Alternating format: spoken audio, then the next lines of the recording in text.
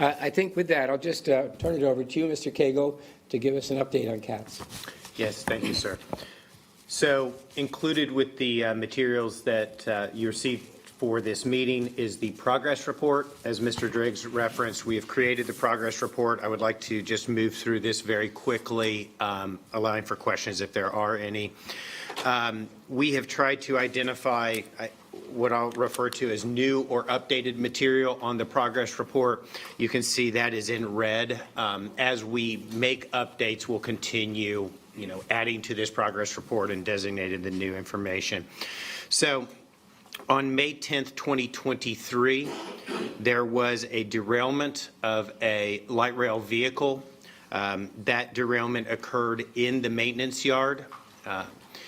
The vehicle was returning from a test run after receiving maintenance. The vehicle, the rear car and the rear axle or rear vehicle truck derailed while the vehicle was in a curve. Again, this was in the maintenance yard. The vehicle was traveling at approximately 5 miles per hour or less. It was not in revenue service, and there were no passengers on board, and the operator was no injuries, was fine. The second thing, the ultimate root cause of this derailment is still under review.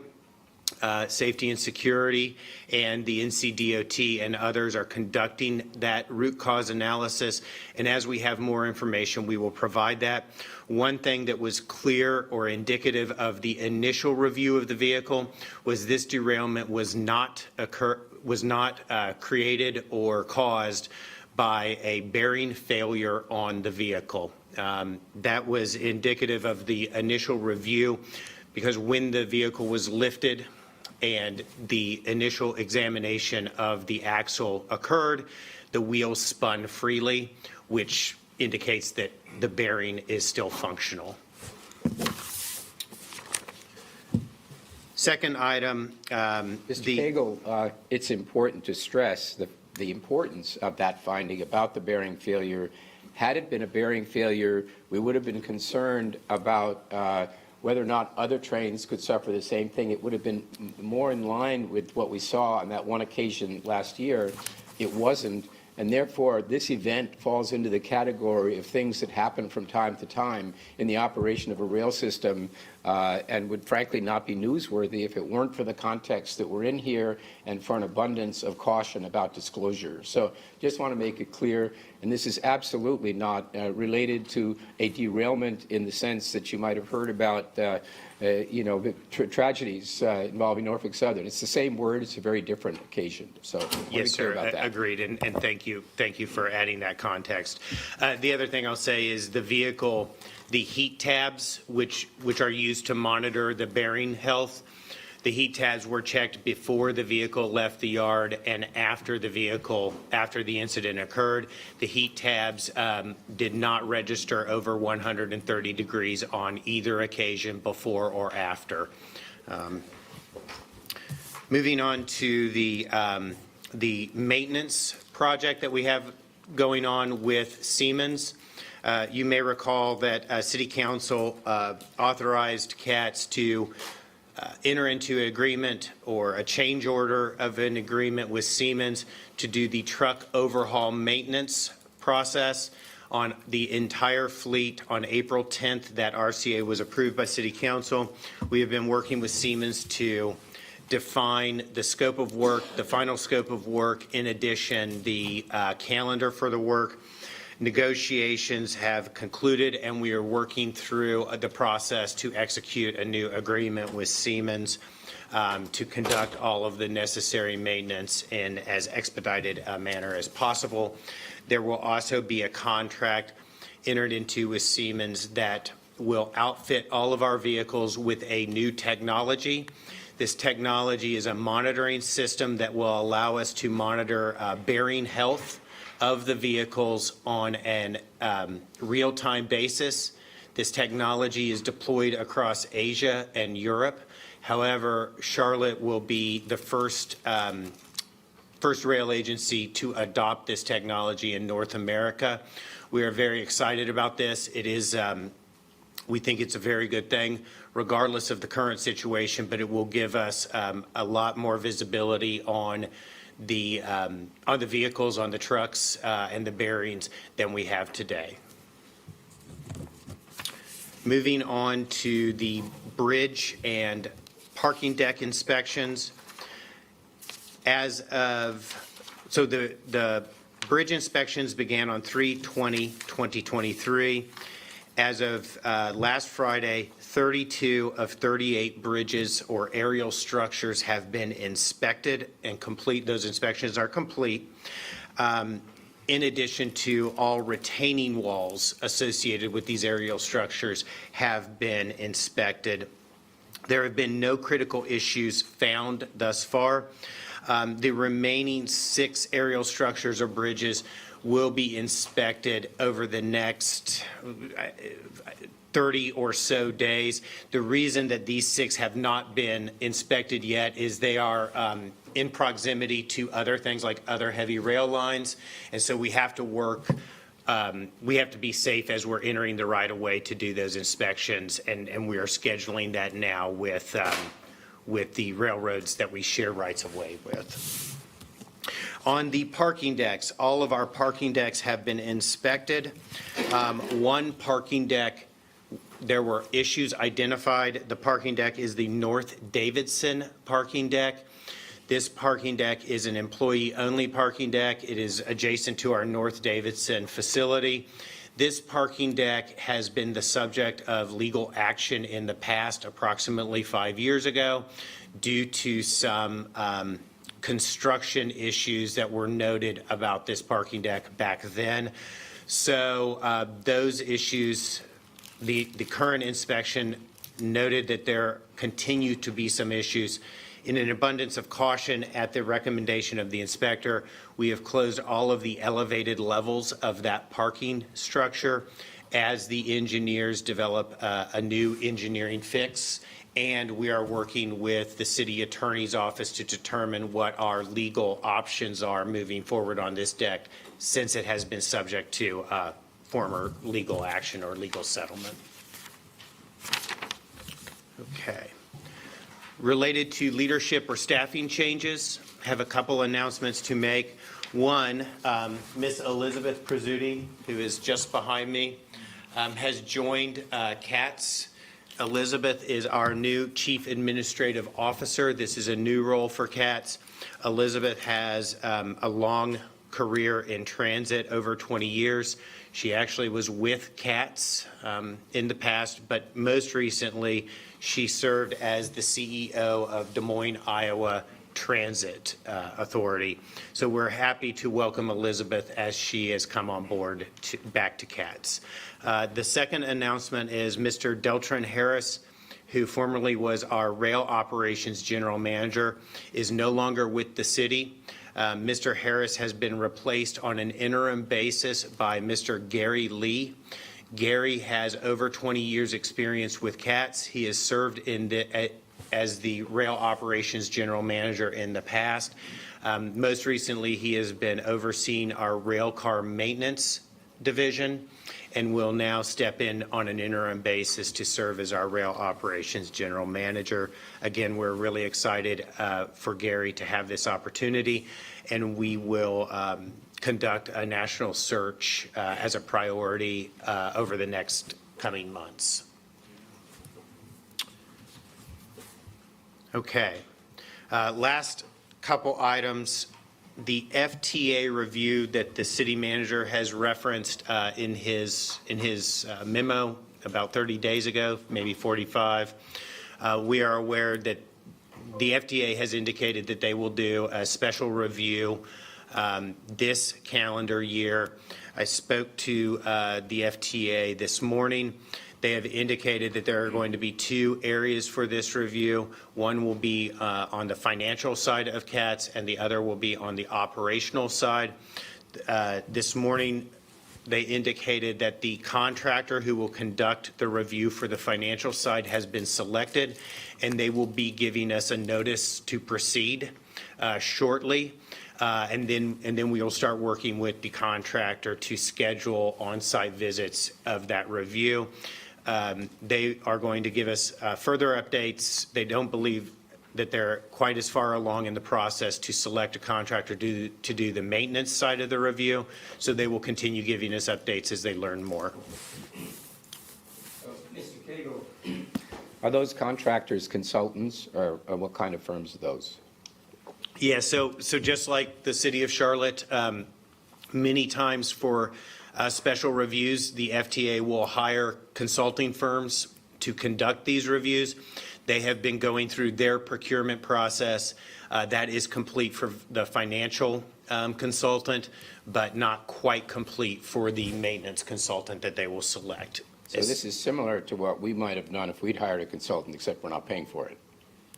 Yes, sir. Good, I like that. Thanks. Couple other things to note.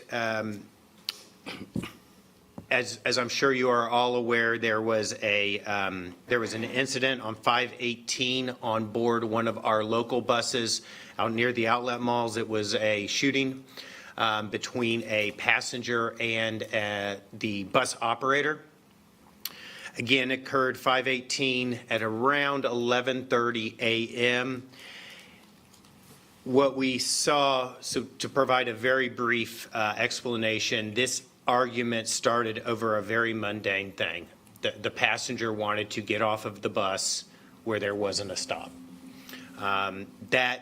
That verbal altercation escalated over a series of minutes and led to the tragic, outcome, which was both parties, the passenger producing a firearm and the operator producing a firearm, and a shootout occurred on board the bus. There were 4 total people on the bus at the time: the operator, the passenger or suspect, and 2 other passengers. CMPD was immediately contacted and have been conducting the investigation. Just as a note, the operator, who is an RATP Dev employee, not a City of Charlotte employee, as all operators are, clearly was in violation of RATP Dev policies. They have a very strict policy of you are not allowed to possess a weapon while on duty or at work. So while I don't fault the operator for taking the actions that he took, it is a clear violation of his employer's policies, employment policies, and the operator was terminated as a result of that.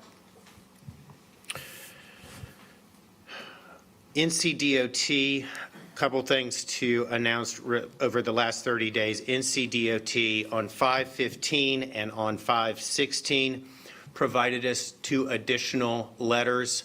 The first letter was related to what I'm going to call, and both letters are administrative in nature, related to some things that we need to do differently as we continue to move forward.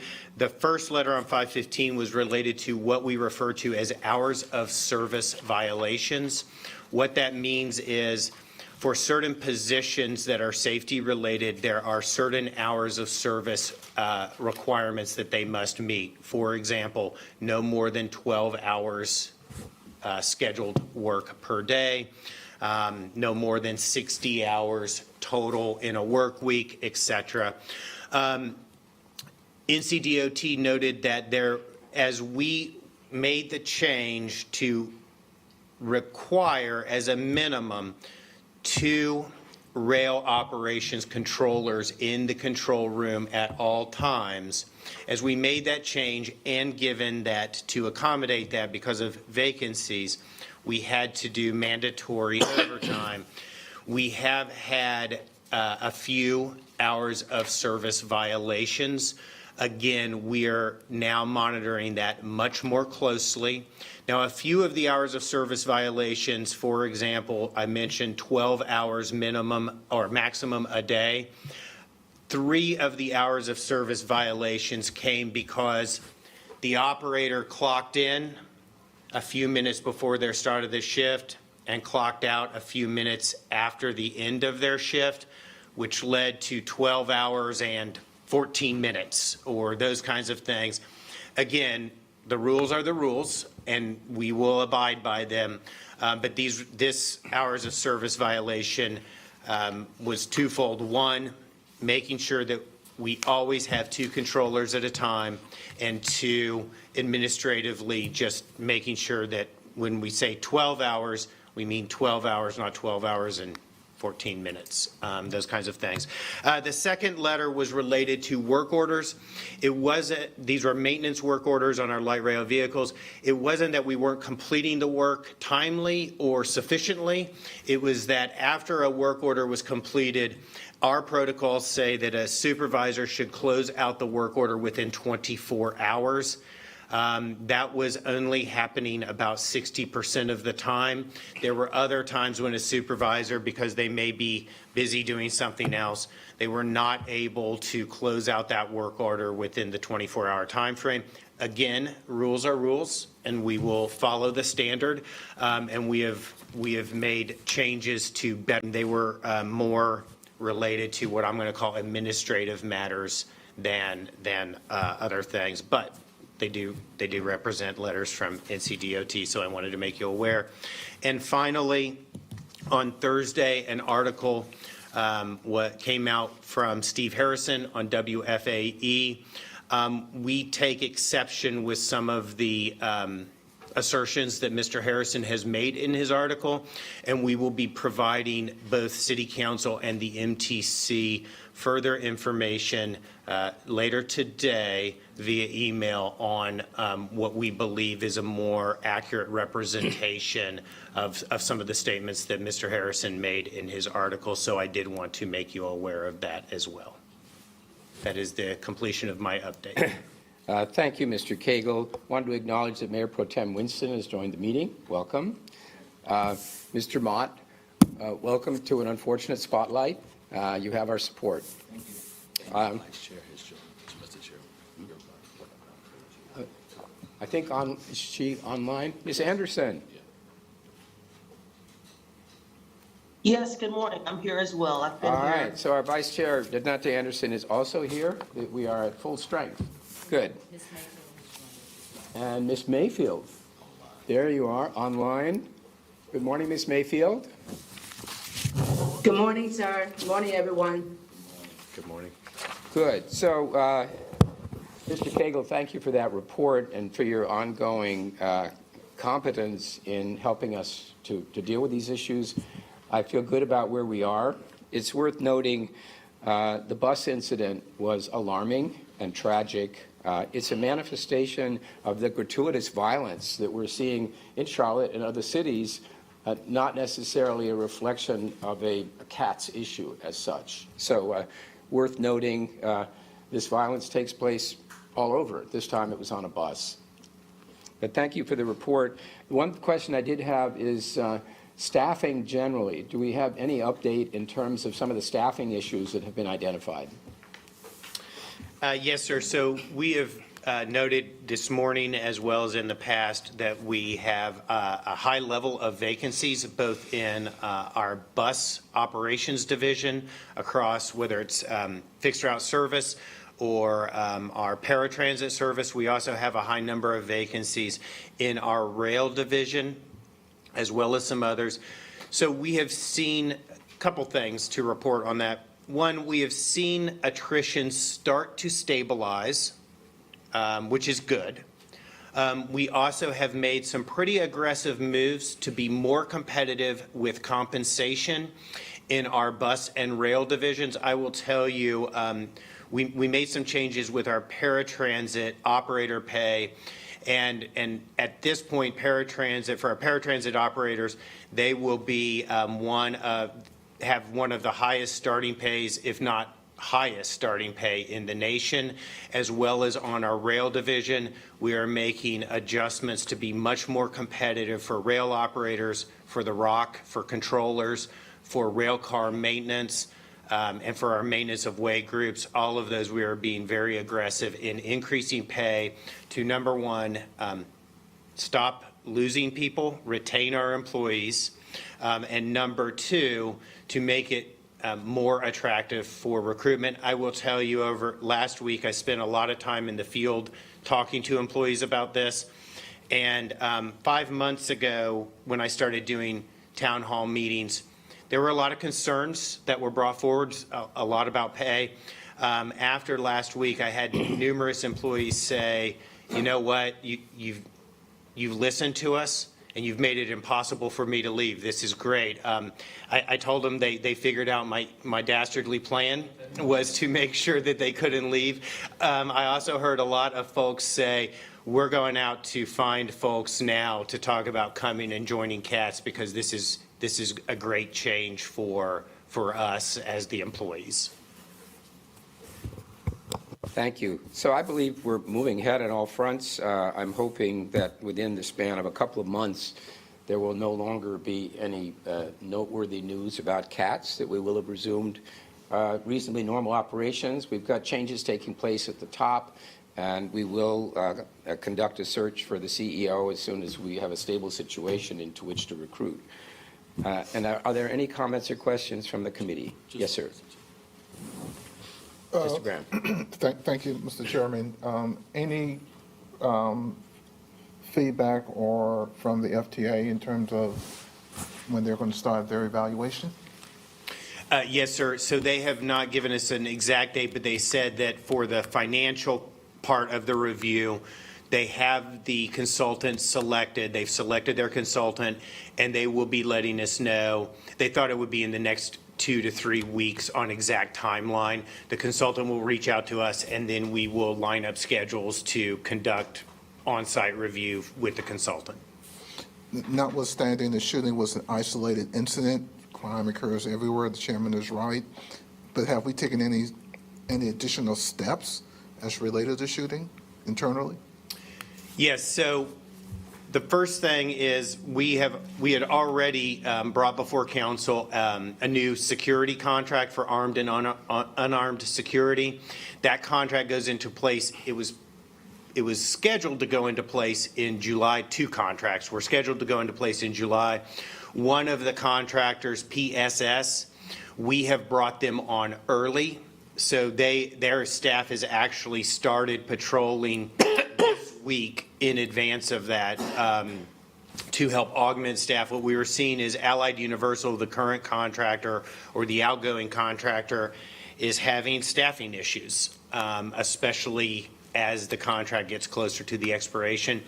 The second thing that we are doing, we've talked about enhanced de-escalation and customer service training. Ms. Prezzuti is working on immediately securing a contractor to roll that out to our operators. And we have verified that as part of standard maintenance checks on the vehicles, all of our buses, all of our full-size buses, they have a radio, but they also have 2 silent alarm systems so that if the operator cannot or does not feel comfortable accessing the radio and communicating directly with the control center, there are 2 buses that are discreetly placed at the side of the operator, and they can trigger them. The first, what it does is changes the outside signage of the vehicle to say, need help, call 911. The second opens the line, the radio frequency, without the operator needing to press the radio mic. So it opens it and it alerts the ROC that there has been an open channel via the silent alarm. So they can listen in, hear what the situation is without ever having to have a 2-way conversation, and they can immediately alert the appropriate authorities. So we have verified that those are part of routine maintenance and are being checked routinely so that they are operating. How's morale after the shooting? I think that morale is certainly this, it doesn't help. This is something that is scary. If you've seen the video, it's frightening to see what occurred. And I think drivers are aware of that. I think that drivers also understand the policy violation that occurred, and they understand that.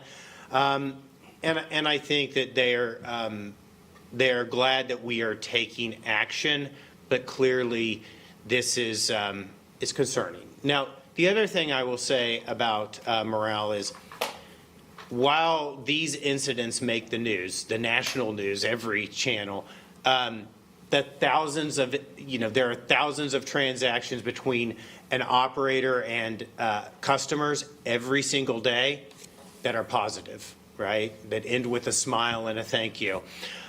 This is sensational and makes the news, but it is not representative of the thousands of interactions that our operators and the public have every day. And lastly, how's morale at the MTC?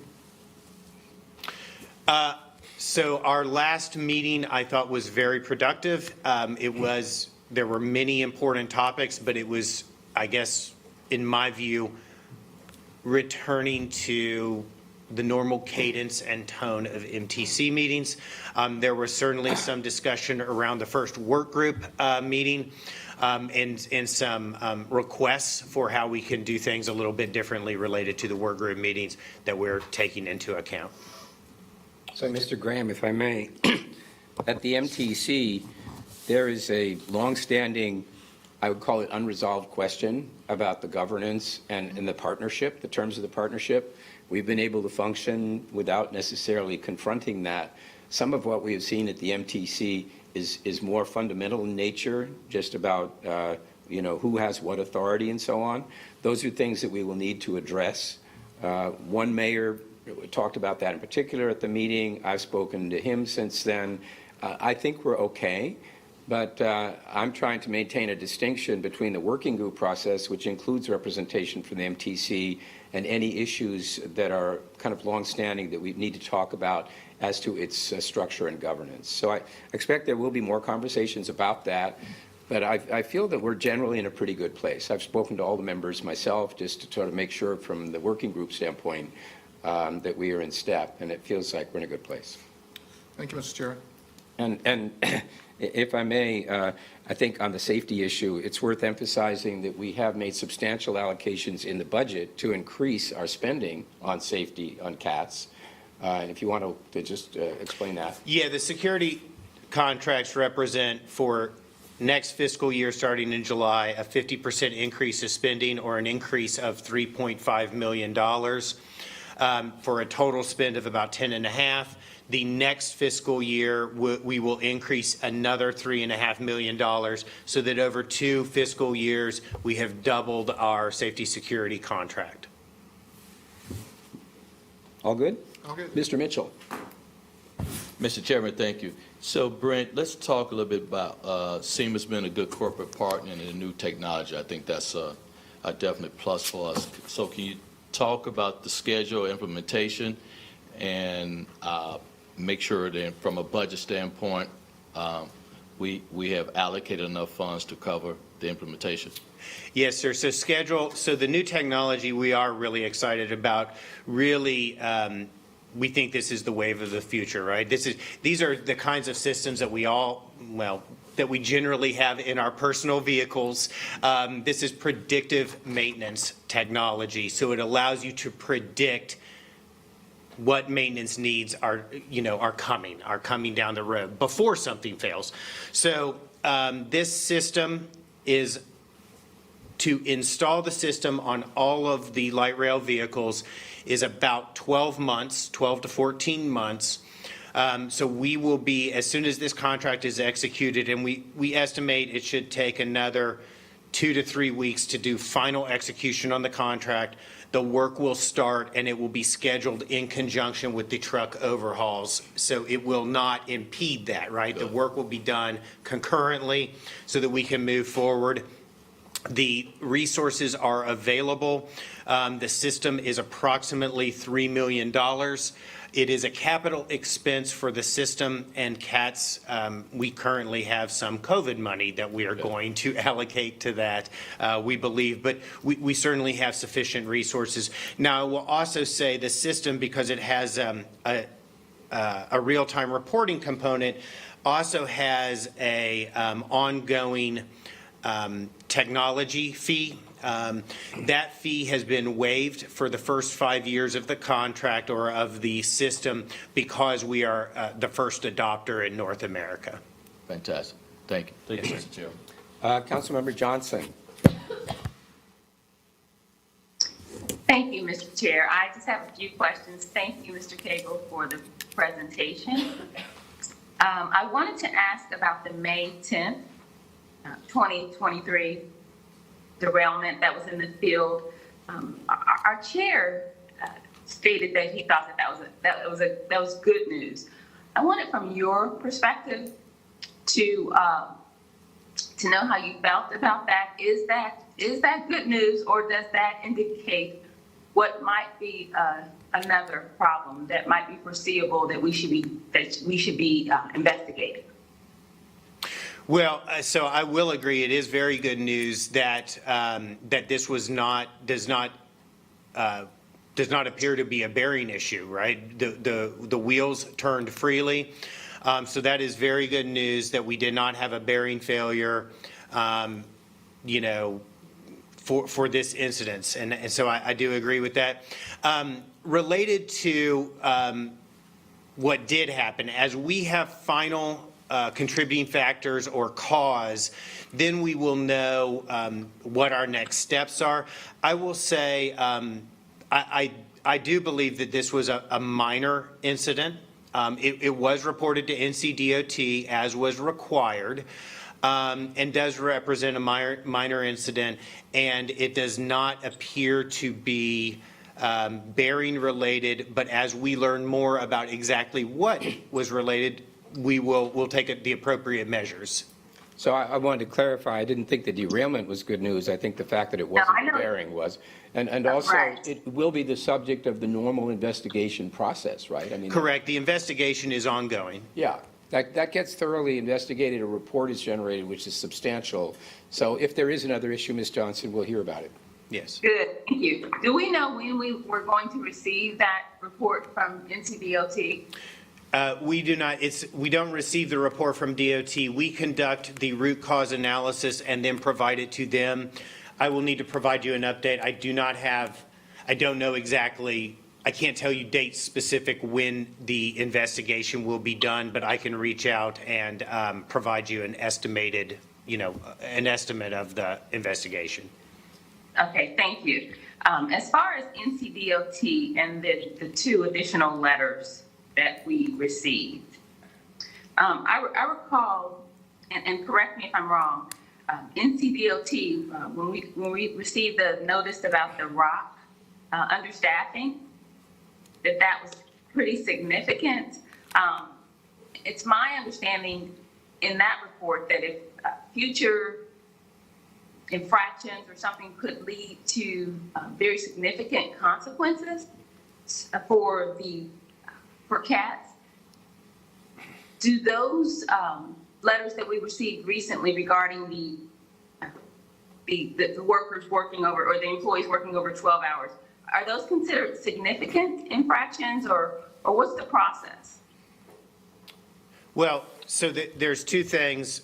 The initial findings on the rock were about total staffing available in the rock at any given time. And the reason that's important is there are three primary stations in the rock: the yard, the blue line, and then when the city added the gold line, a third station for the gold line. The gold line is very labor intensive for the controllers because it operates at grade in traffic. So it requires a higher level of oversight by the controllers. So what happened is when the gold line came online, DOT said there need to be at least 2 controllers at all times in the rock, 1 controller for the yard and the blue line, and 1 controller for the gold line. And if you cannot have 2 controllers minimum, you must close one of the other lines, right? You can't have 3 responsibilities on 1 person. So the yard is always open. You can't close the yard. So that leaves you with the choice, if you can't staff with 2 minimum, of either having the gold line closed or the blue line closed. We would always choose the gold line before the blue line, But before we get there, we have a minimum staffing requirement of 2. But that's the rationale, and so that's what NCDOT was saying, is if we fail to have a minimum of 2 staff available when we have 3 requirements or stations in the rock, that could lead to further action up to and including a recommendation to close a line, right? Not necessarily the entire rail system, but a rail line, i.e. the Gold Line. So that is very serious, and that's why we took it very, very seriously and immediately implemented minimum staffing requirements.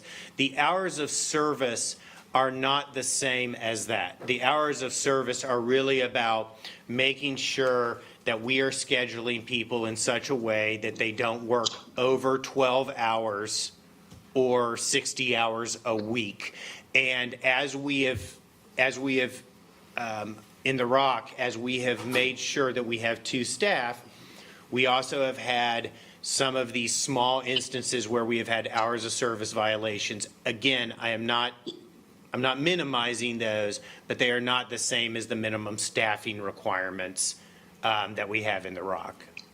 Okay, thank you. That's what, so it's not the same consequence or risk of a rail line shutting down with those infractions, right? Yes, ma'am.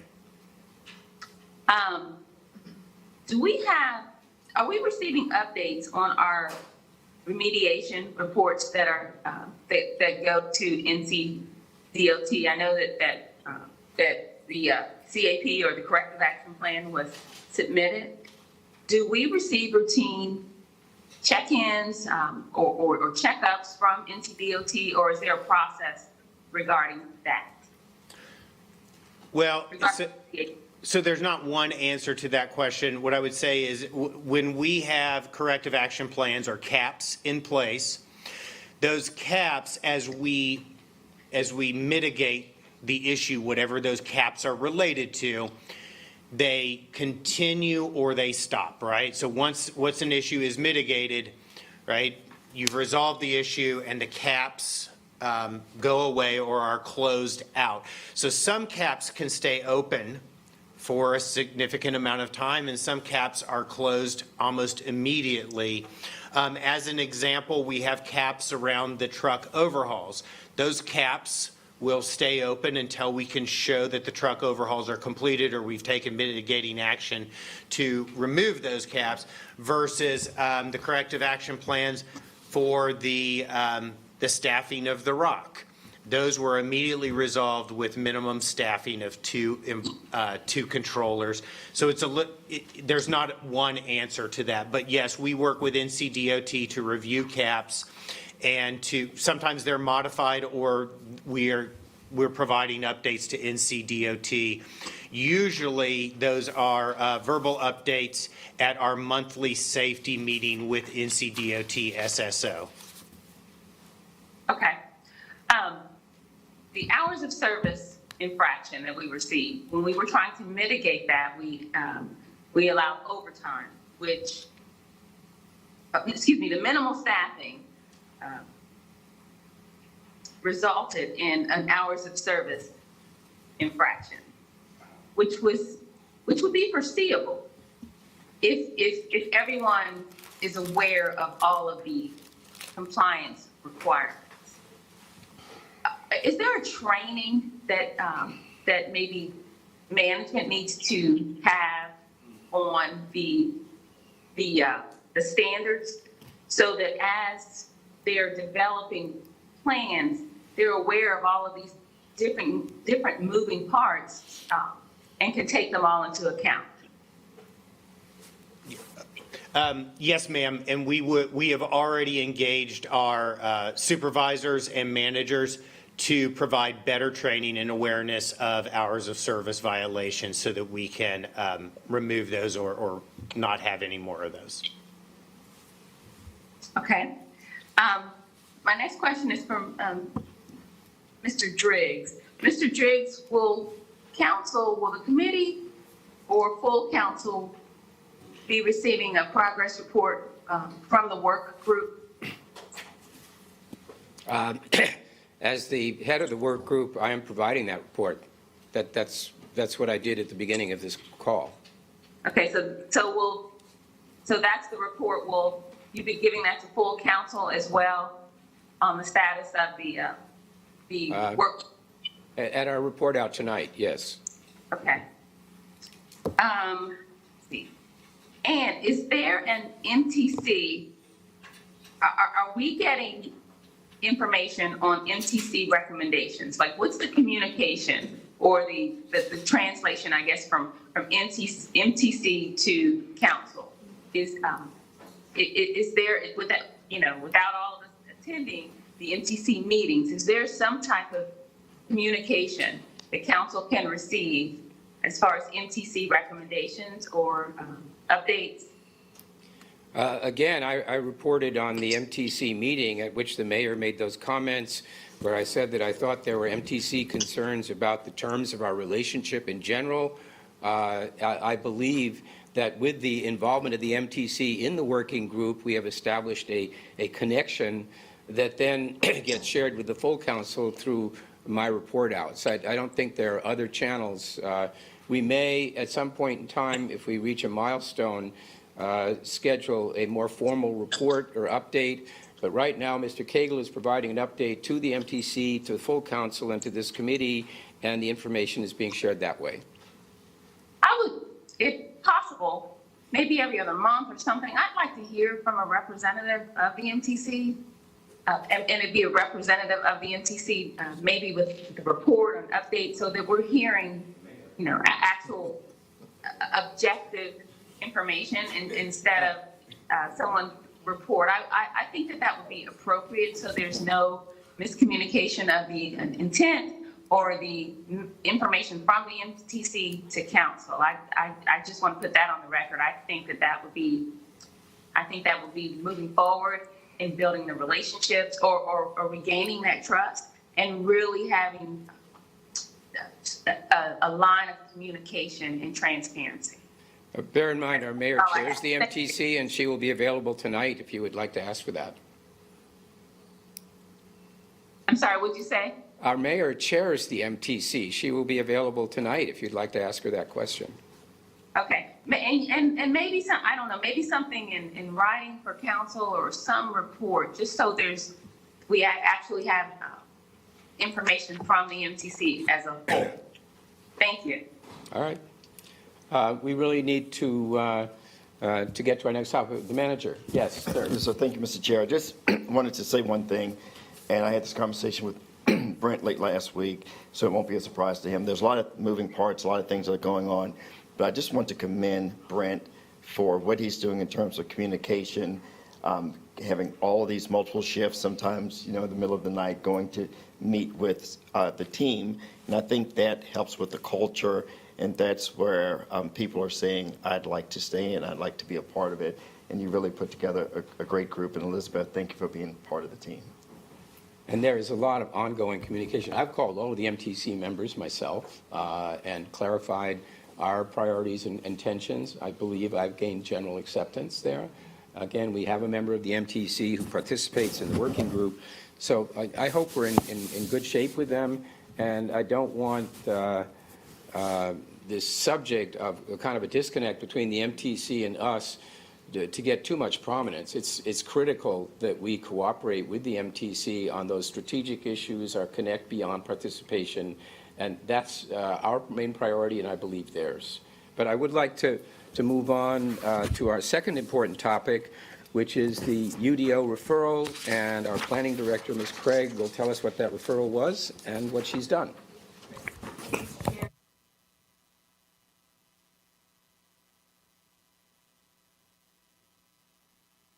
You can go to the next slide. Thank you.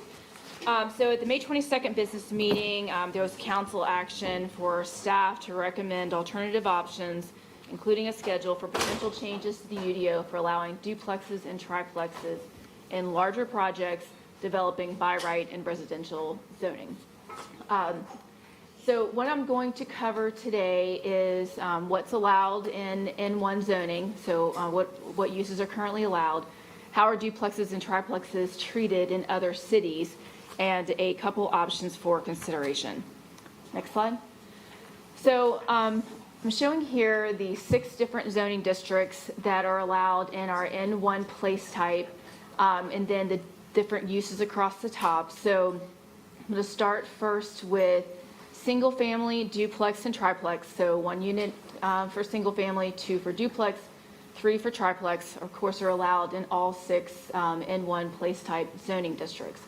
Quadruplexes are only allowed, which are 4 units, are only allowed on an arterial road when at least 1 unit is affordable. We do have a provision for 5+ units in N1F as a prescribed condition. I want to mention that there are very few sites that have translated to N1E as a result of the June 1st translation. So just a couple, handful of those, and we have none that translated to N1F. So as of June 1st, there are no parcels zoned N1F, and that would have to go through a rezoning process, whether that be an individual wants to choose to go to N1F, or later on in a couple years when we do an alignment rezoning, we might consider some of those parcels. Next slide. So comparing Charlotte to some other cities, I'm going to start first with Minneapolis. I think we've heard a lot about that. So Minneapolis, they allow duplexes and triplexes in all residential zoning districts. The standards are exactly the same as single family as it relates to height, to driveways, et cetera, lot dimensions. They're treated exactly the same whether you are building a duplex, a triplex, or a single family unit. Raleigh allows duplexes in all their zoning districts except for 1, and again requires the same standards as single family in all those zoning districts for duplexes and single family. Austin allows duplexes to be the same when they're infill and when they are affordable, so the same standards exist.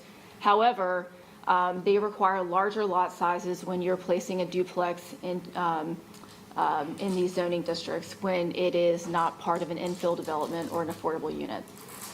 The way Charlotte decided to address this is we felt it's very important to have different housing options, duplexes and triplexes in all of our zoning districts, but we wanted to ensure that development maintained some character. So we put in some height and driveway restrictions and also had some material restrictions for triplexes to ensure that we're providing much needed housing options in our community while also trying to ensure that character was maintained.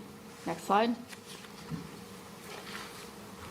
So the first thing that we did, and we've talked about this some, talked about sidewalls. I don't think this is pretty unique for us, but the lot on the right is a picture that I showed at the last council meeting showing that that duplex next to that single family home would be something that we would not allow.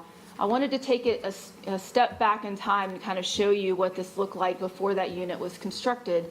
So you had 2 single family homes, and you can see there in the upper left hand corner. So the way the ordinance works now is that the unit that gets constructed there, if it's a duplex or a triplex, is limited to the average height of the structures that are on either side, or 20 feet, whichever is greater. A single family home could come in there without having any of those height restrictions, but this was the way we were wanting to introduce duplexes and triplexes in Charlotte. Next slide. We also had some compatibility standards as it relates to materials and driveways. So due to the design aesthetics law, we are not able to regulate building materials for single family or duplexes, but we can for triplexes and quadruplexes when they are not on sublots. So these materials are limited to 25% of the facade along the frontage for tris and quads when they are not located on a sublot. So this includes vinyl, metal siding, et cetera, as you see written here. We also have driveway requirements, and so this is a little bit specific as well, but we are really wanting to ensure that we have tree-lined streets, that we are not increasing our impervious more than we would like to, and so we've got a max that the driveway can only be 40% of the lot or 24 feet for duplex, triplexes, and quads. And so in essence, what this means is for a triplex, you could not have 3 front-loaded driveways. You would end up having to have 2 in the front and 1 on the side, or an alley-loaded unit. Next slide.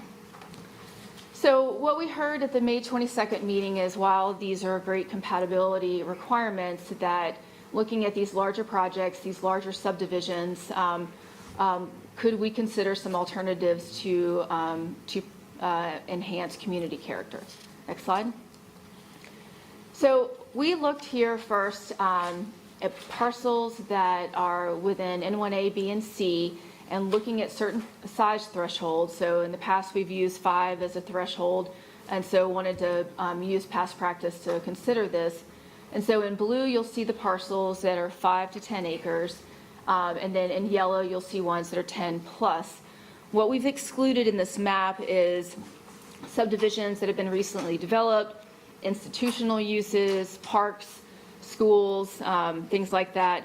You'll see some of the larger parcels. I'm not a golf player, but you probably, if you are, will notice there's a couple of larger parcels there that are golf courses. We kept those in. It's not likely that they're developed, but it has occurred in the past. So you can see these throughout the city as being maybe a place that we might examine further. Next slide. So as requested, I'm presenting 2 options for consideration. The first is just to allow staff to monitor the development patterns, providing regular reports to council committee, using data and examples over the next 6 months. This is something that has come up very quickly, and we really want to ensure that the years of conversations that we've had with the community, they're also given an opportunity to talk through this. We don't want to change something without going back and having further conversations, and really wanting to be able to provide examples and not be making quick decisions. However, if you are asking us to consider an approach, our thoughts were that we could require a mix of units when duplexes and triplexes are proposed in these large residential subdivisions. So, of course, you could have single-family only developments at any point, but when you introduce duplexes and triplexes, let's ensure that there's a mix of units. And this could be done both geographically as well as numerically, so you could have a transition in terms of the adjacencies. You could also have a requirement for a mix in terms of a percentage total, so that it needed to be a certain percentage of each type of unit. What this would provide is that it continues to promote the importance of housing options in our community. I've talked a lot about this, and so this is also furthering that goal of the comprehensive plan and what we've heard from the residents here. But it also would reduce the total number of units that are allowed within that particular development, also hearing from the concerns that council has raised. And next slide. With that, that's this presentation. I'm happy to answer any questions. Thank you, Ms. Craig. That map is very interesting. Okay, guys, we have a little over 30 minutes. Who wants to go first? I go. Mr. Mitchell. Thank you, Mr. Chair. Thank you, staff. So just a couple of questions on the presentation, particularly from the conversation we had at council, and not making reference to any zoning petition, but I think we all clear that it kind of opened our eyes of what could occur. So I think some of the conversation by right, that some neighbors are voicing the by right option. So Allison, effective now June 1, a lot of things we have is by right. Can you speak to by right option and why that is appropriate in some of our UD1 language? Sure. So, I mean, we have always said that we want to be a plan-making city and not a deal-making city. So when council is considering things that are not by right, so through the rezoning process, you really want to be focusing on projects that are unique and complicated. I mean, some of your larger, whether it's Eastland or Ballantyne or even Trianon, being some of the projects that, I think warranted a lot of discussion. We don't want to be bringing every single project to council for approval. I mean, we want to be creating good ordinances that allow good development to occur. And so we don't want this to be something where every single project goes before council. So I think it's very important that we spend years and years with the community and with council developing a unified development ordinance that really allows for projects to move forward and allows for a requirement from the development community to provide benefits to the community. Kind of follow up, Mr. Chair. The NCO, there was some conversation about neighborhood character overlay. Can you talk, how does that how can it be helpful to some of our citizens in our communities? Sure. So this afternoon at 4, Ms. Hefner will be presenting the anti-displacement strategy before council committee to really talk about how we're managing just growth pressure. And this growth pressure was there, whether the UDO is there or not, is there, whether there are duplexes or triplexes being proposed. It's just a function of Charlotte being a fast-growing city where people want to live. And so I view the neighborhood character overlay, NCO, as being a tool in the toolbox for anti-displacement strategies, but it's not a singular tool and it's not the only tool. We really need to look at the entire toolbox and find the right tool for each neighborhood, because not every neighborhood is different. It's the same. They're all different. They've got different challenges, and I think it's really important to connect them with the right tool. The neighborhood character overlay is one of those. It's pretty complicated, and I think we want to find tools that are more nimble, that can be quickly implemented in areas that are of greatest need. Okay. Thank you, Mr. Chair. Anybody else? I'd like to welcome Mayor Lyles to the call. And I do have a couple of questions myself and a comment. For one, I want to stress the fact that this subject has come up as part of the kind of ongoing process of conforming the UDO that we adopted, which was a huge undertaking, to the kind of things that we're learning as we go through the process of becoming effective and processing petitions. It is not a relitigation of all of the things that we discussed for years with the public and among ourselves. So the UDO stands as adopted, but I think we always knew that there were going to be things that we would want to look at as we gained experience, and that's essentially what's going on here. I was looking at the map, if we can get that map back up. So what I'm seeing personally here is many of these 5 to 10 acre locations, and I think those locations need to be included because they're not just sort of infill of a few new residences like across a back fence and so on. That's a larger space in which a lot of things are possible. And I think personally that it would be good if we were a little clearer about what it is that we're hoping for in that space. So I think any large area plan that neglects anything under 10 acres is probably not going to accomplish what we would like to do. That would be my opinion. Welcome any input from my colleagues on that one. I think also what your first slides basically served to emphasize was the by right option right now under the UDO is not a blank check. And the fact is there are requirements you have to meet to mitigate the impact on neighboring housing. So there may have been a kind of false impression about that. And I think it's thoughtful about that. But I think what we're talking about here is the possible need to make clearer, particularly in the lowest density category, that we're hoping for a mix.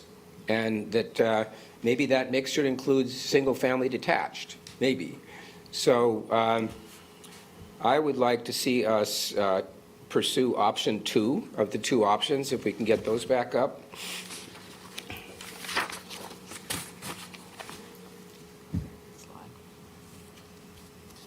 It's down, it's near the end.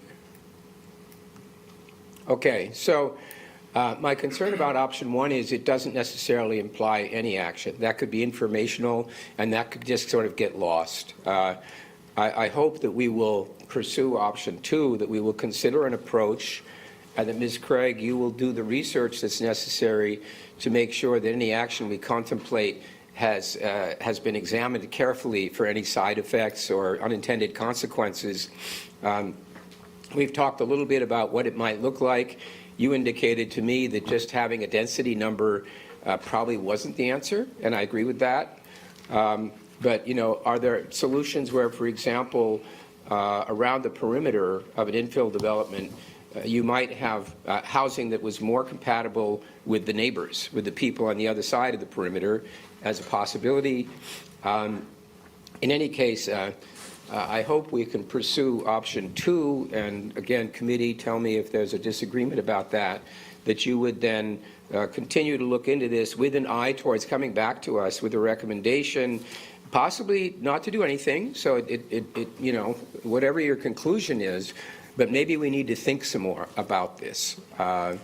And I think we kind of put that in place, and we knew what our general objective was, but now we need to consider more carefully how perhaps neighbors can be impacted and under what circumstances. And I've always said that the community benefit that we talked about during the 2040 plan process was served very well by our existing zoning process. Like, I was the guy in my district who considered community benefit considerations, and in particular negative impact issues and so on, and still am. So if we're going now to a by right structure that lessens those council votes, which is a good thing in general, eliminate kind of time-wasting processes, but have a way in which council does look at and has the opportunity to listen to residents on development proposals that might be controversial. So I don't know what that looks like yet, but I would certainly like to see us pursue option 2 here, and to hear from you on your sort of ongoing work about a little research on how that might work. And I hope that we can get community input on that as well, and find out what kinds of things, we've heard about some of them. I think it's notable that the staff has made recommendations in support of petitions that were not consistent with our plan on many occasions, and therefore we are in a realm right now where we're having to navigate a little bit. And from a council member standpoint and from a petitioner standpoint, any arbitrariness about the outcome of that process is difficult, right? I don't want to be in a position where I'm making a call or I'm trying to look all the way through to the alignment process and figure out where we're headed. So a little clarity on this question so that we have a basis for predictable action would be very helpful. The only other comment I'll make is that as we look at this, sometimes we see, I'm seeing right now, high-density petitions in areas where congestion is a real issue. I don't know that we've actually dealt with that, but it could be that as you consider what the lowest density zoning category should look like, we do that in the context of the traffic environment it's in. So I have things on Providence Road right now, which is, if you know, the Levine petition, the Kuykendall one, several of them. And Providence Road is a real issue. And we heard at my town hall that as far as the state is concerned, the widening of Providence Road, any improvements to Providence Road are out there in sort of never, never land.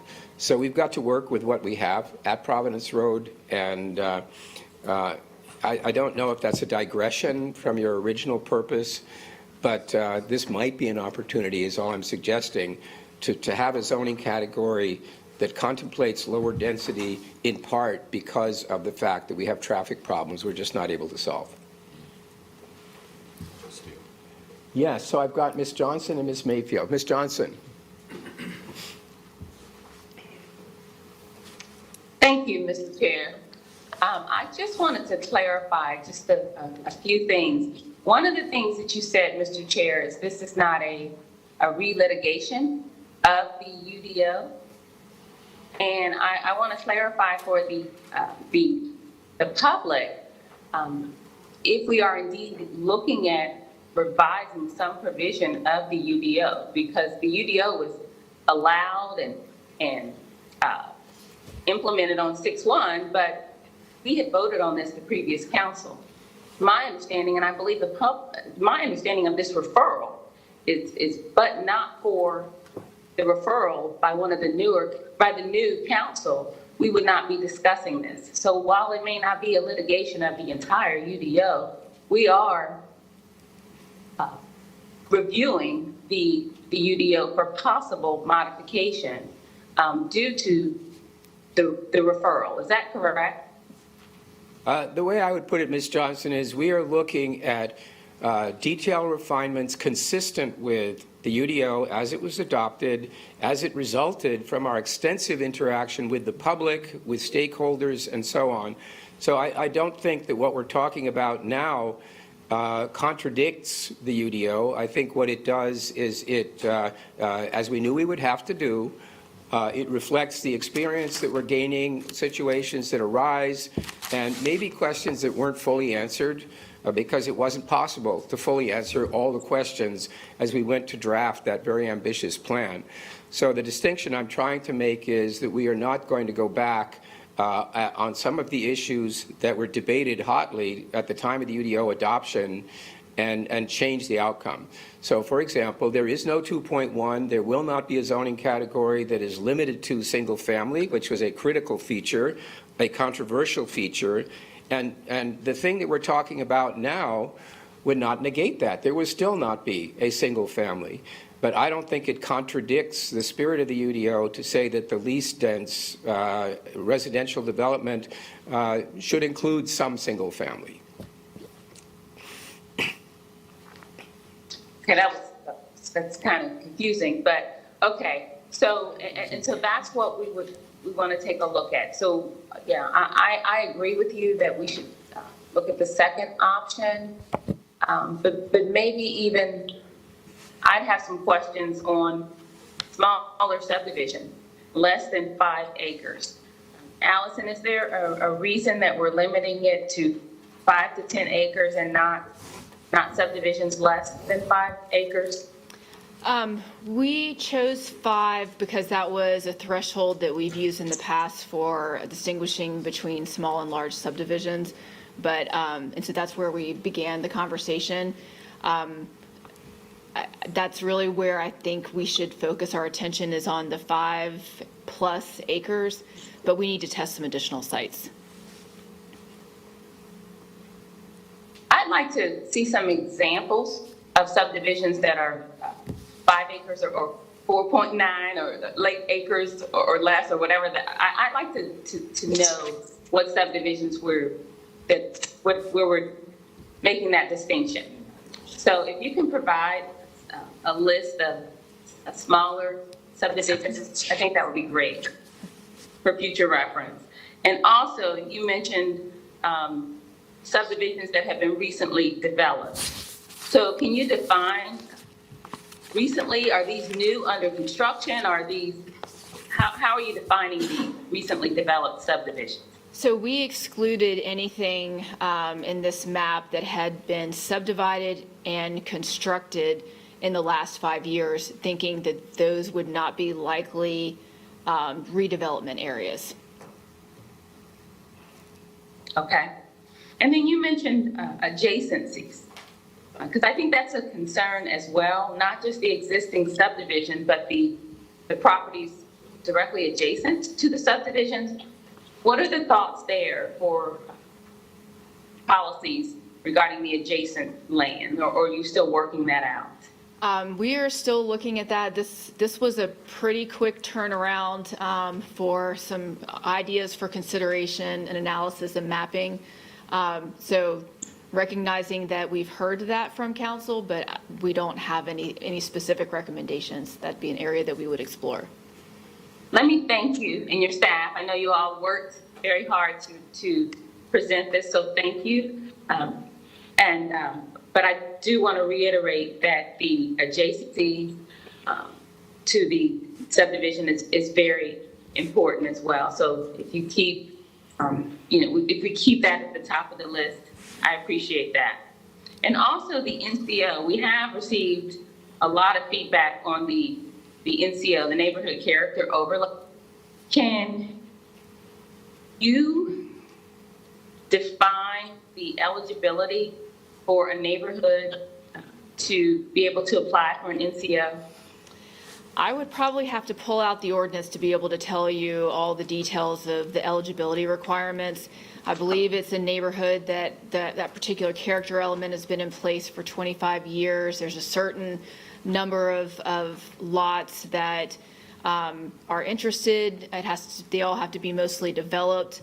But I'd Okay, have to. okay, I understand. So because you're not, but let's make sure residents are clear on that.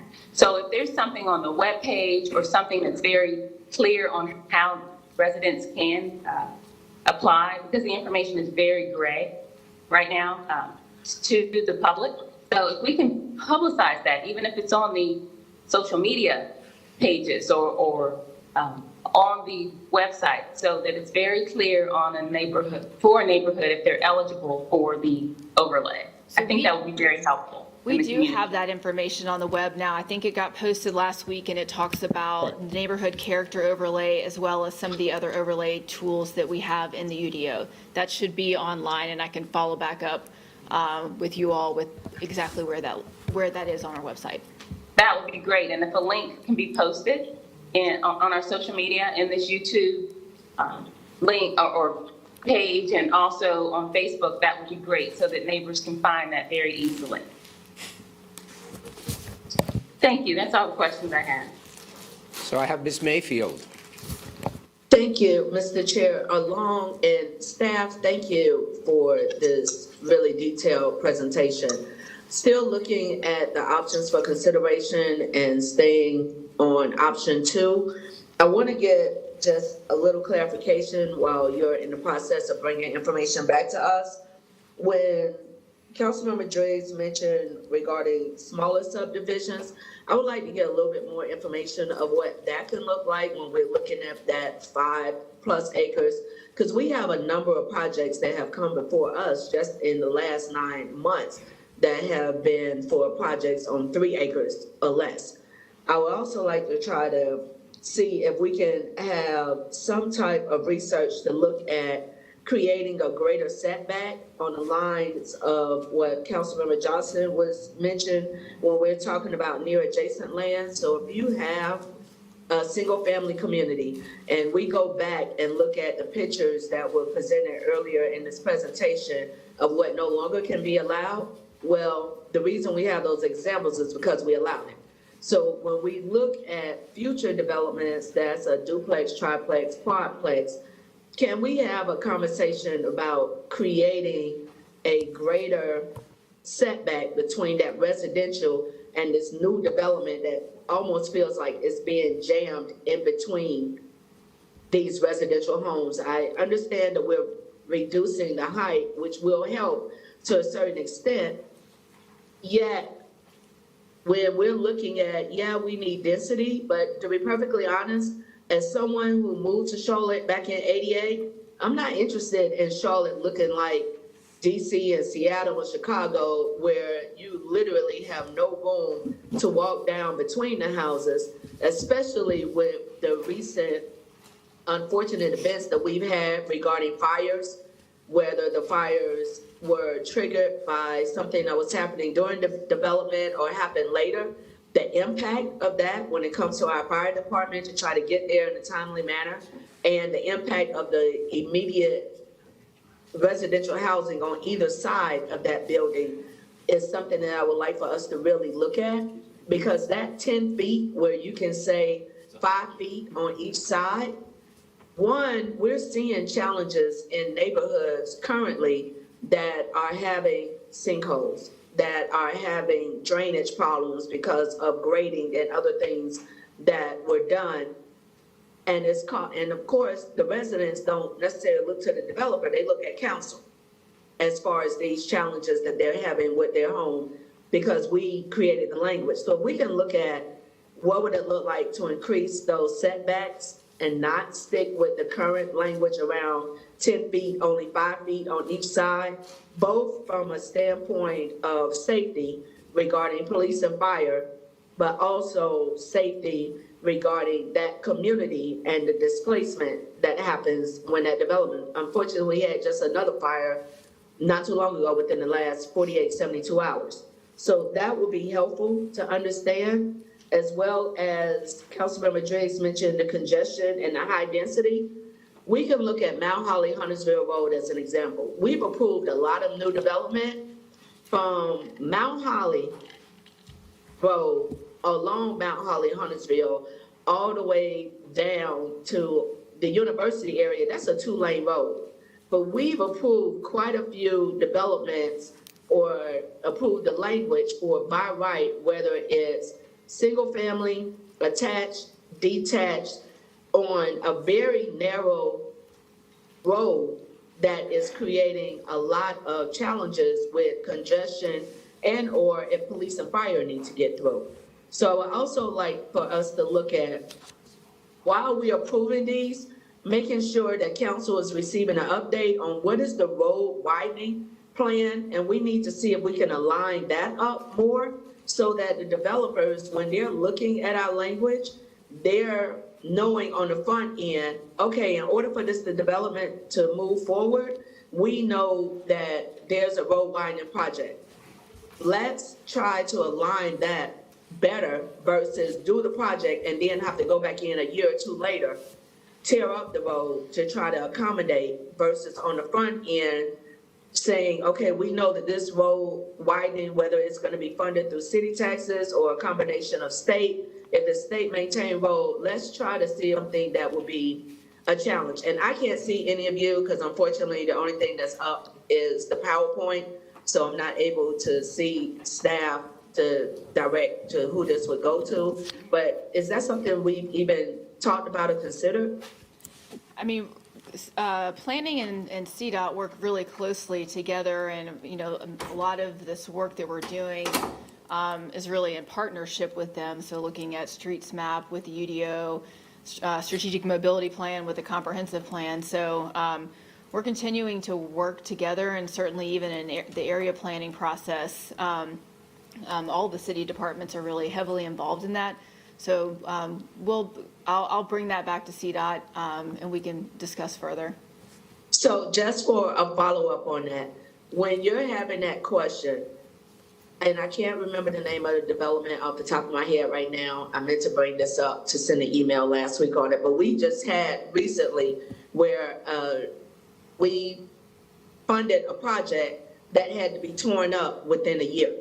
And it wasn't even a full 12 months because of a different project opposed to aligning them to actually coincide.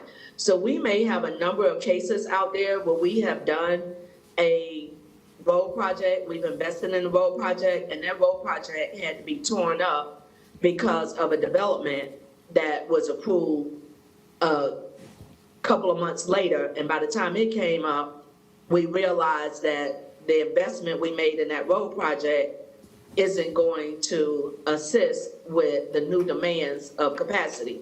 So if we can look at specifically pulling, let's just go recently, in the last 2 years. What projects have we approved in collaboration that we then had to turn around and council either had to approve an amendment for additional funding for that particular contractor, or we had to go in and create a whole new additional project for a project that we just completed?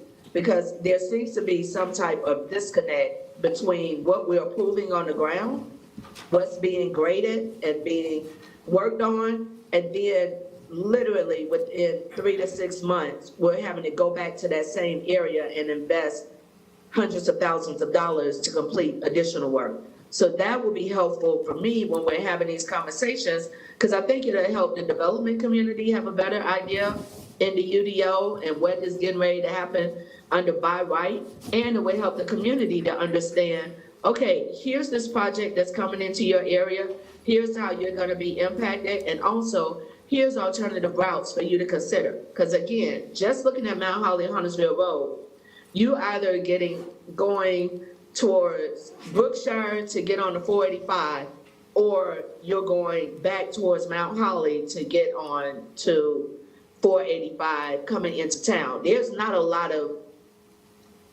different pathways to get around if you're on that side of town. So I think it will be helpful when we look at that and look at other areas to make sure that we're actually aligning our projects together. Thank you, Mr. Chair. Ms. Mayfield, I appreciate your comments.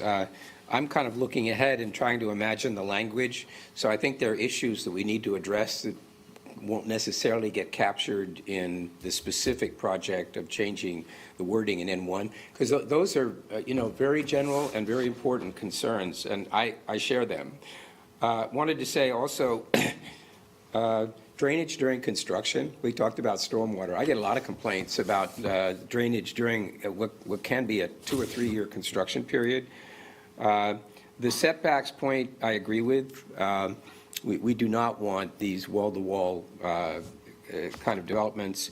And the other thing I would just mention is, as you go to lots that are smaller than 5 acres, based on the map you showed us, there's going to be a huge number of them. So I hope you will figure out how you can sample or otherwise find good case studies for Ms. Johnson to be responsive to her question. I have Ms. Anderson. Thank you, Mr. Chair. Just very quickly, I am a proponent of moving forward with number 2 and having Ms. Craig and her staff come back with additional information there. The only one thing I would add is option 1 had a time aspect to it, and I'd like for us to set up some temporal time parameters of when staff will come back with updates and how we can move forward, just so we can ensure that we're moving forward on a milestone basis, and we're able to actually provide updates. So that's my only comment, Mr. Chair. Thank you. Thank you, Ms. Anderson. So without objection, I would like to say, Ms. Craig, that this committee would like to see you pursue option 2. Frankly, I would like it if you could come to each of our meetings and give us at least kind of a short report on where you are, and if possible at our next meeting, suggest a timeline that you think you're going to need. You'll have more time to kind of think about that, but perhaps we can put a little discipline around the timetable for it. I guess we're done. No hands are raised. Anything else? All right. I think we are ready to adjourn. Do I hear a motion? So moved. Okay, second. Let's get out of here. Thank you, everybody. Thank you.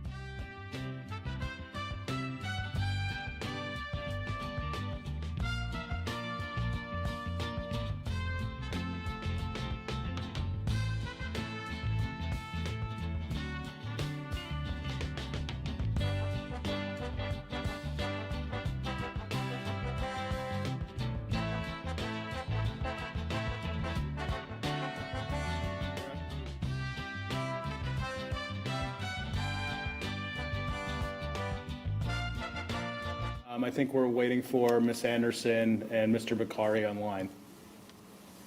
Sounds good. Thanks, Ren.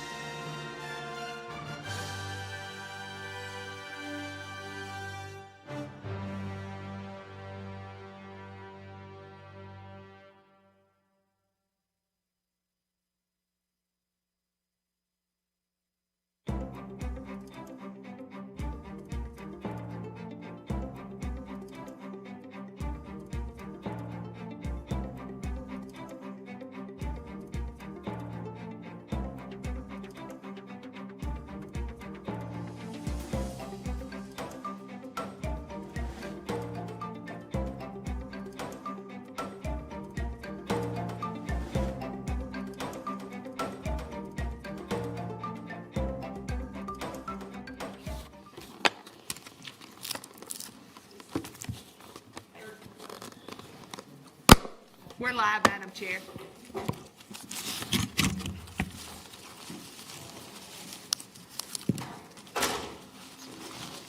All right. Well, welcome to the June 5th Budget Governance and Intergovernmental Committee.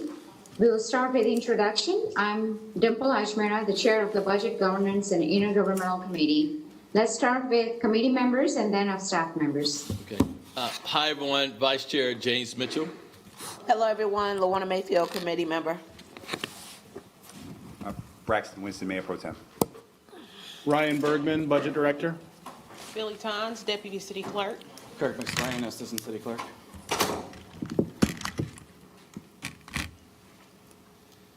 Anyone joining us online?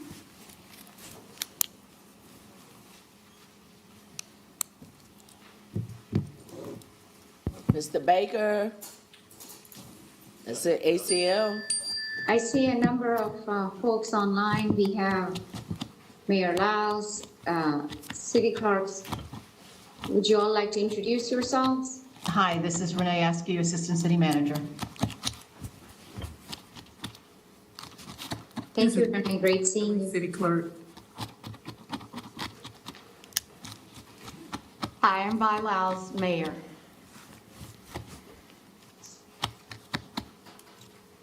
Okay, for today's meeting, the committee will discuss two items. First on our agenda is we will hear from the city clerk's office on the current attendance policy for boards and commissions and have discussion on any changes the committee would like to recommend to the attendance policy.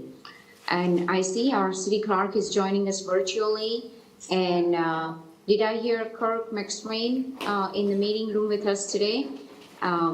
And he will present along with Billy Tynes, the deputy city clerk.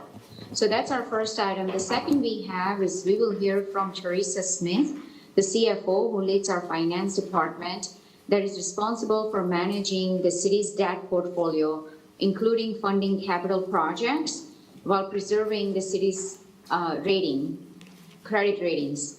Ms. Smith will provide an overview update on the debt financing process, including the types of debt that's being used and planned timing of upcoming council actions. I know that will be a lively discussion, I'm assuming.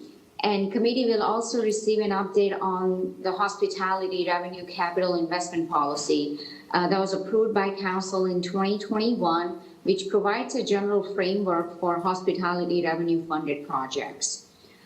So those are the two items we have. Mr. Bergman, feel free to add if there is anything that I missed, or if you'd like to add anything or chime in, feel free to do so at any point. I think you did a great job. I think we're ready to go. All right, well, thank you. As we get started on this topic for today, I'd like to turn it over to our city clerk office. All right, thank you, Chair. Yes, I'm Kirk McSwain. I'm the Assistant City Clerk for Boards and Commissions. To my right is Ms. Billy Tynes. She's the Deputy City Clerk, and we have on the line Ms. Stephanie Kelly, City Clerk. Our topic for today will be the attendance policy for advisory boards and commissions, and we'll be going over the current attendance policy, trends in peer cities, and any possible or kind of our proposed revisions, and then of course receive any input or feedback from this committee.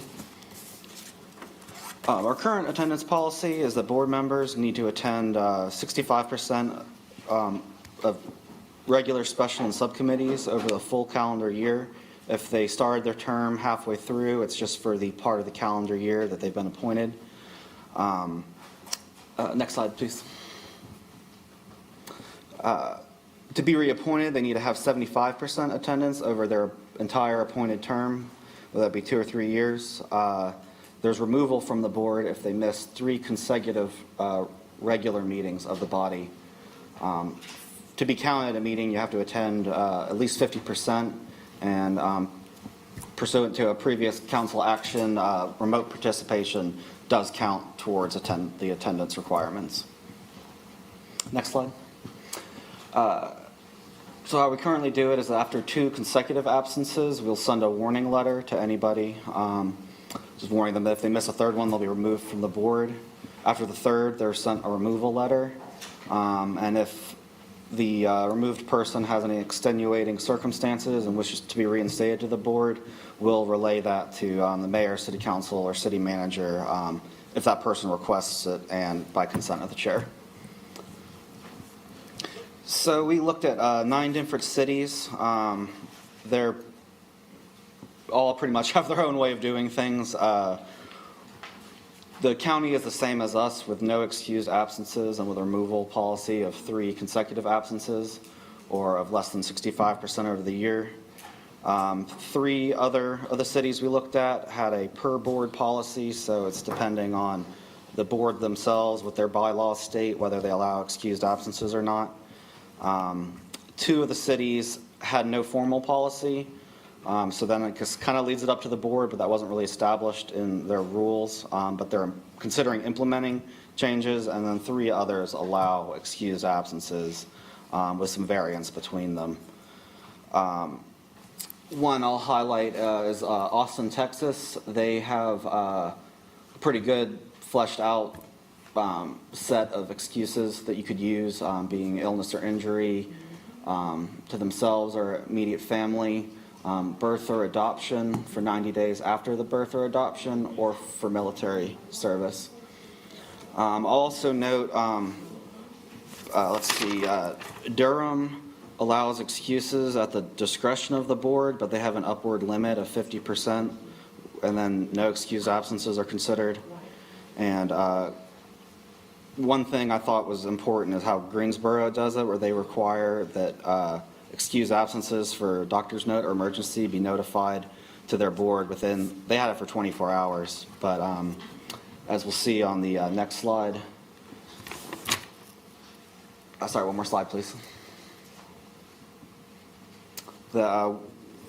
We believe within a week would be appropriate, and that these would be possible reasons for an excused absence. So up to 3 medical-related absences for regular meetings during a calendar year, absences for funerals or bereavement, for the birth or adoption of a board member's child for 90 days after the birth or adoption, for military service, and that, as I said, that these be formally made in writing to the city clerk and the board staff advisor within a week. Next slide. And any questions? Yes. Thank you, Mr. McSwain. Can we go back to the previous slide where you have recommendations? Yeah, I'd like to hear from the committee members as to their feedback on this. Ms. Mayfield? Thank you, Madam Chair. First, I want to say thank you to staff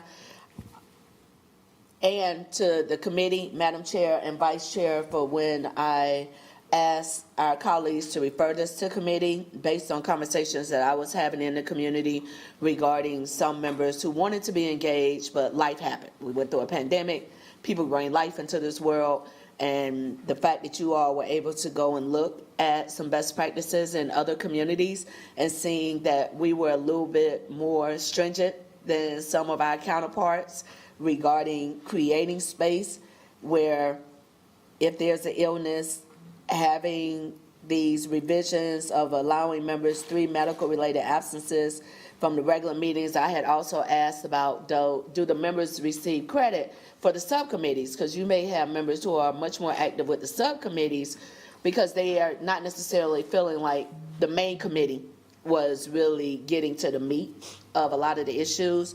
So I appreciate all of these recommendations to recognize that life happens around individuals, but I just wanted to tell you all where it gets captured in the minutes. Thank you for not only hearing, but also going and bringing us back some really strong recommendations that I believe can help us to have our residents and our neighbors really engaged in the process. And I wanted to thank Madam Chair and Vice Chair for allowing the committee to have this discussion.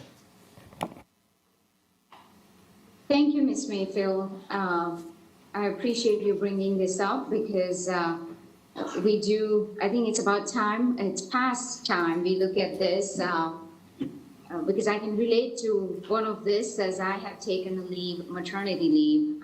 So I appreciate your leadership on this. Mr. Vice Chair, do you have any input? Madam Chair, no, I call this the Mayfield Amendment. And so I'd like to thank LaWanda for her leadership of bringing this to our attention. And staff, thank you so much. I mean, this shows the flexibility to make sure our citizens can participate and will not be, if you have an absent, but it won't be frowned upon. I think I've always been a passionate person that let's make sure our citizens can share their talent and resource with us to make sure we make better policies. So, Madam Chair, if you're okay, I'll make the motion to approve the Mayfield Amendment and to adopt 1, 2, 3, 4, 5, all 5 of these provisions. I will go ahead and make that a motion. Second. All right, I support that as well. Let me just make sure I recognize if there are other committee members who have joined us virtually. Okay, I don't see anyone. Okay, so all in favor, please raise your hand. All right, unanimous by those in attendance. All right, this was easy. The second item, now I would like to turn to our next discussion topic on debt financing. Our CFO, Ms. Teresa Smith, the floor is yours.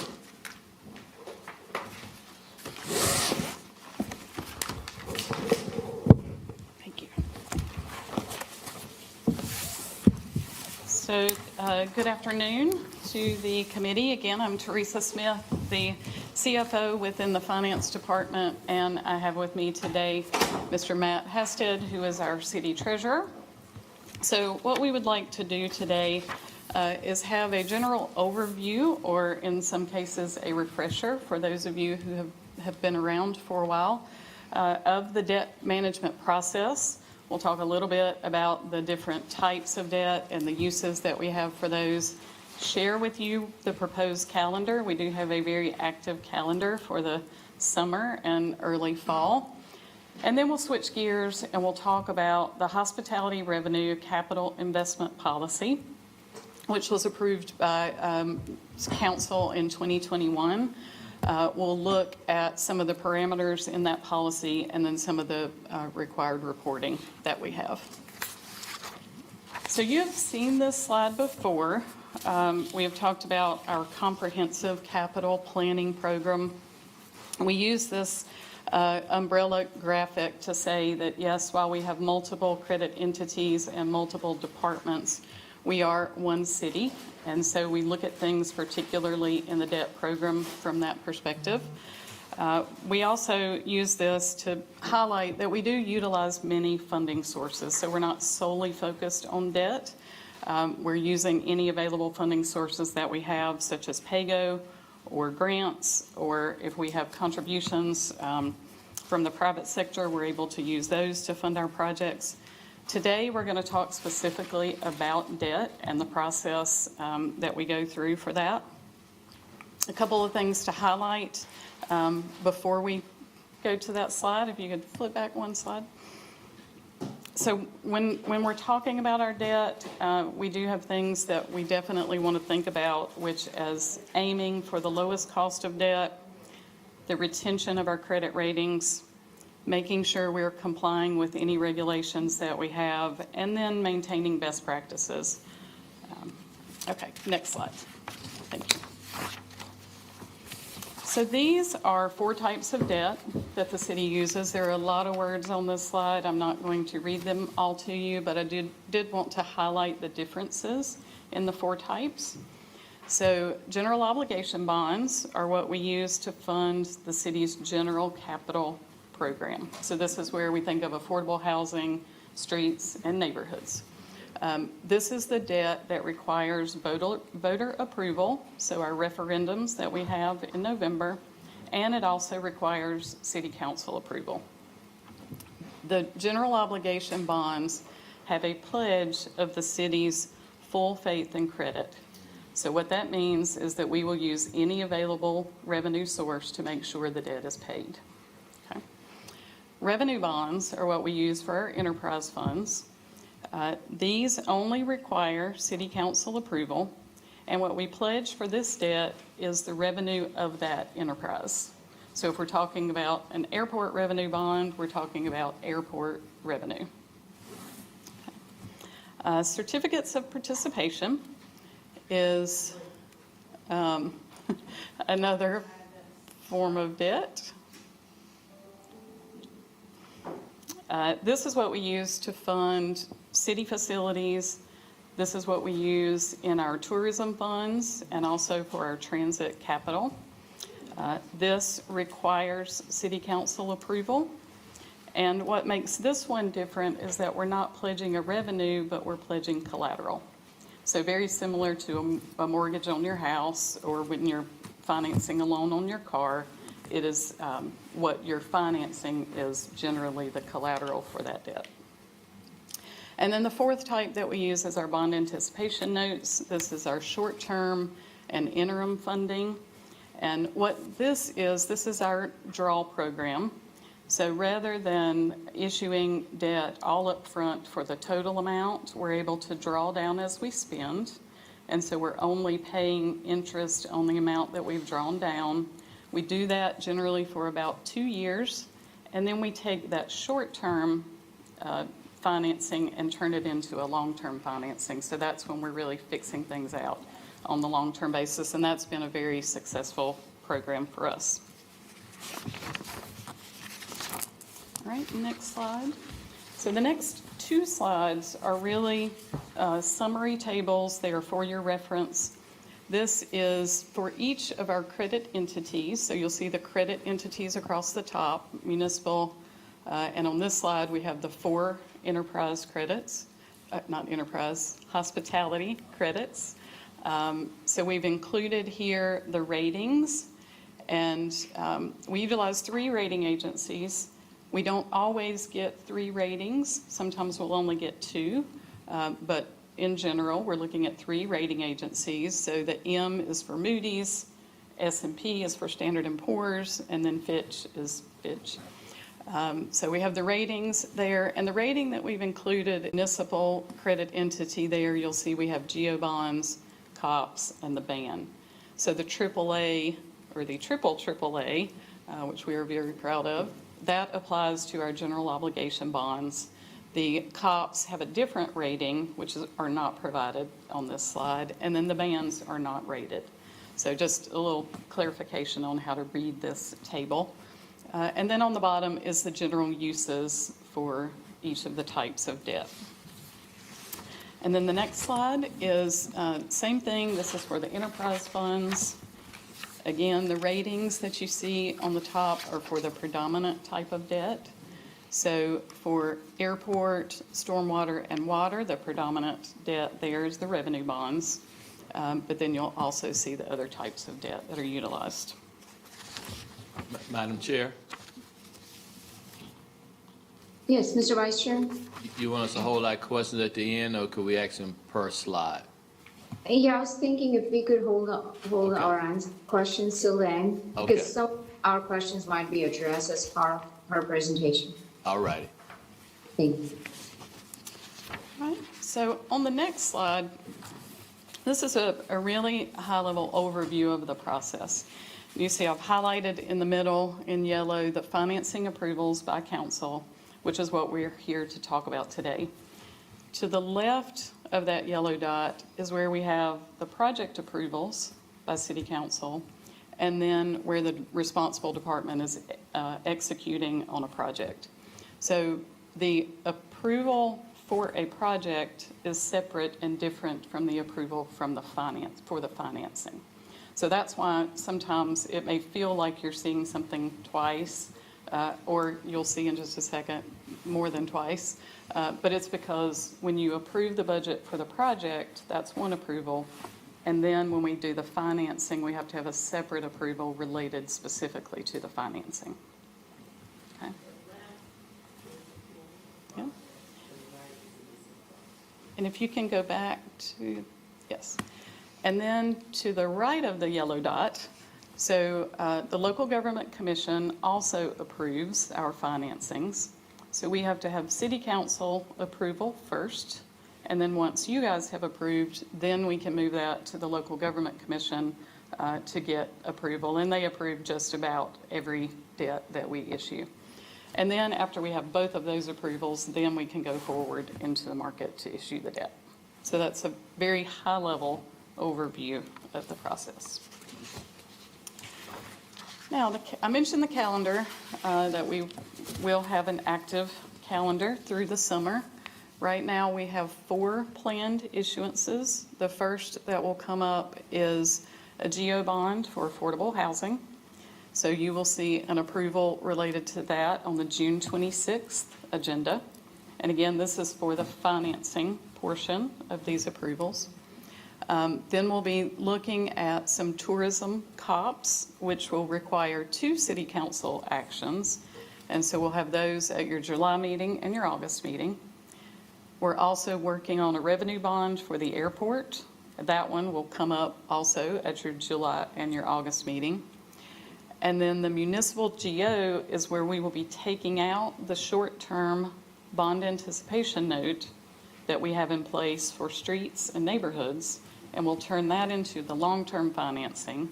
And so that will come at your August and one of your September meetings. We're not sure which one yet, so generally a September meeting. So very active calendar coming up related to debt approvals. So this is the end of the presentation that's related to debt. So I think it maybe makes sense to pause here for questions related to debt. Thank you, Ms. Smith. Could you go back to that slide where you had 4 types of debts? Go. Yeah, yes. So for the certificate, well, for COM, I see that we use that for tourism, city facilities. I guess I'm just not clear, like for tourism, isn't there a specific revenue source that we are using? So again, what makes the COPS different is that we're not pledging a specific revenue source. We are pledging the asset. So if you think about the convention center, when we're doing convention center improvements or upgrades, generally the pledge is the convention center. And we are using those hospitality revenues to construct the convention center, but we don't pledge those revenues as the source for the repayment. And I'll just add that there's a difference between sort of the revenue bonds and the revenue bonds, we can actually pledge the revenue itself. With the hospitality, we have identified sources of repayment for the debt, but under state law, it's not quite applicable or allowable to pledge those revenues within the bond structure. So that's sort of, there's a difference there, is we have identified sources, as Councilmember Smiri mentioned, but we can't legally pledge those, so we use the COP structure. Got it. So if we cannot use our projections as a pledge, are we limiting our credit line, for lack of a better word, if we were to use that as a collateral?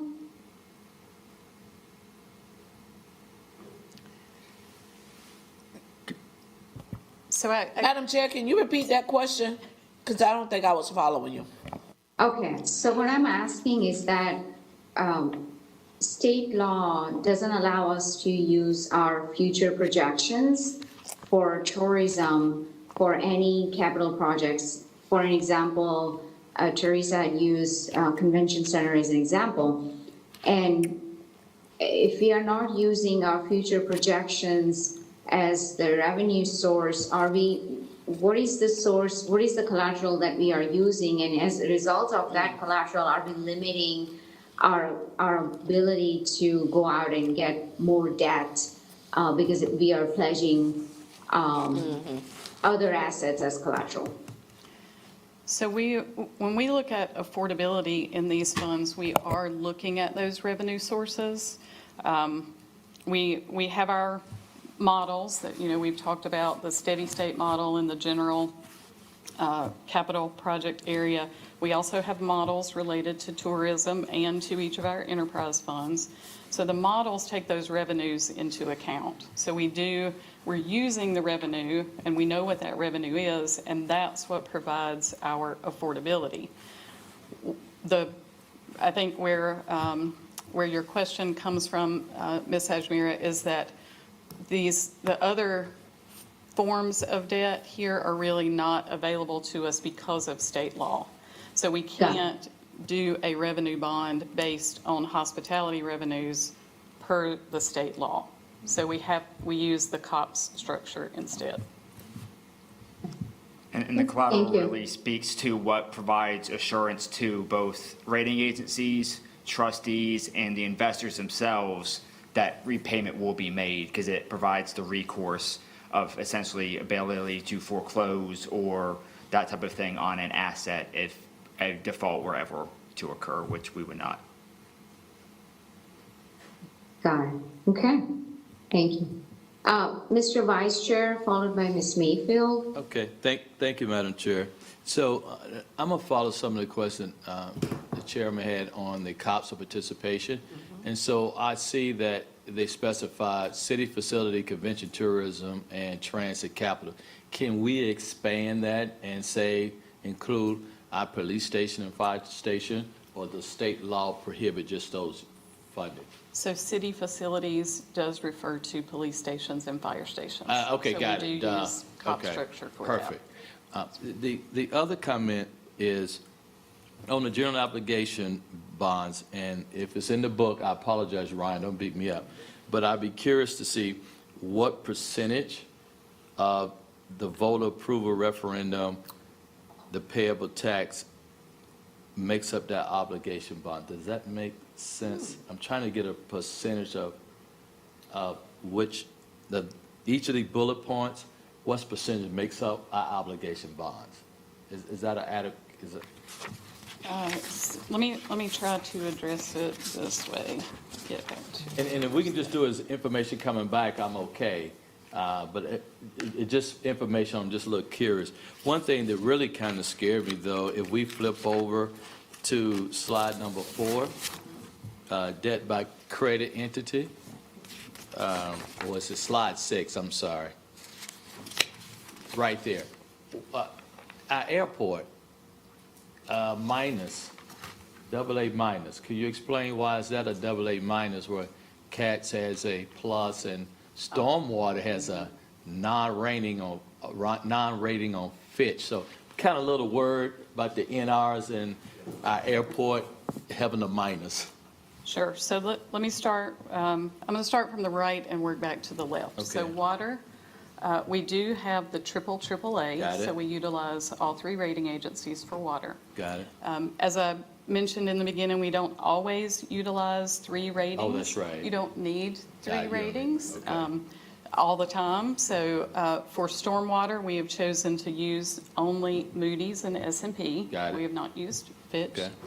And then skipping over to airport, the reason the airport has the lower rating than the AAA has nothing to do with the operation of the airport. Okay. As you all know, our airport is the jewel in the crown, Right. as we say, but it's really more about the function of the airport. So an airport has a lot more risk in it That's true. than Yeah. a providing of water and sewer services. So just from a rating agency perspective, the risk of that service that's being provided is what plays into that rating. Anything you would? I think it's primarily we've seen historically airline industry, while, they all did very well during COVID, that's the type of thing that, causes concerns, that the airline industry is more subject to Yeah. recessions and other types of things, or sort of, bankruptcies or other types of things. So there's always usually a little bit more risk just in the aviation sector, within the airport obviously is a central part of that for us. So, Madam Chair, can I do a follow-up? Go ahead. Okay. So, do we have a criteria or do we have a pathway that we can get AA plus? Every time you see a minus, I swear I do. Because in school, a C minus, man, then I got it. C minus is A. But AA minus, I just don't like the minus. So is there a pathway that we could drop the minus? Is it a plus? And if it need to be a takeaway, I'm okay with that, all right? Well, what I would say is that we are always reviewing our debt models. Okay. Each of the rating agencies publish their methodology or their criteria, so we know what they're looking for. Okay.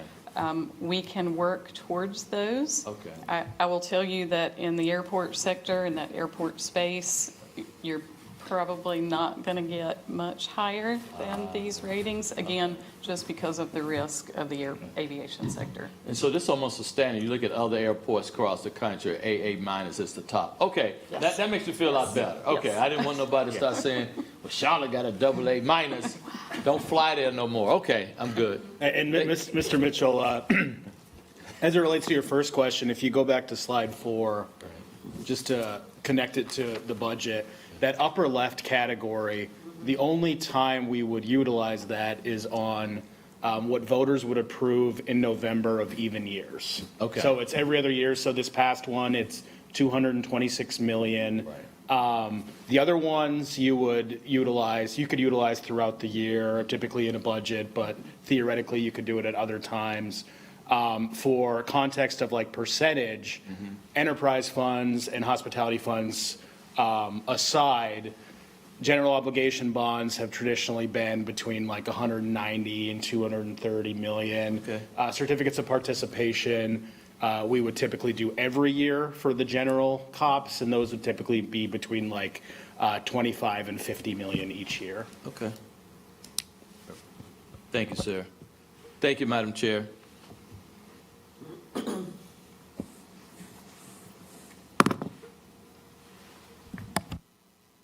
You ready for me, Madam Chair? Yes, go ahead, Ms. Mayfield. Thank you. So my question is going to jump across these multiple slides. So when we're looking at the general obligation funds, and if we hop over to slide number 8, the proposed calendar, the municipal go housing, we're estimating a release of 75 million. Is that 75 million, because we go to the community, they've approved 50 million in in our housing trust fund. So this 75 million is a release from leftover plus the 50? Right, so when we are issuing the debt, we're looking at more of a cash flow need. So we've had the voter approval from those even numbered years where we have had the 50 million. So if we go backward, if we work our way backwards, we've had 25 million that we had not issued previously from a voter referendum, and then a 50 million that we need to issue now from a cash flow basis. So that's how we get to the 75.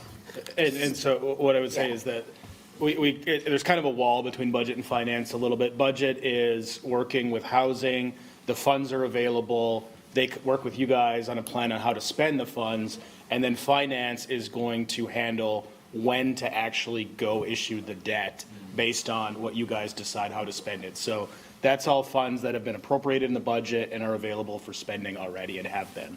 So I'm going to put finance and budget to work, because I would like for us to look at running the numbers to see, to bring back to us at a later point. We need to have a very real conversation in our community. We know that housing is a $250 million plus problem. We've gone to the community. 50 million has gotten us some help. I think it's time for us to have a real conversation around what would that 100 million look like.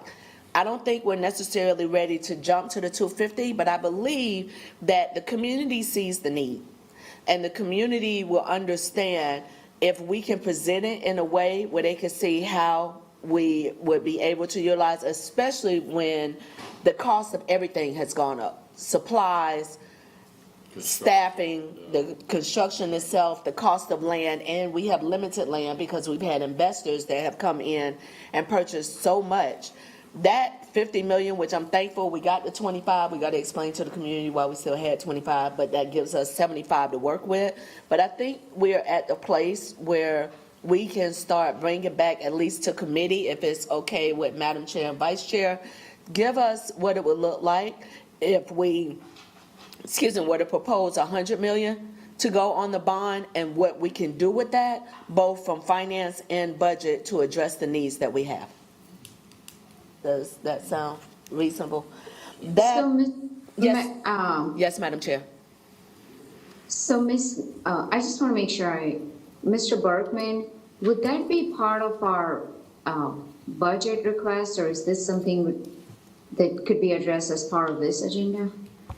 Yeah, well, I think we could bring back concepts of essentially, if you're increasing what we expect in debt, what is the revenue increase in future years that would need to sustain it? I assume that would be kind of the question, which I think would be appropriate for a budget debt discussion. Especially, Madam Chair, when we look at our AAA rating, we've maintained that rating, but that rating, more than anything else, gives us the ability to borrow debt at a much lower rate than some of our counterparts across the nation. So even though we're seeing challenges within interest rates, those don't really affect government the way they do everyday residents. So at least having the conversation now to show what it could look like and utilizing that AAA bond rating that we have, what would it look like for us to have that real conversation of 100 and what we can do with that? That's why I said it would be a joint between the two to bring back to the committee, if it's okay with the chair and vice chair. So I think to Mr. Bergman's point, I think you bring up a valid question, because to address needs, we do have to look at resources. But to Mr. Bergman's point, I guess we have to look at this holistically.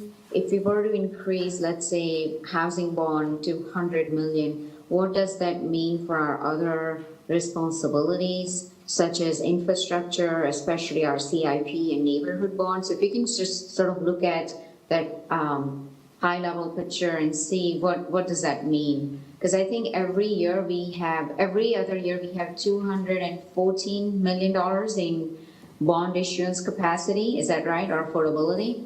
210 moving forward. Oh, okay. All right. I thought it was 214. It went down. Is that because of the higher in cost of issuance of debt? Yeah, it went down slightly for a number of reasons, but the cost of debt is one of them. Okay, so yeah, I think, so 210 is what is our affordability. If we were to put 100 towards housing, what does that leave for our neighborhood and capital projects such as infrastructure, CIP? I think it was just, to Ms. Mayfield's question, it does give us sort of a high-level picture. Mr. Vice Chair, would you like to add anything to that? Madam Chair, I'm with you. I could be, I'm sorry. I'm sorry, Madam Chair, I didn't have my microphone on. I could be very supportive of the information request. I think it is good, what I call being proactive, and how do we address some of our, as we say, our top priority, special rates to affordable housing.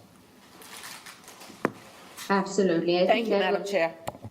Thank you. I think that will help us start our budget conversations, because we clearly have a lot of unmet infrastructure needs, especially CIP and neighborhood improvements. And I know we have had that conversation this budget cycle, so it'd be good to have that information ahead of time of our next budget cycle. I do see here dates, Ms. Smith, if you can just walk us through line by line each one of this as to what to expect, because I do see municipal, is that for the our upcoming budget approval? Is that what the RC approval is for June 26th? So these are the financing approvals that are required before we can go in front of the local government commission. For the first one, that is the affordable housing. That one only requires one action, which basically sets the bond resolution. So it authorizes us to issue the debt. I noticed, Ms. Smith, it's for 75. Our housing bond is for 50, right? So does this include our CIP and neighborhood improvement? So the way that we do these, we have the approvals by the referendum, and then we issue them as we need a particular amount of cash. So this is actually a combination of two referendums, two cycles of referendum. So we had 25 million that was remaining from a prior referendum, and then 50 from a referendum, for a total of 75. Got it. Okay. So the next we have tourism co-ops. What projects are in pipeline that council will be voting on July 10th and August 28th? So this will be related to the Spectrum Center improvements and repairs, which I'll get you a little more information on that one when we get into the next piece of this. But when we approved this project, the financing was anticipated in two issuances or tranches. So the project total was 215. The first issuance was for 110. And then the second issuance, which will come later, will be for the remainder of that, the 105. So the reason this requires two council actions is that you have to basically initialize the financing and then set a public hearing. So that will happen at the first meeting. And then the second meeting, you will hold the public hearing and then approve the debt. And so that's when you see two meetings, that is generally what's happening, is that you initialize and you set a public hearing. The second meeting holds the public hearing and approves the debt. Thank you. And then airport revenue bonds, we'll just continue down this one just a little bit. So this will be heavy for some specific two specific projects, including the fourth parallel runway. So that will be included there. And again, the same two actions where there will be a public hearing required for that. And then the last one is where we will take our bond anticipation note that we have related to streets and neighborhoods, and we'll convert that to a long-term general obligation bond. And so again, two actions to do both of that. I think one of the things I think Ms. Smith mentioned earlier, sort of that the debt is on the cash flow basis. So if you go back to slide 7, that has sort of that timeline from the time council approves a project to issuing the debt can be a somewhat long time. For example, the Spectrum Arena was approved by City Council almost a year ago, and now we're coming forward with the financing because it can take time to get construction managers at risk, all contracts in place, and actually need the money because we don't want to borrow money and be paying interest on something before we need to. So there can be and similar with the housing, that the housing trust fund RFPs can go out. It can take time for a developer to get a project going. So that sometimes, while we had the 25 million and then the 50 million, that it can take a while for us to actually have the invoices from a developer and us need to pay them out. So we really want to try to match the cash flow and the debt issuance, so that way we're not just sitting on too much outstanding debt. Got it. That's very helpful. Thank you so much. Committee members, any questions on that funding process? No, ma'am. None here. Oh, I think we're good. Okay, are we ready to move forward with our hospitality revenue capital investment policy that was approved in 2021? That just provides general framework, but I'm sure we'll hear more on our on hospitality revenue. Yes, so as Ms. Ashmira just stated, this was a policy that was approved by council in 2021. The policy provides some guiding principles and general parameters about funding projects that utilize hospitality revenues as their sources. We thought that it would be a good idea to give you just a general update on some projections related to the hospitality revenues. But the finance person in me wants to highlight that these are projections and they are unaudited, so they are subject to change. Don't hold us to these numbers by the time we get to ACFR. But we did work with the city's economist, Dr. Indem Tazafor, to come up with these projections. And what I would highlight here is that for each of these tax revenue sources, we are exceeding what we had budgeted. So we have seen the recovery in the hospitality industry. I'm sure you have heard somewhere along the way that 16 of the top 20 nights for occupancy tax occurred in 2022 for Charlotte. So we have seen the recovery, and I think that plays out in the projections for the revenues here. So, Ms. Smith, this does not include any, does this include all the proposals that have come in front of the council, or does this only include the approved? So this is specifically related to the revenue sources. So we have the 3 hospitality funds there to the left, the Convention Center, Tourism, and the NASCAR Hall of Fame.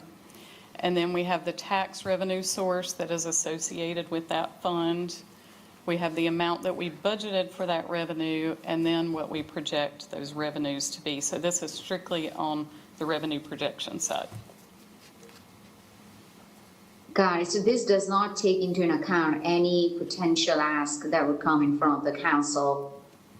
Correct. That is correct. Okay. And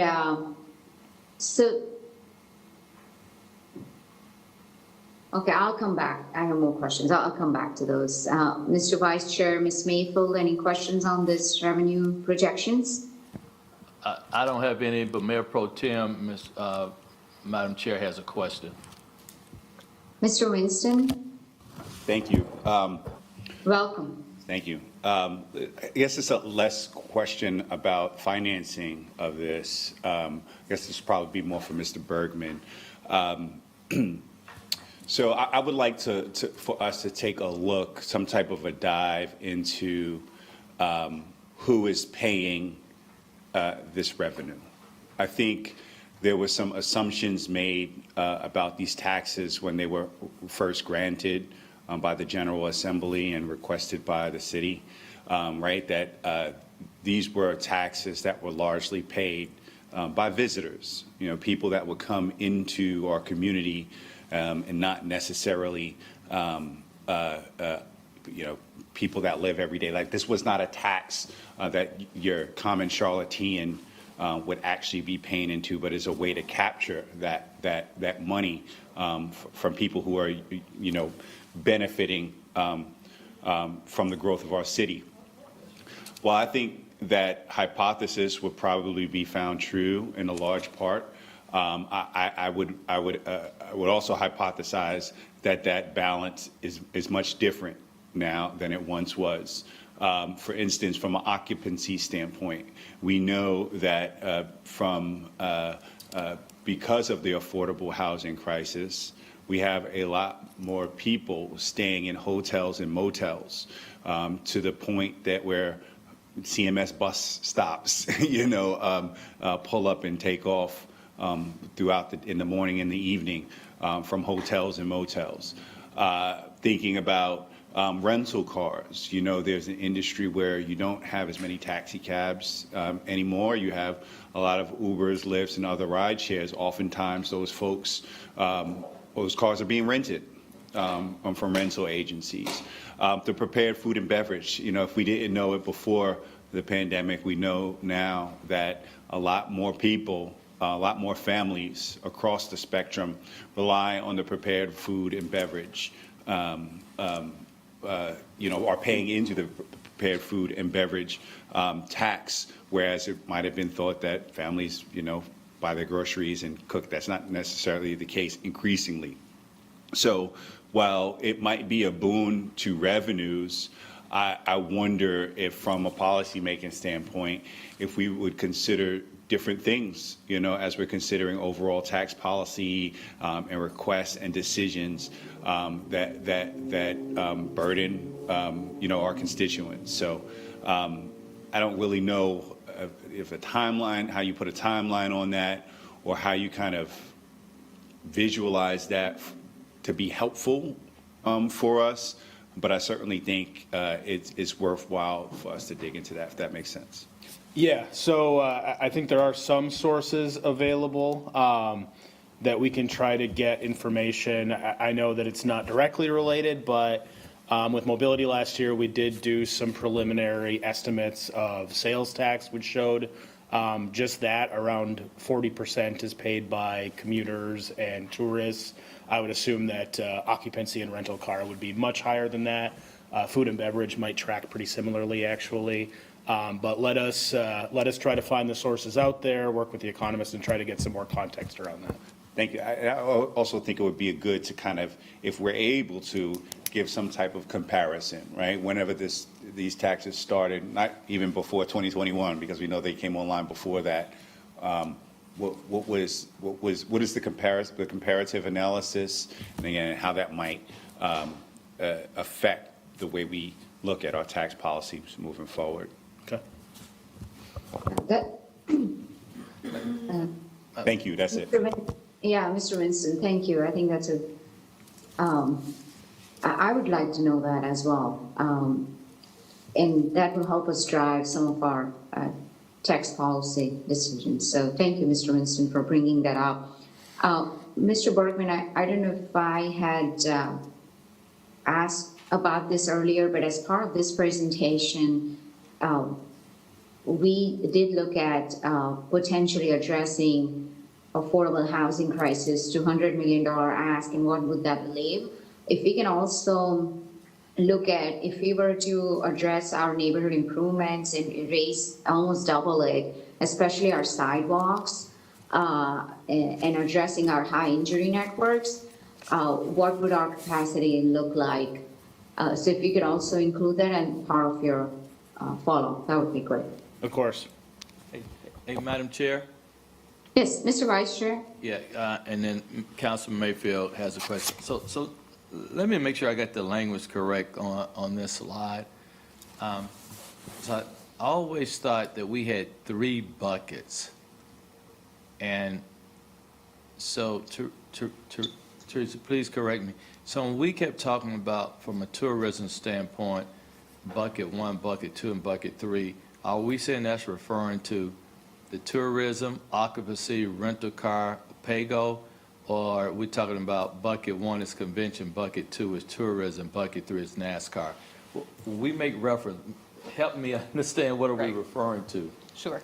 So we have Convention Center and NASCAR Hall of Fame standalone, so they are separate and different. Okay, got it, okay. Tourism is where we talk about bucket 1 and bucket 2. Got it. And that came about when we talked about things more related to Spectrum Arena versus things related to cultural facilities. So when we talk about T1 and T2, or bucket 1 and bucket 2, it's all accounted for in our tourism fund. Okay. So from a reporting perspective, if you were to look in the ACFR, you would see the tourism fund. Right. But from a modeling perspective and just generally kind of looking at things, we do have the ability to see a T1 versus a T2, so we can see them separately. So may I do a follow-up? So T1 is the occupancy and T2 is the rental car? Do I have that correct, or? T1 is occupancy and rental car. T2 is the pay-go transfer. So you combine occupancy and rental car together is T1, got it. And then pay-go is T2. Okay. And it's not listed here, but, because it's not a hospitality direct revenue, but there is a STIG set up between the city and the county, both related to the cultural arts campus. Right. That goes into the sort of, the cultural arts or T2 bucket as well. But that one is a sort of more traditional STIG payment, so that one is not dictated by sort of. Say that again, please? There's a sort of a tax increment grant that goes into the tourism 2 bucket as well that we didn't list here. Just as so there's an additional revenue source. Well, that's what I thought, because TIG, yeah, I didn't see TIG listed, that was my other question. And that's just because it's, because that's at a set rate every year. Okay. As opposed to something that can go up or down based on spending by tourists. But I guess from an information purpose, how can you share that information with us, just so? Because I did have TIG down, I don't see TIG in any of this, and I know we use that too quite often, so, okay. And Yeah, you said we that's were trying to highlight here just the tax revenue Got it. sources, and so that's why we just listed the ones that are really tax. Yes, but we can get you that information as well.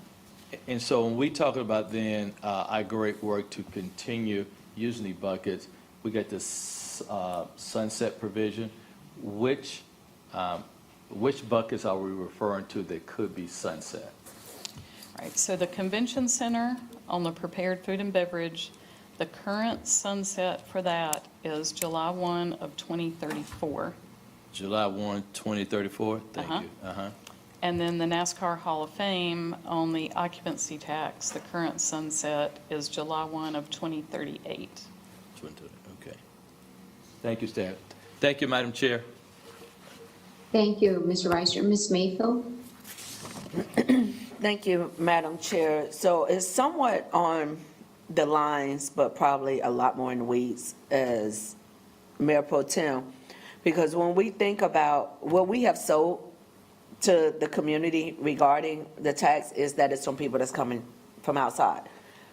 Yet, our residents want to enjoy our city as well. And it is becoming, they're already paying taxes for the city, paying taxes through the county, paying taxes if they live in the MSD, and we're creating more MSDs as we go along. South Park has one, University has one, South End has one, Steel Creek, if it ain't happened yet, it's coming. Everybody want their own MSD, so individuals are already paying additional taxes.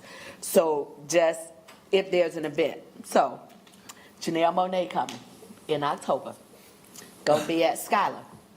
I'm a resident, I'm already paying y'all a whole bunch of taxes, but when we don't have our venues that the city funds and supports and maintains, don't necessarily have open hours for residents to go directly to purchase tickets to event spaces. PNC is a nightmare, we already know that. But you can't just walk in to avoid some of those fees. So you'll start out with a ticket price. That ticket price, once you start adding up those fees, it's almost another $100 in fees. It's one thing if people are visiting, coming to the area, and we're saying like, okay, we know Florida, you don't pay taxes. South Carolina, you go across the line, you don't pay taxes on groceries and some other things. But it seems like we're telling our residents that it is those who come to enjoy the city that's paying these taxes, but in actuality, everyone is paying these taxes. Because if I want to do a staycation in my own city, I need to account for these additional hotel taxes, and some of our hotels, not the ones where our community's living in, are charging $500 plus a night. That's great for them, but for our residents, help, and again, this doesn't have to be right now, but give us some language that breaks this down and helps the community understand, and also if that means we need to, in our other part of our committee, look at the legislative language. How are we protecting our residents? Because it is our residents who currently pay taxes that's providing through their property tax. They're providing the access for us to have all these amenities, but we're still taxing you on top of it. So think of Orlando, or think of, we're going to overlook everything that's going on in Florida, but think of Orlando and Disney World. If you're a resident of Florida, you show your license, you don't pay the same fee as someone else that's coming in to visit. One of the things I hated about giving up my license for once you move here and had to be here 30 days, you don't pay the same because there's an in-state rate for you to enjoy the amenities in your own backyard. That very well may be a legislative conversation, but I think we owe it to ourselves and to the community to at least have that conversation of what that looks like, because there has to be some benefits to being a resident, a taxpayer, a business owner, an employee of our city that goes beyond someone that's coming in for a long weekend or for an event to help. So I don't know if that, again, if that's legislatively, but if you just look at the model that Disney World and Orlando Studios have, is there something that we can consider when we are putting a lot of energy and time into being this entertainment industry and this entertainment community? How are our residents who live here benefiting from this? When we're already telling you, well, hospitality and tourism tax covers these particular items, but I'm paying that as well as everyone else that's paying it. And I live here, and again, I don't have the ability to just go in. Sometimes, depending on the hours, you can pop in, buy your tickets, and don't pay some of those fees. But if you have to go online, and we're going in that direction where almost all of our partner companies are using a third-party site to purchase any type of entertainment, and again, those fees can take you another $50 to $100 on to what you have access to. That's also creating a challenge of who gets access to entertainment. Because remember, when we used to have public programs, we had community concerts, we had free concerts, so we had Symphony at the Park yesterday. That was $30 if you got it in ahead of time. It was $60, $70 if you purchased it day of. We used to have community events, community concerts, community festivals that our tax dollars are already paid for. We are becoming so private market and commercialized that what other opportunities are we creating through our current tax base where we are bringing our community together and giving them access? Remember we used to have Speed Street. Speed Street, yeah. A number of things that we've had over the years that we no longer see today. It would be helpful to get an understanding of what we used to do, because we got them. Somewhere along the line where that changed, what is the alternative today, and where's that disconnect in the cost of attendance and who pays that cost? Because again, we used to provide community programming that we're not seeing today, and people that have moved here the last few years probably have never seen it, but those who are natives or who have been here a long time remember when. Thank you, Madam Chair. So, Mr. Bergman, does the state govern how funds from each one of these revenue sources can be used? If we can get information on that, or if you have information ready. I'm sure I know the answer, but I'd like to hear that from you. And to Ms. Maple's question and Ms. Winster's question about policy and data could govern the tax policy, does the city have that authority as to, could we set a policy on who pays this tourism taxes and who does not? Those two questions.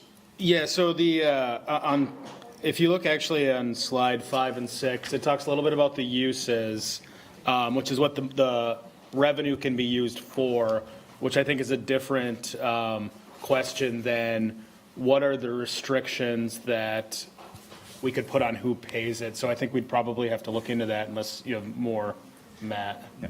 The state legislation definitely dictates sort of how it can be used and sort of dictates sort of who pays it. I would say, as city council is engaging with any potential recipient of funding, sometimes you can negotiate sort of public access and those types of things. I mean, it's kind of a yes, state legislation is going to drive sort of the types of projects that can be funded, but city council would certainly have some discretion on sort of negotiating with recipients and maybe accessing public days or other types of things. I know I believe it was when we did the UNC Charlotte Conference Center, we negotiated some sort of use days in there. So like there are times that the city is able to negotiate sort of rent-free days and other types of things for community benefit. But I think it goes back to a question of who pays those taxes. To Ms. Mayfield and what Mr. Winston was asking, he gave an example of residents who live in motels because they are not able to afford to get a permanent housing with deposit and first and last months of rent. I guess really the question is who pays into those funds, and would city be able to have a say in that, or would we have to go through state to get that authority? Yeah, so we're definitely going to look into that. My guess is it would become a legislative item on that, but we'll certainly look into that. And over here, can you go back to the previous slide we were talking about where you had pay-go transfer in all the revenue sources for tourism? Yeah, right here. So if we can look at under tourism fund, we have pay-go transfer. If you can just help me understand what is the revenue source for that pay-go transfer? Sure. So you see we have there in parentheses the You Drive It equivalent. So You Drive It is another form of a rental car tax. That revenue comes directly into the pay-go fund, and then we take a portion of that and transfer it to the tourism fund. And the reason we do that is because the You Drive It tax has to be used for transit specifically. So we leave that tax in the pay-go fund, but then we make an equivalent transfer so that we have an equivalent amount of revenue to use on the hospitality side in the tourism fund. And one thing I would add is the reason we do that is because of a agreement with the county probably 15 or 20 years ago now, where they allowed us to charge the You Drive It tax. So it was basically an agreement back then to increase investment in cultural facilities.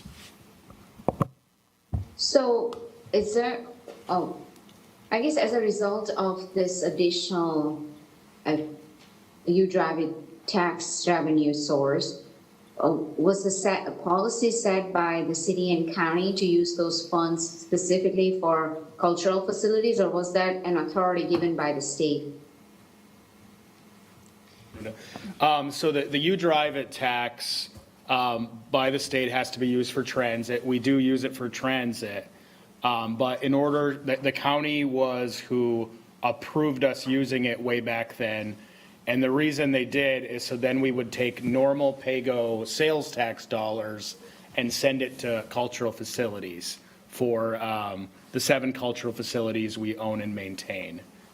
So the actual source of what we use for the cultural facilities is pay-go sales tax dollars, but that's a little bit misleading because we only have the You Drive It tax because we're willing to do those dollars for art.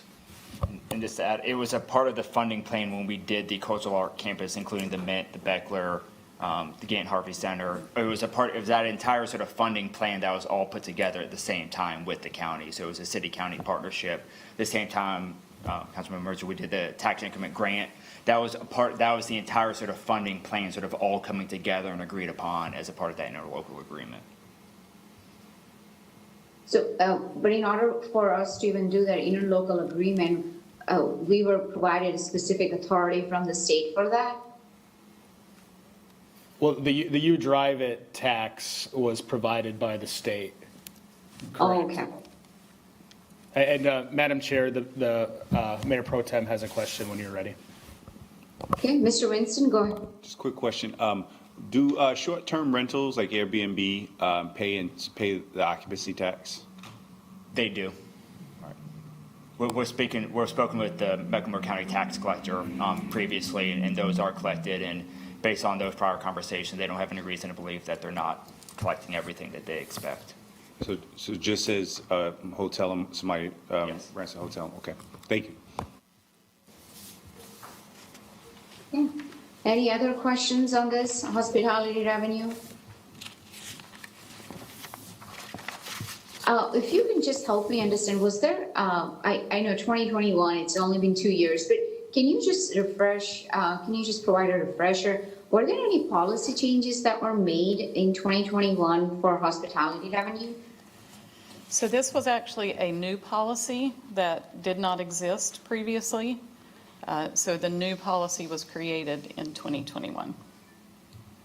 Okay. And that's, she's speaking of the Budget Committee policy. Madam Chair, is your question about policies on how we've changed the use or anything?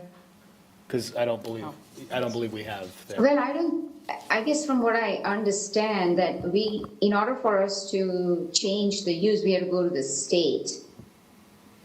That's correct. For that party, right? Yep, that is correct. Yeah, so I guess this is just the local policy in terms of the projections and how we have a framework now. Right. Correct? Okay. Yes. So if we can go to the next slide, we've got just a couple more slides here. So within the policy, it created some fund balance and debt parameters. We have check marks by all 4 of these to indicate that what we have currently meets all 4 of these. So just to walk you through each of these, fund balance equal to 100% of the following year's debt service. That is something that we have had a long-standing history of doing. This policy just formalized that for us. The policy also created what's called a recession mitigation reserve.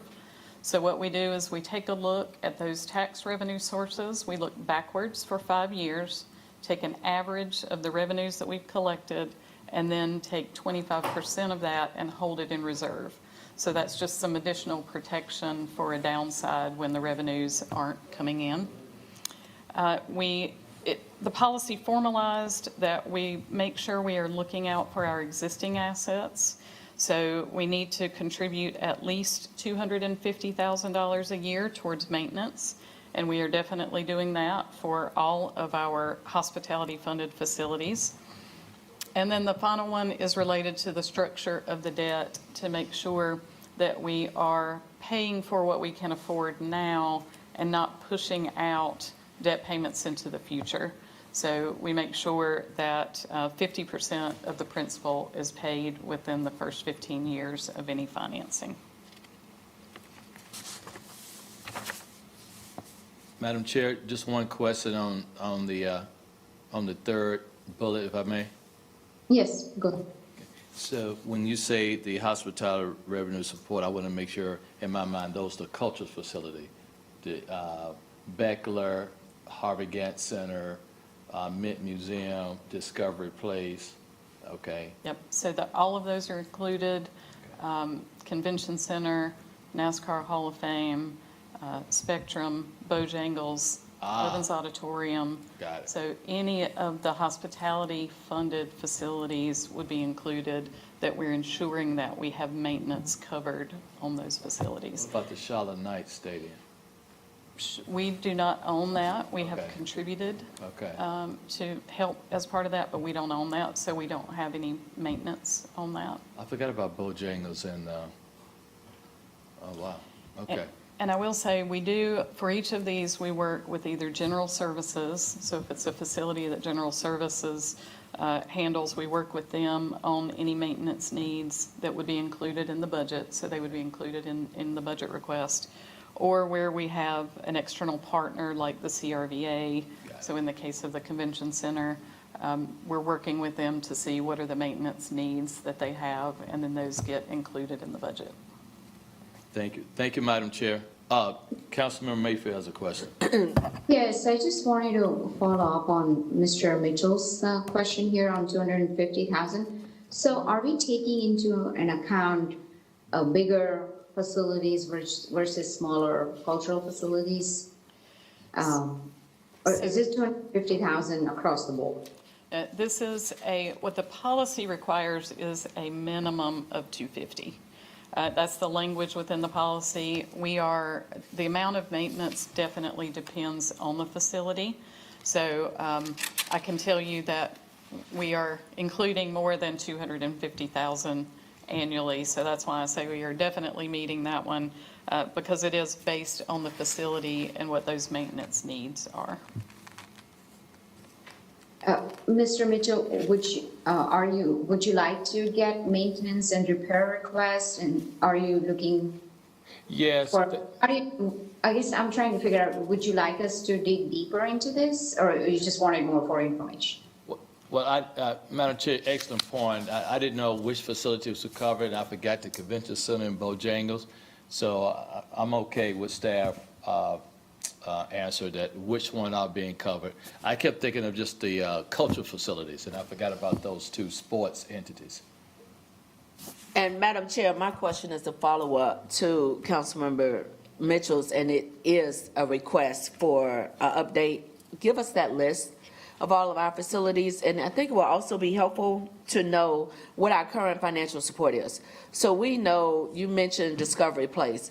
Well, Discovery Place has grown. We're getting a lot of major events. We have a major event going on right now where I think we're only one of 4 geographical areas in the region that's hosting the Marvel exhibit. I know we have made investments in Spectrum with update and maintenance. I know we have a conversation that's lingering out there regarding the stadium, but I don't know if council, maybe the previous council had conversations regarding Discovery Place and what their plan and if there's some needs. So I think it will be helpful to give us that breakdown, and so that we can look at making sure that we're equitable, because it seems like some of our supported partners that are supported through city dollars have more update requests, whether it's maintenance or growth, than some of our others. So what I don't want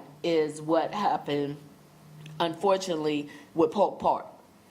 I don't think city council, I know for the time I was here previously, I didn't even know that was one of our responsibilities.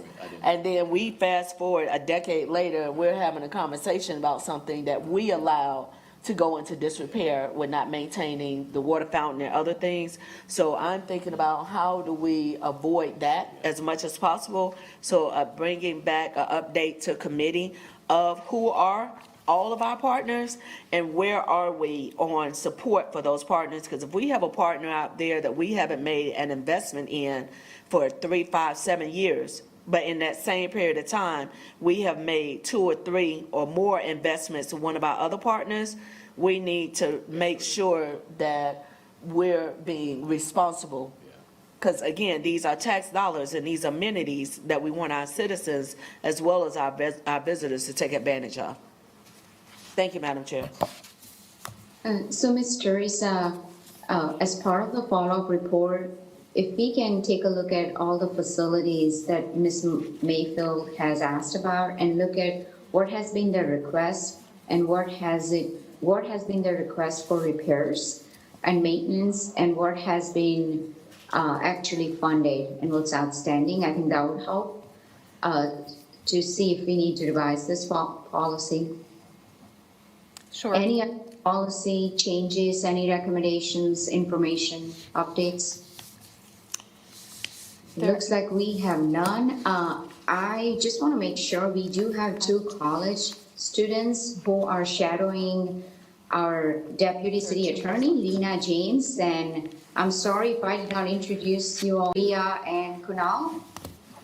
Come to Alright. the microphone. Madam Chair, can we have them to come to the microphone? And just one clarification, Teresa does have 2 more slides left, Madam Oh. Chair. All right, so we'll do that at the end. Thank Okay. you, Mr. Mitchell. Go ahead, jump in. Okay, so Teresa, can you finish too? And then please stay here, Madam Chair. Would like for you all to introduce yourselves, okay? All right. Okay, so I think these will be fairly quick. So on the reporting, one of the things that the policy did is that it created 3 types of investments. What it called Horizon, In Progress, and Approved. So a Horizon investment, those are the ones that have not been approved by City Council yet. You are talking about them, you are learning about them, you are asking questions about them, like what is the economic development impact? What does the financing plan look like? So that they're the things that aren't fully baked yet, but we know that are on the horizon. So those are the things that are coming. There are in-process projects. Those are the ones that you have approved. And so what the policy requires is some reporting around budget to actuals, and if there are any material changes, that those are coming before you before things get in a place where we don't want them to be. And then finally, there are approved projects. So, Ms. Mayfield, that's very similar to what you were just talking about, where we have funded projects. You know, what is the long-term outlook for those? When we talk about things that have sort of flowed through this process, and we've talked about expected goals, how did the actual goals compare to what we expected them to be? So 3 categories of reporting that is required. And so today, I wanted to update you on the in-process project, which is the last slide. And that is the Spectrum Center, which we've already talked about just a little bit. This was approved. The project was approved in June of 2022 for $215 million. This is the portion that is the improvements and repairs. So as required by the policy, we wanted to do a budget to actual comparison for you. So budget of $215, we've spent so far about $890,000, encumbered another $1.3 million. So most of this project budget is remaining. And then tying it back to the debt service portion, this is the one where we're moving forward to finance 110 of this project. So, and again, these are also unaudited numbers as of April 30th. And with that, I'll conclude the presentation. So, Madam Chair, I would like to ask one quick question.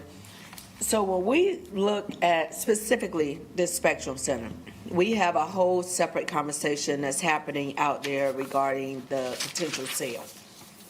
What I'm trying to understand is we have obligations to the building, not to whoever owns the building. But previously, we had a leasee in the building. That particular leasee moved out of state to another area. We were still responsible for the building, of which I don't even remember what we did with the building during that time, but they ended up coming back. How does that play out regarding our financial commitments to a building that's not tethered to a long-term lease contract? And that's something that can come back with the presentation, unless you know off the top of your head, but I just want to have a better understanding because we've already been through it. So the what ifs, and did we create any protections of our tax dollars after that last incident for any future incidences when we're talking about $110 million being released for something that very well the current tenant can sell, and they may or may not have a tenant in this space that currently is utilizing the space. Sure. And we can bring that back, but I think just generally you sort of hit it on the nail. When we have a facility that we own, it's our responsibility to make sure that we are maintaining it for use. And so then we have to be thoughtful about how those contracts are established with any partners we may have in that, but we can bring back some additional information. And that will tie into what I asked as far as knowing who all our partners are, because again, even though separate but the same, the Polk Park incident, that was something that we had a responsibility for. I don't think everyone necessarily knew that that was on That was part of our responsibility list, and we did not uphold what we should have. So just thinking about how we try to stay on top when we have, thankfully, a city that is growing by leaps and bounds, but how do we try to make sure nothing falls through the cracks? And I would just sort of add to that, that with the Spectrum Arena, that did require the Hornets to extend a lease till 2045. And a part of this is the agreement itself is also going before the NBA as an entire body for all of their owners to approve as well. So the NBA is approving the lease extension and our investment into it, and would tie any debt to the lease itself. So that way we're not paying any debt service past the lease. Thank you for that clarification. Thank you, Madam Chair. Anything else on the hospitality revenue? Okay, Move to close. okay, hearing none. No. Yes, Madam Chair, I Madam Chair, forgot. we gotta introduce- We gotta introduce our interns. My apologies. Intern. Push the little button so it's green. Oh, okay. I'm Kunal. I'm a junior at UNCC, and I'm majoring in finance. Okay. all right, great. Ria Sadeb. I'm a junior at UNC Asheville, and I am majoring in classics. Classics. I'm gonna ask about that. Great. Well, welcome. Hopefully, after you graduate, you all can come work at the city and guide us on our hospitality policy. Mr. Bergman, before we wrap up, I just have one more question. If you can just include that as part of our follow-up. I didn't see that affordability for future projects, to be specific, future tourism projects. And that could be part of our follow-up report. Sure, yeah, with affordability, it's, every potential scenario is different, so it's not like a static number that you would use, but we can provide additional guidance there. Okay, that would be helpful, because I know as we get more proposals, that will continue to change. But if we can take a look at a policy, at what point we can say, we gotta look at that project as part of our future potential affordability. Okay. All right, I guess if there are no other questions or comments, we'll wrap up this meeting. Do I have a motion to adjourn? Motion to adjourn. Second. All right, all in favor, please log off. Thank you. All right, we heading to show Mars.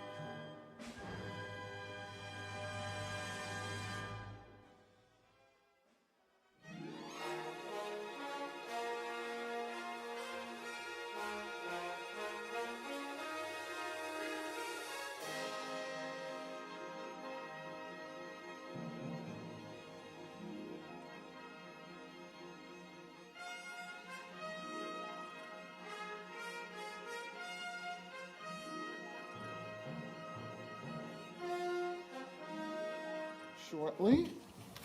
Studio, we're ready. And by the time we do our introductions and those sorts of housekeeping matters, she should be here. So whenever you're ready, we're ready.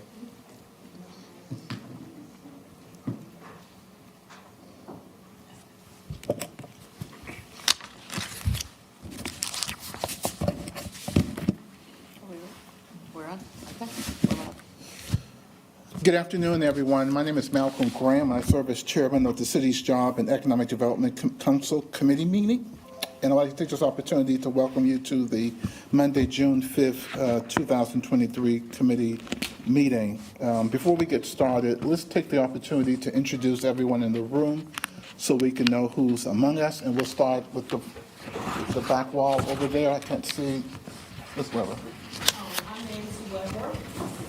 Nancy Stroud. Carlinia Ivory Canty. Robert Bolton. Raymond Canty. Greg Asciuto, Chair of the Board of Charlotte East. Bernetta Mitchell, Chair of the Board for our East Neighborhoods Coalition. Carol Newland, Vice Chair, Charlotte East. Gary Young. Louise Kumar, Chair of the DAC. Far wall to my right. David Hodges, WATA. Juan Garzón, City of Charlotte Economic Development. Anita Ellis, City of Charlotte Economic Development. Matthew Force, City of Charlotte Economic Development.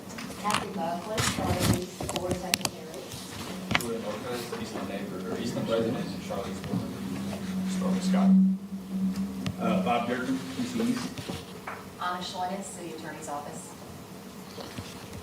And we'll introduce the members at the dais, starting with the city attorney. Patrick Baker, City Attorney. Holly Eskridge, Economic Development. James Mitchell at large. Luana Mayfield, council member at large. Todd DeLong, Economic Development. Tracy Dodson, City Manager's Office. Ed Driggs, committee member. Victoria Watlington, Committee Member. Marjorie Molina, Committee Member. Braxton Winston, Mayor Pro Tem. James Carter, Economic Development. Natasha Smith, Charlotte Business Inclusion. Tawanda Brown, Economic Development. And lastly, those council members who are visiting us online. Dimple Ashmira, at-large member and committee member. I want to thank everyone for coming. We also do have two interns visiting with us, one from UNC Charlotte, the other from UNC Asheville. They didn't introduce themselves, but I will give them a wave and thank them for coming to our meeting this afternoon. We have a relatively interesting agenda today, 2 items. Eastland and recap of the Small Business Month. I'm going to turn it over to the Assistant City Manager for Economic Development to introduce the agenda and to get us started. Thank you, Councilmember Graham. When we were here in May, we talked about coming back to you actually in August. We heard loud and clear there was a need for urgency on Eastland. We wanted to make sure that we came back with an update. I think with the May 1st meeting, we said that we would provide you all with the scope of how we were going to move with the proposals at hand. Instead, we wanted to come back, share the work that has been done over the past 30 days, and maybe try to expedite some of the conversations so that the community can see the movement that we have had. So I'm going to kick it to Todd to walk through everything. I'll interject a couple of places along the way just because I can't help myself. And we'll get through this. A lot of this will be repetitive from what we've seen before, but we want to keep the consistency. Thank you, Tracy. And as she mentioned, a lot of this is repetitive, particularly up front, so I'm going to be moving through this fairly quickly. Please stop me if I'm moving too quickly. So for today, we'll be talking about just the process that we've undertaken so far, some of the recent council committee actions, the evaluation of the proposals for the active recreation development area, a recommendation, next steps, and then moving into committee questions. Next step. Thank you. So all along throughout this process, we wanted to maintain the original intent for this site. This was based upon the community engagement effort that was done in 2019 or throughout 2019 and prior that identified a strong support for sports facilities, particularly on the eastern portion of this site. Since Tepper Sports and Entertainment and that opportunity was no longer available for this site, we re-engaged in conversations with interested parties that were available prior to the TSC opportunity. And then we also received an unsolicited proposal in December 2022, after which we issued a public notice in January 23 and requested any other interested parties to submit proposals in February. We did not issue an RFQ or RFP by the city. And then, as you can see on the right, is the public notice. Next slide, please. Recent committee discussions. In March 6th, staff presented 3 proposals to the Jobs and Economic Development Committee. We heard concerns from the committee about public investment requested compared to the proposed private investment. Committee actions taken at that time, the committee voted to extend the review period by 60 days and directed staff to accept new proposals during the extended review window. During the May 1 committee discussion, staff revisited the 3 proposals and also talked about 1 new proposal. The staff recommended eliminating 2 proposals from further consideration, and committee action during that time was to approve the recommendations to remove Eastland Aquatic Center and Target from further considerations, further discuss a public option, and return in August to the committee and provide an update. As Tracy mentioned a few minutes ago, we decided to shift gears a little bit to try to expedite the process. We're here today to make a recommendation as we propose a community meeting in June. I do probably want to clarify up front before we get too far ahead of ourselves. We are not anticipating a recommendation for one specific development partner at this time. So just to make sure that there's clarity up front of what this conversation will be about. Next slide, please. So progress is underway. This is something we want to remind everybody about each step of the way. We had a groundbreaking in August. The first property closing was just last month with Crossland Southeast. That was for the senior affordable housing development. We're expecting delivery of that facility, that development in Q4 2024. We also anticipate subsequent property closings later this year with the mixed-use development parcels and the single-family and townhouse development parcels. The single-family development partner is in the pre-development stage right now, where they have submitted for their design review and approvals.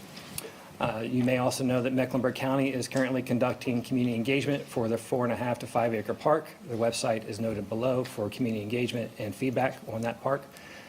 We anticipate the development of this part of the site to occur over the next couple of years. This is not a short development scope period.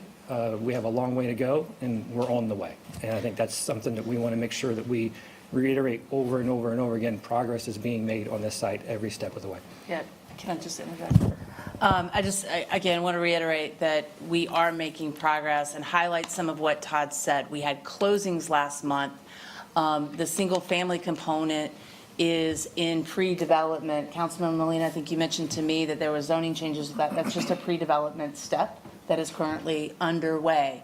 The park design of the park that's in the corner of the site is underway. So we have significant work that's going underway. I know that some people feel like moving dirt is not significant work, but that's what we have to do in order to get the roads, the water, the sewer, and all the necessary infrastructure in that is going to support the development of this site.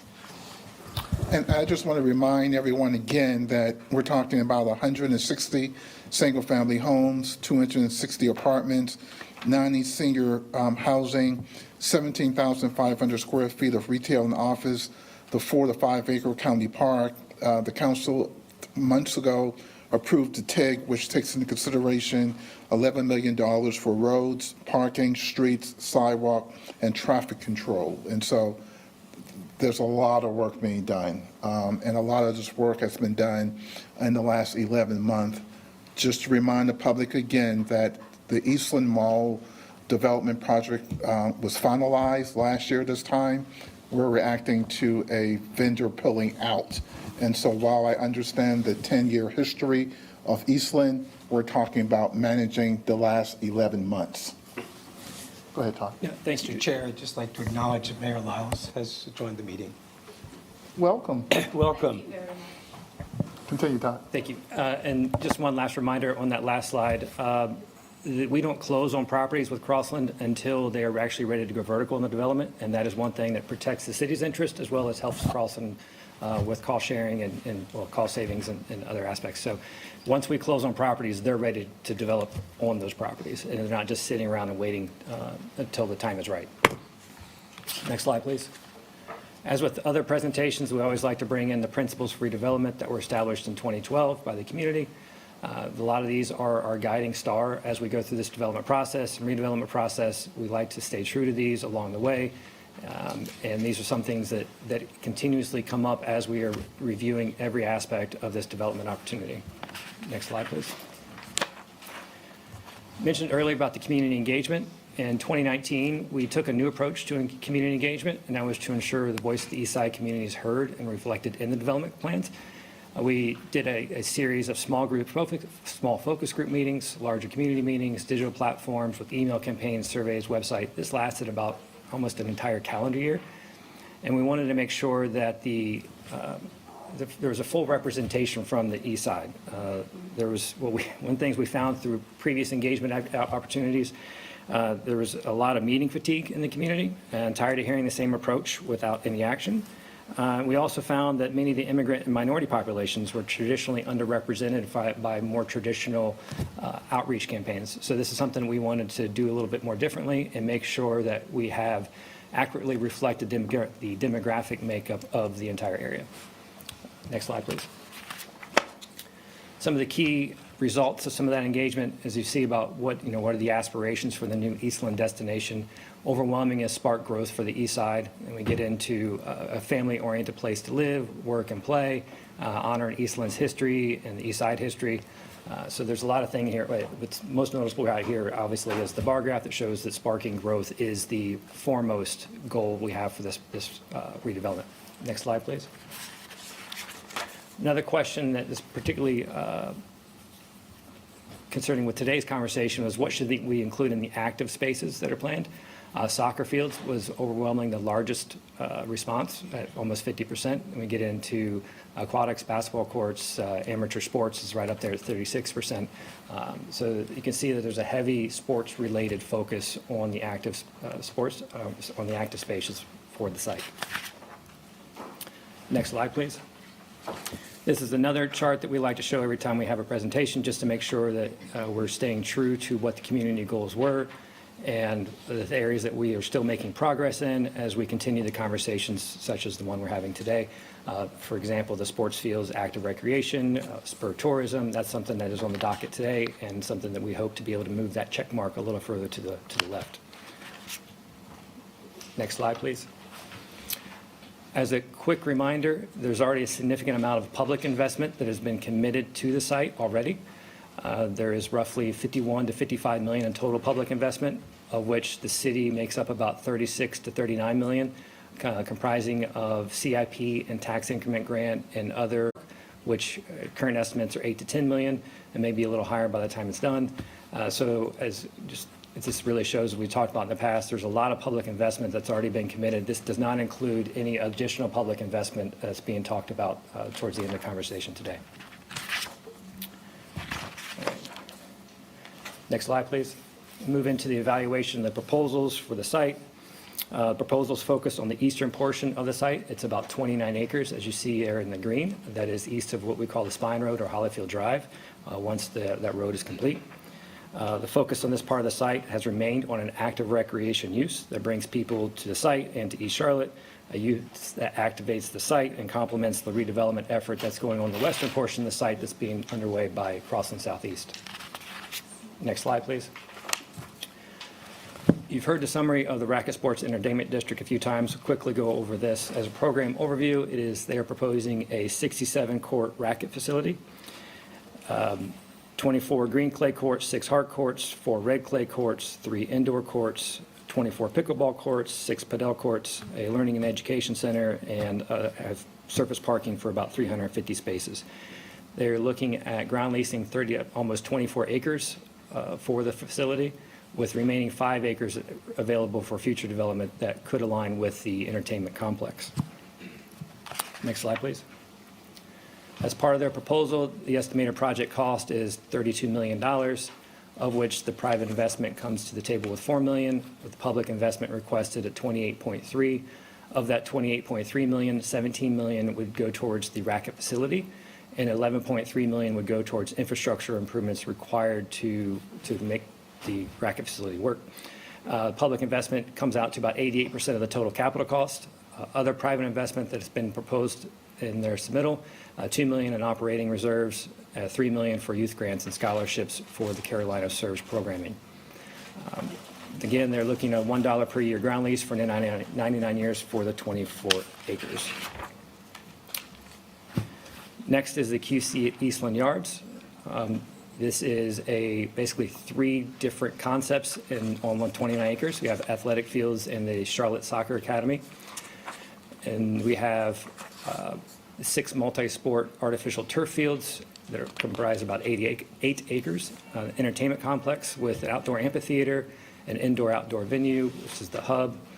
The hub is about a 20,000 to 25,000 square foot footprint, which would have public event space, a technology center that focuses on esports and STEM educational opportunities with an event capacity of about 2,500.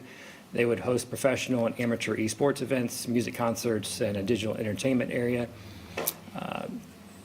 They would have about 530 parking spaces for the events. They are looking to acquire the entire 29 acres of that side of the site. Next slide, please. Based on their proposals, they are breaking it down into 2 phases. We are primarily interested in the first phase. That's the most important to get things going. Phase 1 is $61 million. They are looking at a private investment of $31 million. And then a public investment requested is $30 million. They're requesting hospitality funds in the amount of $19 million to support the facility, and then infrastructure reimbursement in the amount of $11 million. This comes to about 49% of the total capital cost for phase 1. Again, they're looking to purchase the land from the city at market value. As we shared with you during the last presentation, there were some follow-up questions with, for example, with the aquatics facility, with the racket sports facility. We had not had an opportunity at that time to share with you some of the follow-up questions we had with QC East. This wanted to make sure that we're being consistent in how we're presenting the information to you all. Primarily, we asked for a little bit more detail around the ownership structure and the partnership of the entities that are involved. We wanted to better understand their operating plan that are based on the previous experience. They have a lot of experience in doing larger events and festivals, concerts, soccer tournaments, things like that. So we want to make sure they have a really sound knowledge and appreciation for how they actually operate those events.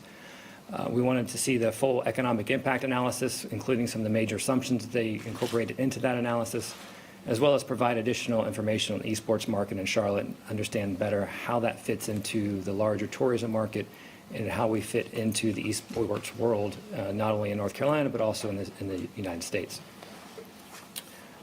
This is something that came up in conversation in the committee about just the ownership structure and making sure that how it lays out between Southern Entertainment, Charlotte Soccer Academy, and the esports, sorry, the writing's a little small for me too.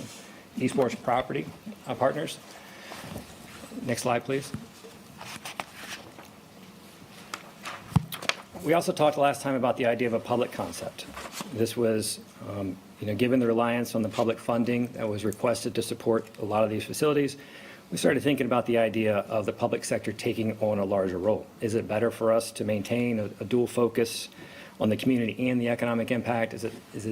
Or is it better for the private sector to do that for us? Those are some things that we needed to consider, and we wanted to take a little bit more time in having conversations with other city staff, county, CRVA, Crossland Southeast, and others to discuss the potential programming, feasibility, and timing of what this facility could look like if it were something that we consider to be feasible and moving forward with.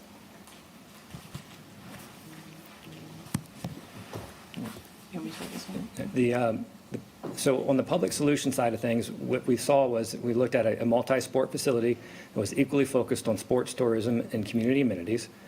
Because of the funding request, like I said, we wanted to see if there was an option for a publicly constructed and operated dual-focused amateur sports facility.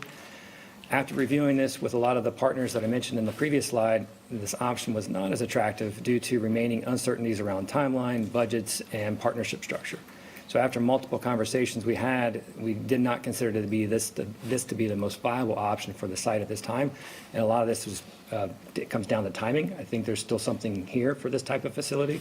It's just a matter of being able to get it done in a certain amount of timing that reflects the needs and the desires of the community as well as the council and the committee.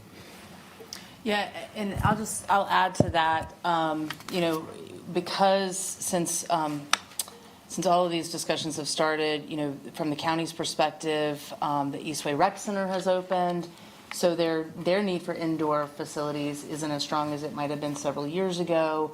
It's just, that's one example. Who's going to operate it? Those were other things that, as we really dug into this, we felt like, while it seemed like a good idea, it might take longer than some of the other proposals that we have at this time. And that with what's in front of us, we just might put that to the back burner. That's also why we decided to accept this next proposal, because what came in was not that different than what we were talking about as the public option. So if we want to go to the next slide, I'll kick it back over to you, Todd. So on Friday, we received another proposal about an indoor sports complex that, as Tracy mentioned, effectively does what we were looking at from the public side of things. This proposal was brought to us by Synergy Sports, Viking Companies, and Edge Sports Group. Synergy Sports is a Charlotte-based consulting company with extensive experience in sports facility design, data analytics, and sports finance. Viking Companies and Rad Sports. Viking Companies is a well-capitalized national developer with experience across multiple sectors. Rad Sports is a partner of Viking, which specializes in facility management, planning, and development, and event management. Edge Sports Group, they have over 30 years of private and public design experience. They will be establishing the programming and operational framework that's required to make this financially sustainable. They own and/or operate nearly 20 facilities across the United States. Next slide, please. Here are some of the local project partners that were presented in the proposal. From the founder, CEO of Synergy Sports, founder and president of Vanbury Partners, Ms. Carlini Ivory, Raquel Robinson, Robert Bolton, and Mr. Titus Ivory. Next slide, please. So as you see on the right is a rendering of the concepts that were proposed for, this also was laid out in 2 phases. And phase 1 of the indoor facility is 100 to 115,000 square foot of programming space, 10 full-size hardwood basketball courts, which transfers into 20 volleyball courts and 40 pickleball courts. There's an ability to overlay a 200-meter banked competition track while keeping some of the courts reserved for court sports. There's a portable indoor turf, seating capacity for about 1,500. There's space for cheer and gymnastics events, sports performance space, concessions, fitness center, etc. They also are proposing leasable space for tenants for the medical field, physical therapy, etc., potentially housing a North Carolina, South Carolina Sports Hall of Fame, and then also a community learning academy. From the outdoor perspective on phase 1, they have 2 FIFA regulation-sized soccer pitches, which would transfer into 4 to 8 youth pitches, 8 youth flag football fields, and then have 2 futsal courts, outdoor basketball courts and jogging trails, a playground, and parking for 700 spaces. The parking and surface spaces for phase 1. And they also have a pad for a potential hotel as part of phase 1 as well. For phase 2, they're contemplating 1 to 2 indoor ice rinks, potential creative parking solutions, which would include parking above retail and underground parking with retail above, family entertainment area, for example, arcade or sports entertainment, out parcel retail space, and medical office space as well. From the perspective of the funding and land structure, the estimated project cost is $68 million. This is for phase 1, I should mention. Private investment is $40 million. Private would take on cost overruns. Public investment that they requested is $28 million. $20 million of that would go towards the amateur sports facility and fields. $8 million would focus on infrastructure improvements. Total public investment is about 41% of the total cost of phase 1. From the community use of the facility, we're looking at 20% of the time would be available to be used by the community. 30% of the time would be no-cost amenities programs, 20% would be discounted rate amenities programs, and then 50% full-rate amenity programs. That's based on the revenue structure that they're provided to us. They are requesting a $1 per year ground lease from the city for the entire 29 acres. As we mentioned the last time, the evaluation metrics, these are the key criteria. And Councilmember Ajmera mentioned the idea of a community impact. That is actually in there as well. It's actually embedded in a few of those criteria on the left, but we wanted to make sure it's spelled out pretty clearly that it is on one of the primary criteria that we're using for this. Team qualifications and experience, financial strategies and qualifications, project approach, their schedule, and community impact and access for the community. Next slide, please. This is a comparison of the three different concepts side by side. Again, you can see the Racket Sports Entertainment District, the QC East at Eastland Yards, the Eastland Yards Indoor Sports Complex, the economic impact for the various concepts, the Racket Sports at $100 million over 5 years, QC at Eastland Yards, $111 million in annual impact, and then the Eastland Yards Indoor Sports Complex are estimating $129 million in annual economic impact. Next slide. Again, this is comparing the three different proposals side by side, the private investment versus public investment, community usage and impact, the land structure. Two of the three are looking for leases, with QC East looking to purchase at the market rate, as well as the estimated project cost. From the community use and impact side of things, as you can see here, there's a variety of different types of community usage and activities that are offered by each of the different proposers. So as we get into evaluation results, this is something that we started to share with you in the last committee meeting from the Carolina Serves and the Racket Sports Entertainment District. Some of the pros that they have demonstrated a market demand for increasing the supply of courts in larger complexes in the region. They've demonstrated a track record of working well with the public sector. They have an impressive commitment with engaging youth and offering affordable programming for lower income residents through the Carolina Serves programming. A really strong timeline or adequate timeline for its design permitting, construction, and full completion. And they have stated a commitment to low to no cost community usage, an impressive commitment to engaging youth and affordable programming for lower income residents. And they have revised the public ask from the original ask to something that I think is a little bit more attractive to us when we look at the difference between the public and private. On the con side, the public would be taking on a greater share of the total cost at 88%. The economic impact for facilities like this is heavily reliant on larger events, so the potential impact is not as strong as a facility that offers team sports. Parking may be inadequate for higher quality events that are necessary to generate the described economic impact. There's an uncertain long-term operational structure for the competitive event side of the facility. And then there are limited opportunities for community use outside of Racket Sports and Carolina Serves youth programming. Next slide, please. QC at Eastland Yards, initial evaluation results and the pros, impressive mix of uses and activities on the 29-acre site. They have an attractive mix of public and private funding structure, and the public is coming in at just under 50%.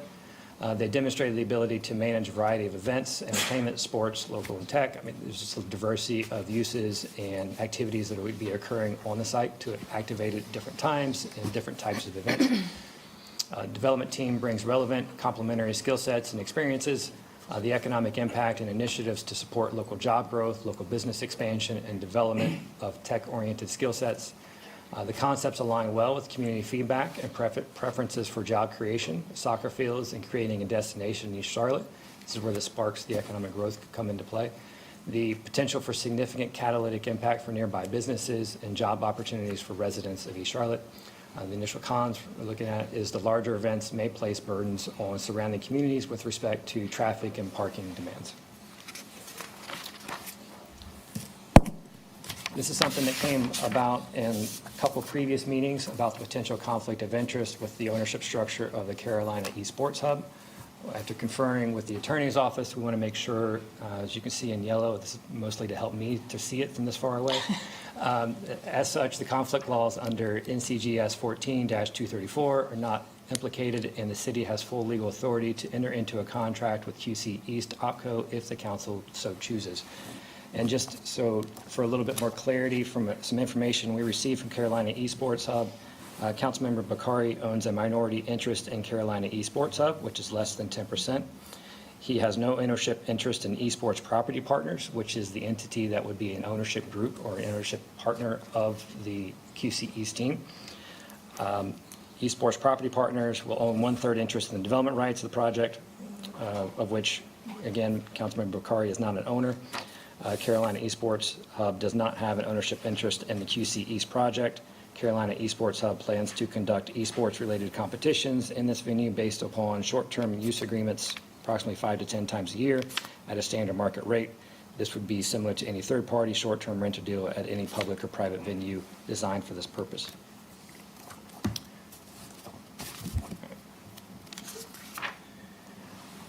Evaluation results for Eastland Yards Indoor Sports Complex. Let me remind everybody, we received this proposal on Friday, so we are still vetting a lot of this. This is why you see the highlights in there. We still want to have some follow-up questions for this middle team, and we want to make sure that we really clearly understand the experience, the operating experience, the development experience, just the concept that they're presenting, making sure that it aligns with the goals and objectives for the community for the east side. Can I just add in here, I mean, and just reiterate what Todd mentioned is we've had this proposal for 72 hours. Over the course of Friday and the weekend, we have already done one round of questions with Synergy Sports, continue to have conversations with our other partners in the county, in CRVA and all of that. So we are working as quickly as we can, but just again, to reiterate, we've had it for 72 hours. We do know Synergy Sports, and so we're just working to work through as much as we can, as fast as we can. So some of the initial responses or comments that we received in discussions with the city staff and our other partners with the county and the CRVA and others, the diversity of potentially impactful uses and activities across the 29-acre site. It's not dedicated to one type of sport or one type of activity. Demonstrated demand for proposed facilities in the Charlotte market. Have experience with successfully implementing similar P3 structures with a mix of public and private funding. There's an attractive mix of the public and private funding structure, where the public is about 40% or just over 41%. The concepts align well with the community feedback, which is supporting amateur sports facilities, and there's a potential for a catalytic impact for nearby businesses and job opportunities for residents of East Charlotte. Some of the cons right now, as we are looking through and trying to vet this a little bit more, potentially there's a burden on surrounding communities from increased traffic and parking demands. This is going to come up with any major event that occurs on the site. Low to no cost community use needs to be vetted further. And we also need further discussion, investigation, and to just vet the rest of the proposal, as Tracy mentioned. So this is just an illustration of some of the results of our conversations that we've had with our partners with the county, CRVA, Cross and Southeast, and others. The icons represent what we think actually where the area best represents the community goal. It's not to suggest if there's a blank space under one of the areas. It's not to suggest that proposal does not offer it. It just suggests that maybe there's another proposal that offers a little bit more or is more aligned with that particular goal or element that's shown on the left side of the table. So when we talk about creates a destination in East Charlotte, based on our review and conversations, QC East at Eastland Yards and the Eastland Yards Indoor Sports Complex, we both do a really good job of creating that destination where they bring to the table a diversity of uses and activities on the site that is a mix of activities for tourists as well as a mix of activities for local residents and East Side residents. Sports fields, active recreation area to create an attraction for diverse audiences. We believe all three of these actually do that well.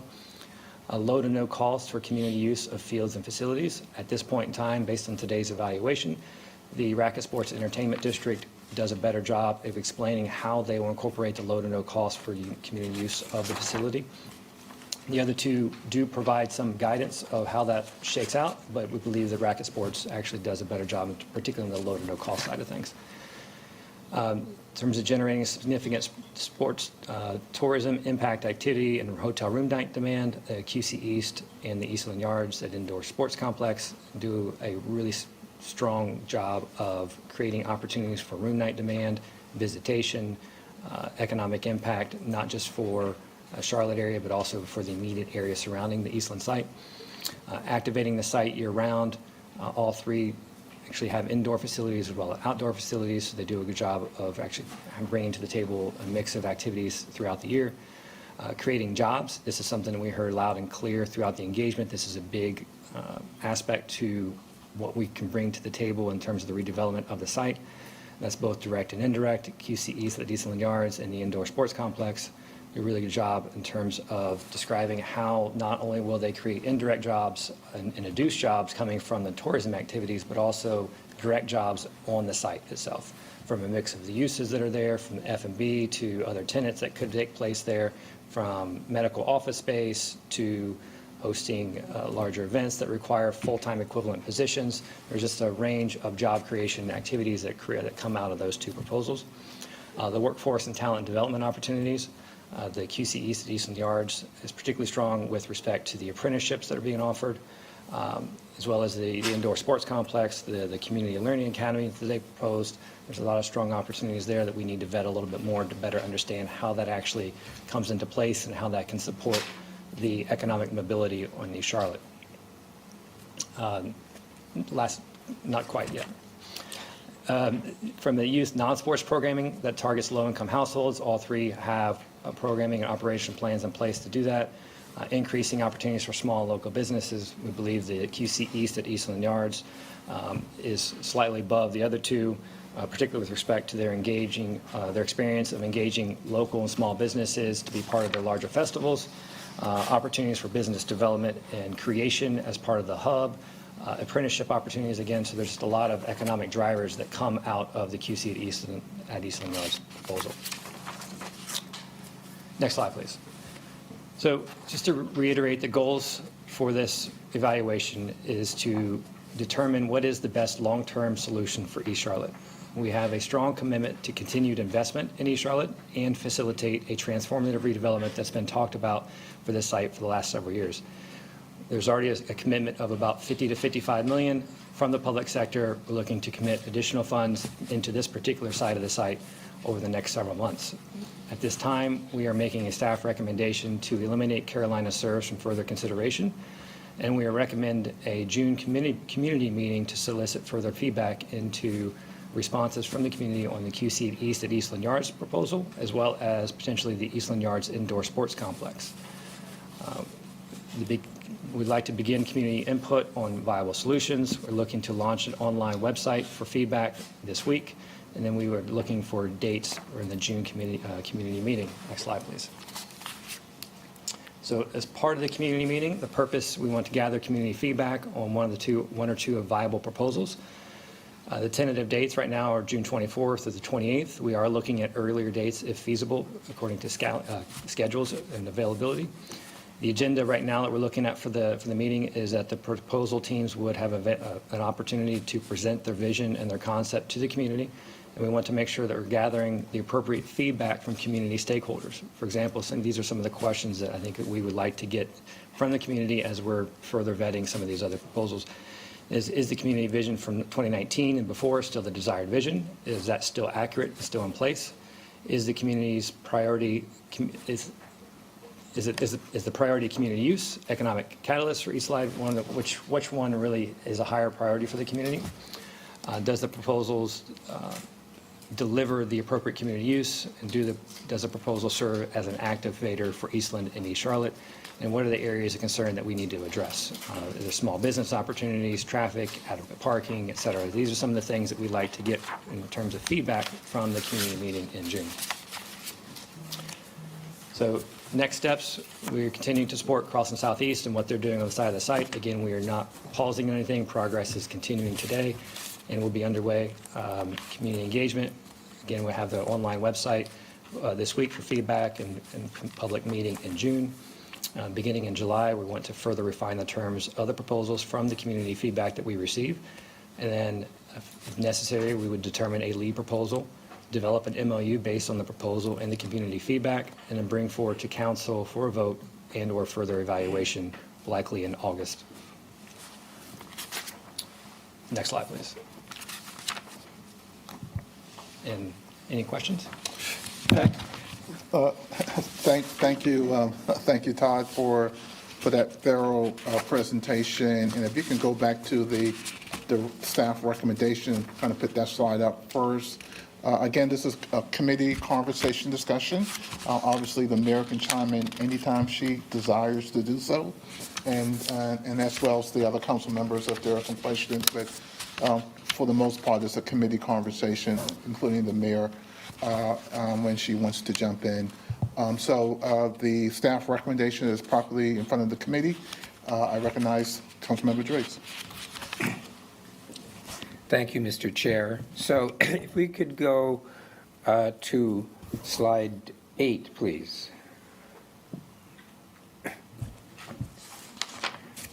One of the things I've been wrestling with on all of this is we've got spark growth for the east side, and we have family-oriented place to live, work, and play.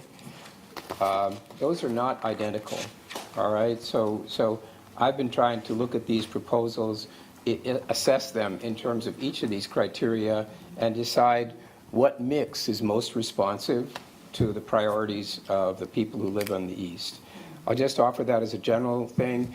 The spark growth for the east side would probably be more commercial in nature, would create jobs, would make it more of a destination, and the family-oriented place to live, work, and play could be like a Y or something that offers facilities to nearby residents but doesn't have the same reach or impact. So I'm looking at these proposals through the lens of trying to satisfy both of those but decide which weight to assign to each. And then I would go to the next slide, please, 9. So soccer up there at the top. I think that's important to note. Basketball. We see some of that in a couple of these proposals. Once again, we're going to decide what weights we assign to them or how that should work. I'm not sure, and I guess this is a question for the staff. Where would tennis be in there? I think you could argue that tennis could fall under the umbrella of the amateur sports. Or other. So I just want to note, in concurrence with the suggestion that we not continue to pursue the tennis proposal, I don't see that high on this list. And so I think that is one consideration. There are a couple, but that's one consideration in support of your recommendation in terms of not pursuing that. So I'm with you on that one. I do have a question on QC East and Synergy, which relates to finances, because that's what I do. What sort of demonstrated ability do the organizations involved in each of those have to fund the commitments they're making for private funding from existing resources? So do we know about their financial circumstances? Are they able, by virtue of their current existence, to make commitments that they would be able to fulfill by themselves? Or are we in each case relying on their ability, having received a public commitment, to attract investors? Yeah, so I can't really speak for the indoor sports complex just yet, because I still want to vet some of that. But for the QC East, that was a question we asked them directly, was how quickly, if we were to say this is a go, how quickly could they get their financing in order based on what they described to us in the proposal? And the response we heard was it would take about a month or so to get basically the hard commitments solidified, and probably about 3.5 months to get all the documents in place from their commitments. So I felt pretty good about the response of they already know the timeline, they know who to call to, and they already have the soft commitments. Now it's just a matter of getting those soft commitments into legal documents. See, I would have the highest level of comfort in one of those Tepper situations where the guy says he's going to do something and could just write a check or maybe reach into his pants pocket. But I understand that that's how a lot of these work, so that's not a limiting factor. And Mr. Chair, if you don't mind, I have a couple more. Do you want me to? I give you a grace of 2 more questions. All right. On QC East, page 17 of the slides, there is a commitment to provide $22 million in phase 2. Do we have any mechanism through which we can assure the availability, like a penalty if they fail to do that? This thing would have to be written in such a way that we can include the $22 million in our evaluation, and that, in my mind, would entail some sort of enforcement mechanism as to repercussions if they don't do it. Absolutely. I think that's something we could work through with a development agreement with them. That's one of the reasons why we want to focus on phase one, because that's more of the certainty, or because if phase one's not successful, phase two doesn't happen.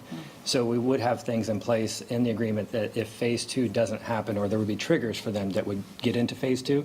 If that doesn't happen, there could be reacquisition rights. There could be other things that we could have in place that doesn't provide land to them without them using it for, as I explained. So there is just a completion risk issue that I would want to be satisfied about.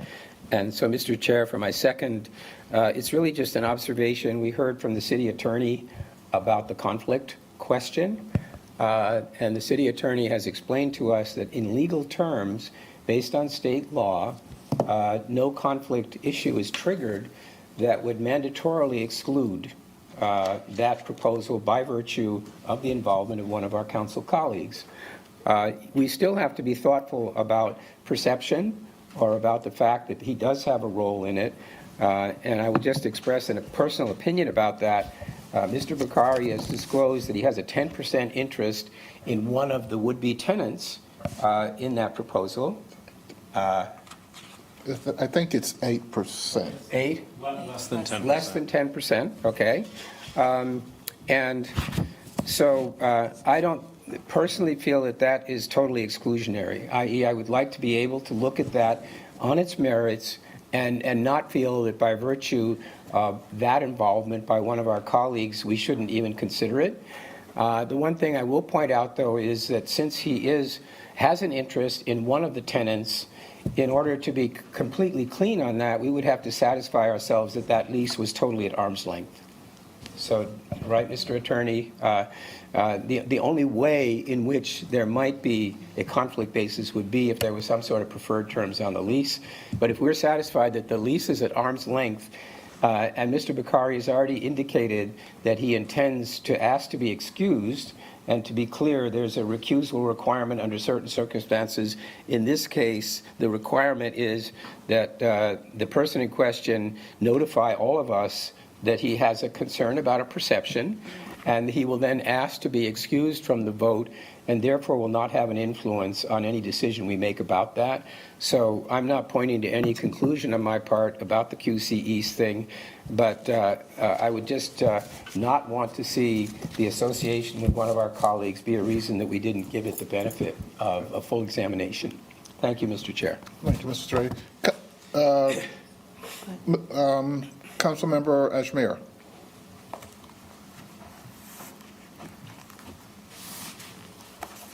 Councilmember Ashmere, you're up. Thank you, Mr. Chairman. Can I go next? You want, we can't. I'm sorry. Yeah, someone else can go first. I'm still writing down all my questions. I just want to be mindful of everyone's time. You'll get 3 questions. We'll come back to you, Councilmember Ashmere. Any additional questions from around the dais? Mayor Pro Tem. I have one quick question about wording. On page 29, the Synergy Sports community usage impact was 20% community use.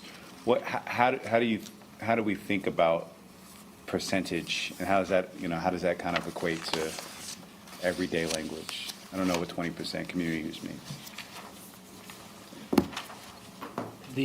So the usage will be primarily targeted towards the event days. So right now they are projecting 150 event days for that space. So what right now, they're looking at 20% of the time would be available for community use. Only the larger, it's my understanding as I read it, over the larger 365-day calendar year. Now, during the weekdays, when there's no tournaments, the community use would be more than 20%, but only basically as it averages out throughout the year, it comes down to about 20%. And I'll add to that, they had a really thoughtful breakdown of the usage. One of the questions that we went back with this weekend was, okay, what does that mean, right? And the response that we got was kind of a breakdown of some of that usage could ultimately be at no cost, some could be at a lower cost, and some could be at market rate cost. again, it's something we're going to dig into more, exactly what that means. But I will compliment them on a very thoughtful and detailed approach to the usage of the facility and what needs to occur within the facility in order to make it work. Thank you. The district rep, everyone's waiting to hear your voice. Well, thank you, Mr. Chair. I thought long and hard about what I would say at this meeting, and I think I want to make sure that I begin with the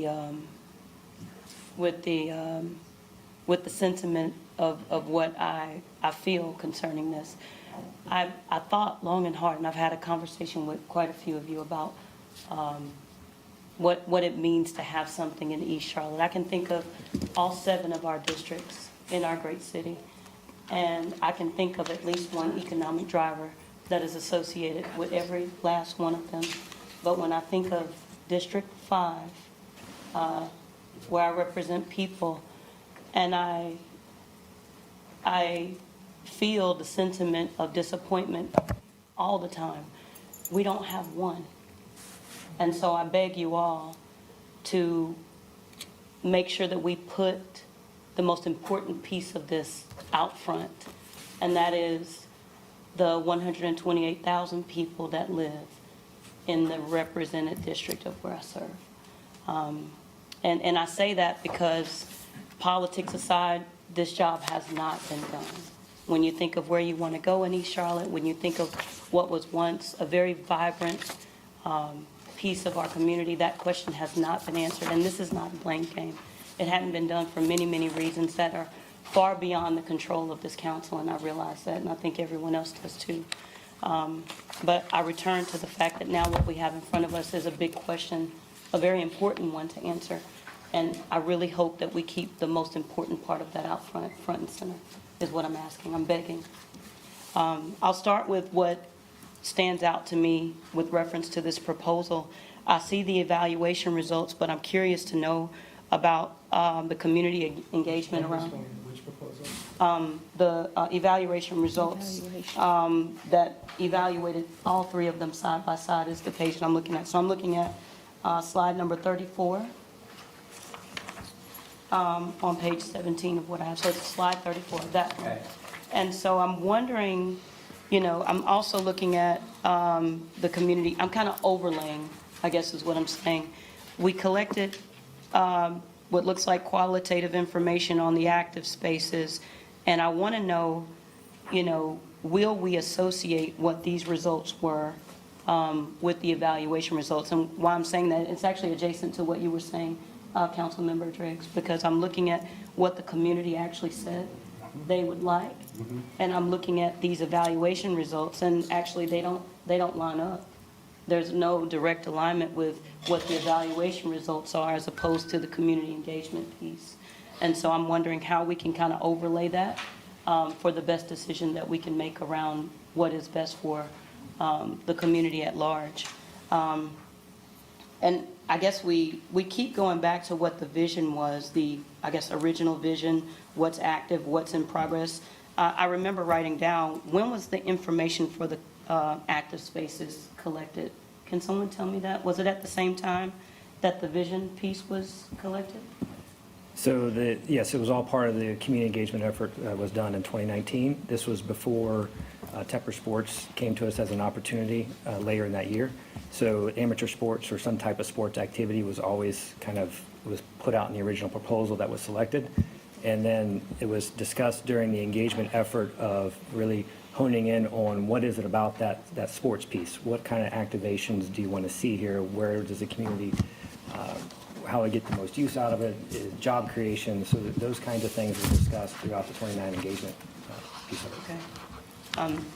That kind of helps me, I guess better understand what the rationale is, because then you've got another piece of community engagement that acts about the destination. So we got kind of 3 or 4 qualitative pieces of information to overlay with what the evaluation results are. And it's really hard for me to kind of say, based on what we have in front of us, how it aligns with what the community asks for, whether it be 10 years ago or whether it be 2019. So for me, there's a little confusion around where and how we combine that information for the best results. I guess what I also say is now that we have this new opportunity to take a look at that, I have to be clear, we just got it, so I don't really know what it completely consists of. I'm curious to learn more, and I don't know if it's the will of the body that we continue to look at it. I know that it didn't come in during the time frame that we originally asked, but I'm wanting to know from my colleagues here, are you comfortable with us taking a look at that additional proposal in alignment with the one that we have on the table, or the ones that we have on the table? I'm comfortable and, let me back up.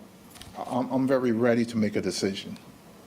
I think we're to the point where we have to send a clear message to the community as a whole what we're going to do. And the way the staff has outlined their recommendation allows us to move both forward, but I see Malcolm see Queen City East being in the driver's seat, and the other proposal will be doing more due diligence, right? But that's Malcolm, but I'll hear from Councilmember Wallington. I think she had her hand raised.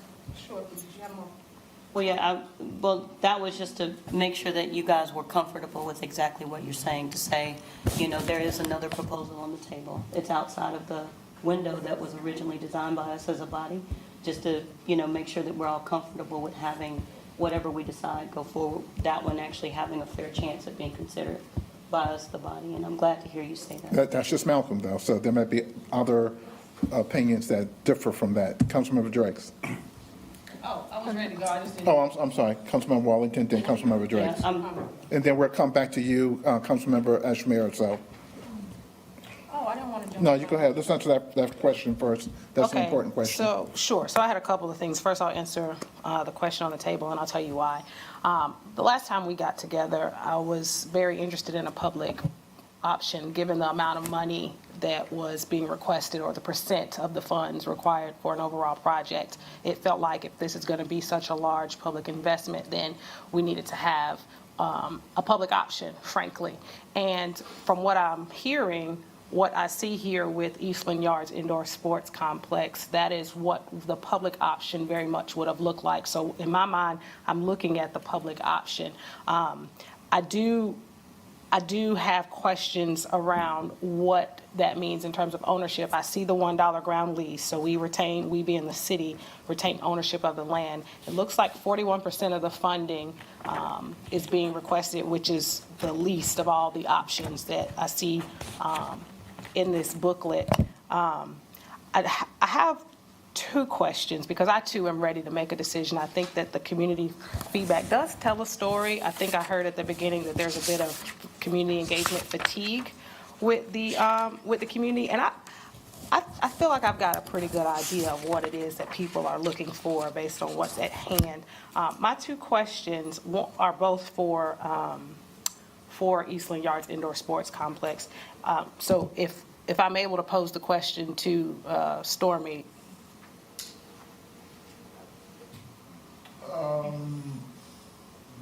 Yes. Okay. Thank you. So does he need to? You would need to have him come and identify himself to the clerk at a microphone. And for the record, Assistant Manager Dotson had to catch a plane, so she's left the room, and left up in the capable hand of Harley and Todd, so I think we're in good shape. Awesome, thank you. Hi, how you doing? Good, how are you? Good. I got two questions, and I chose you because it looks like you've got the finance background. Not the only, I'm sure, but you got a strong finance background on this part? I do. Thank you. My question is the first one's in follow-up to Councilmember Driggs' previous question.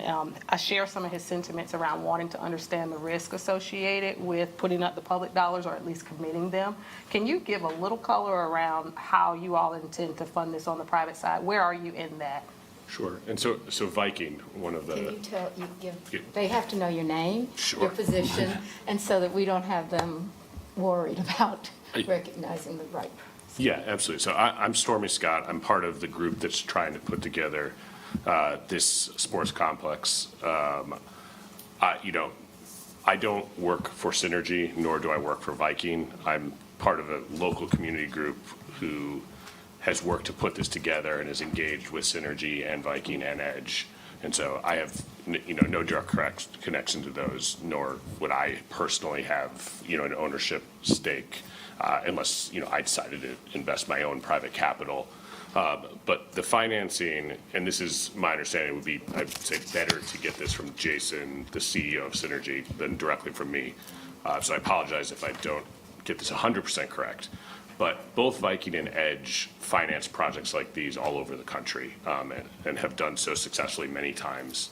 I know for certain, I'm less positive about Edge, but I know for certain that Viking has the capital to fund this project and has stated that they are interested in doing so. There is not a commitment letter in place that they are forced to do that. But Synergy and Viking have built many of these facilities together, and we've been party to multiple conversations where they have expressed direct interest, and they have the ability to fund the project in its entirety. I believe their desire is to fund the vast majority, whether that's 70, 80, 90% of the private commitment, but they'd also like to bring in some local Charlotte leaders on the private side that would be interested in participating in it, because they think things work best when that happens, but they'd be happy to fund the whole thing if people were not interested. And your second question, Councilmember Wallington? Thank you. And if you are not the person to answer this question, just say that because I can ask someone else. In regards to community engagement, has this group had community engagement with the East Side residents? And if so, what is the outcome of that? And so I think that best would be answered by Ms. Ivory, who, All right, so I want to control the meeting, right? Because I want to make sure that we're fair to everyone. So quickly, and I don't want to open up a can of worms, right? So if you could, yes. There you go, yes. Okay. Got it. All right. Okay. That was Carlenia Ivory who said yes. On the record. Okay, all right, so let's get back to Councilmember Wallington, and then I think the mayor. Whenever she's done. All right. Or even Ms. Ajmira. Oh, yeah. Thank you. Councilmember, I appreciate that. That answers my questions from a funding standpoint and also from a community support standpoint. I would be very interested to understand going forward, what are the opportunities for governance for the public side? Because again, I see this as the public option, and if we're putting up 41% of the funding, I mean, it is a P3. yeah, and to answer that a little bit, I believe the intent was that this would be privately operated, but governed by a board that was made up of community members who would have input into what sort of programming was done, and how much community use, and so there would be oversight, and there would be really a good public-private marriage is what we would like to see. Awesome. thank you very much. Councilmember Ajmir. Thank you, Mr. Chairman. Some of my questions were already addressed, so it's always good to go last. Staff, thank you so much for providing for this presentation. I think this was very helpful. At last committee meeting, I had expressed some concerns, especially I thought the sense of urgency was lacking. But I think with some of what I have seen today, I have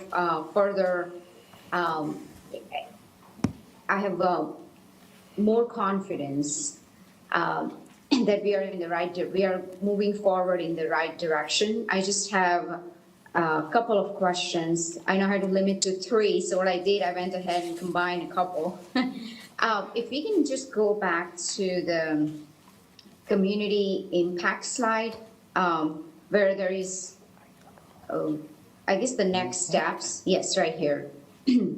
So for our June 24th or 28th, I would like that committee meeting to be earlier, because I think some of my colleagues and I agree that we already know what the East Side has been asking for over a decade, and the Charlotte East has made it very clear, and they have been very transparent throughout this whole process. So I would like to see if we can move that meeting sooner, so we have some sort of decision. And I heard Councilmember Watlington also said that she's ready to move forward with the decision. So I'd like to suggest if we can, I guess this question is for Ms. Dodson, or I know she's left, but if Todd can address this, how soon can we have our next meeting? So that you have an opportunity to review the last proposal, the indoor sports proposal. Yeah, so we are also looking at earlier dates right now. June 24th and the 28th seem to align with most schedules. And so we share your desire to have an earlier date. Now it's just a matter of aligning calendars and schedules and making sure that we're being respectful to the community, so there's enough time to plan and make appropriate arrangements as well. So we are trying to get this as early as possible. It's just a matter of getting everybody's schedules aligned within the next couple of weeks. Yeah, and Dimple, we were talking about that earlier today, moving the date up prior to the meeting, and it's just trying to, as Todd said, to coordinate schedules. Everyone wants to do it sooner than later, and those two dates are when I think the most people were available. Commissioner Gerald from the county, as well as the district rep and myself, but I would like to do it tomorrow if we could. Yeah, I'll be on board with that.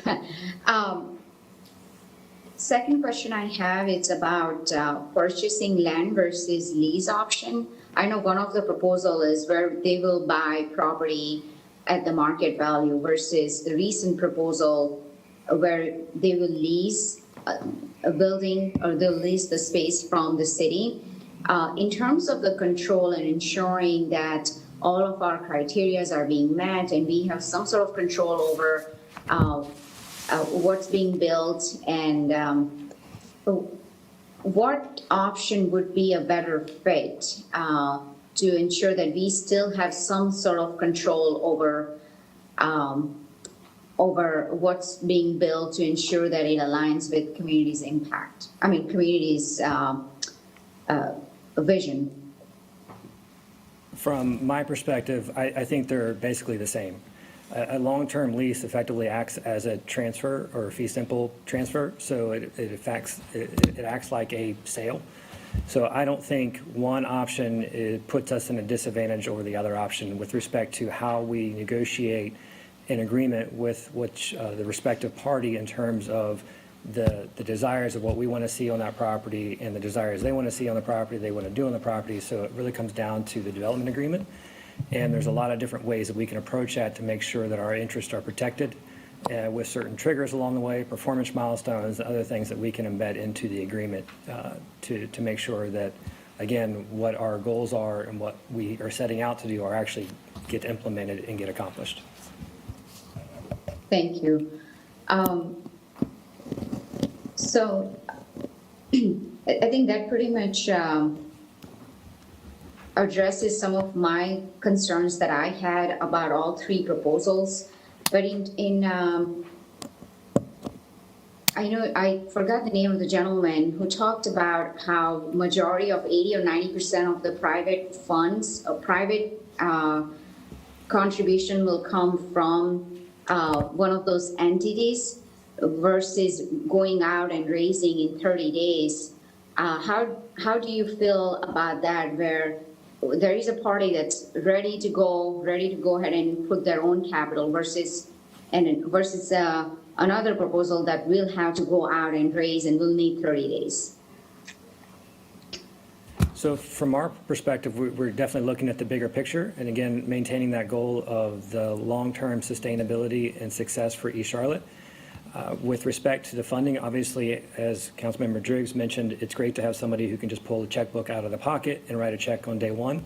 I think that's some follow-up questions we're going to have with that team, and just to get a better understanding and appreciation of what their timelines are for the funding, the debt equity structure, what that looks like in more detail, to make sure that we fully understand what it is they're proposing to do and how they're proposing to do it. Fair enough. I would be more comfortable with a proposal that has solid capital backing, because the east side has seen over and over and over again where they have seen disappointments. And we got to ensure that there is a financial stability in that proposal, so I appreciate you taking time to vet that.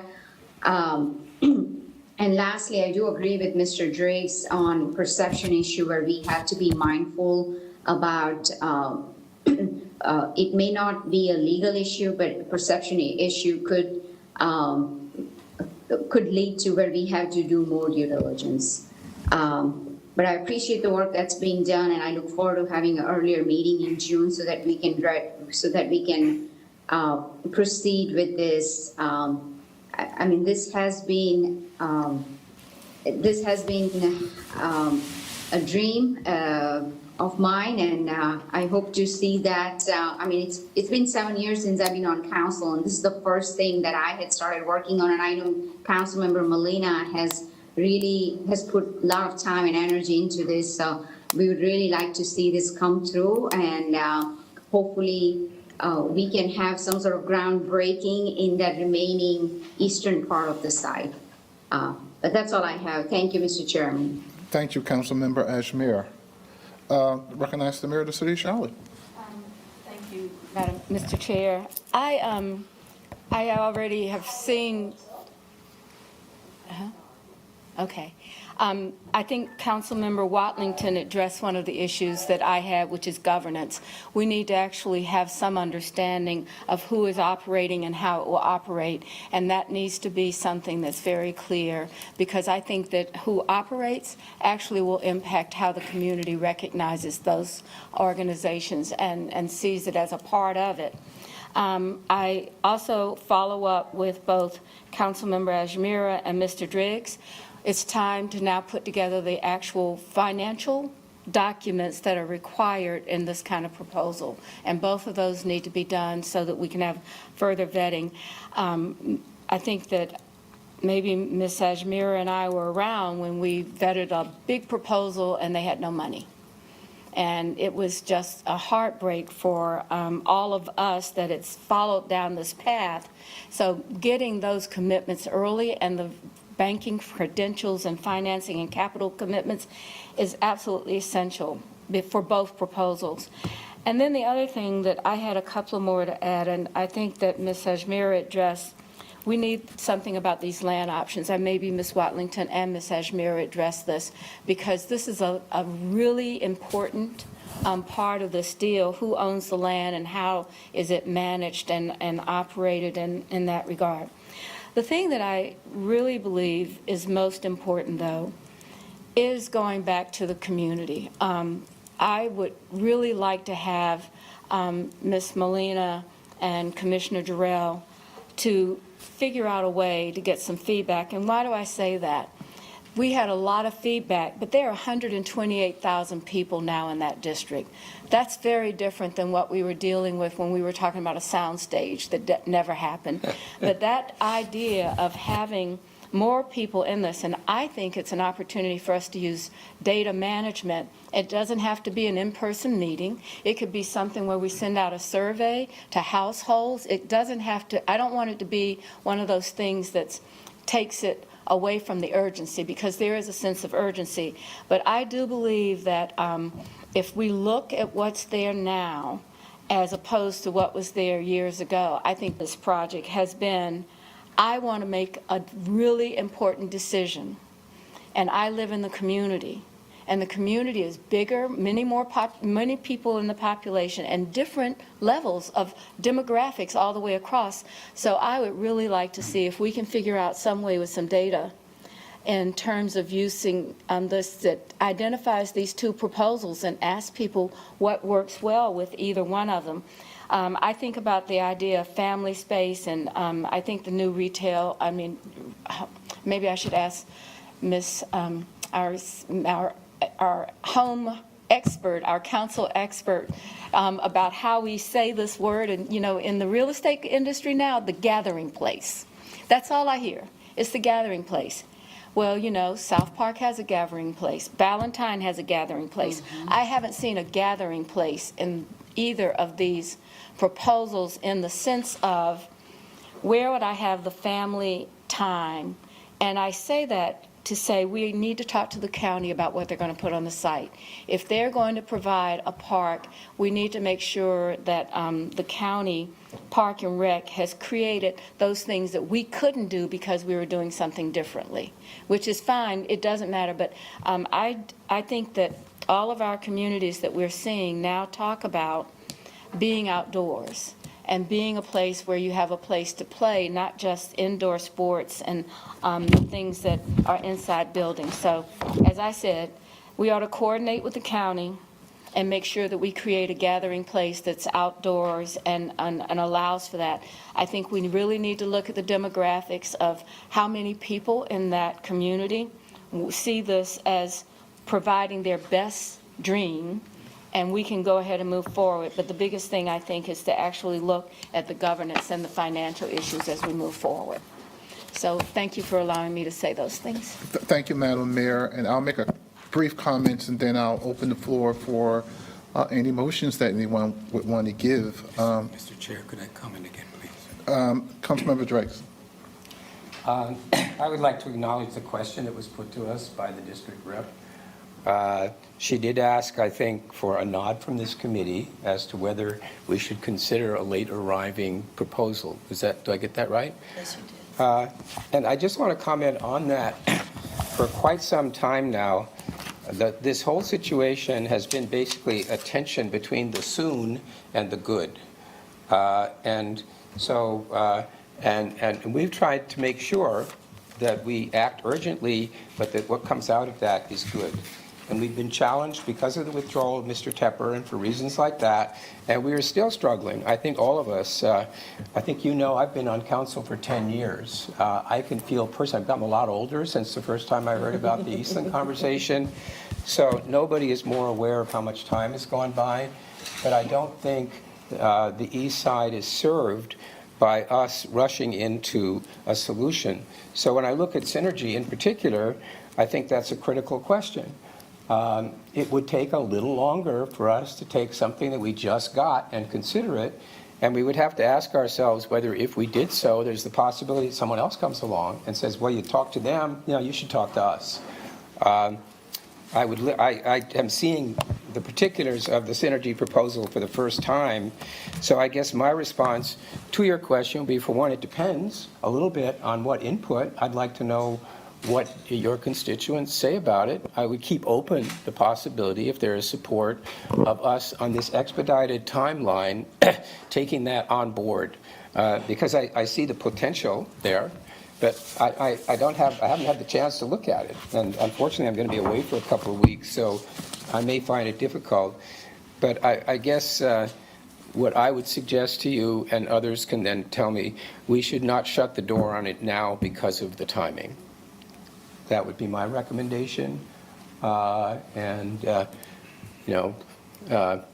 objection, maybe that could be our position coming out of this, because it's a valid question. I mean, Councilmember Molina is in an extremely difficult position here, and we all need to recognize that she is entitled to some sort of indication from us as to what we think best reconciles her commitment to her constituents with her role as a council member. So again, I would suggest that we not shut the door now. Okay. All right, so we got 15 minutes left on our WebEx before we expire. Councilmember Ashmere, could you ask a quick question? Then I'll make some parting comments, and then I'll entertain a motion in terms of how we move forward. Councilmember Ashmere. Thank you, Mr. Chairman. I just wanted to follow up on Mr. Drake's. I didn't address Councilmember Molina's question.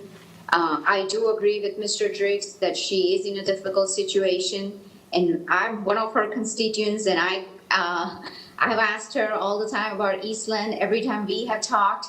So I think at this point, what would help our colleague and the community is that we make a decision on a proposal that is going to be a sustainable solution for our community.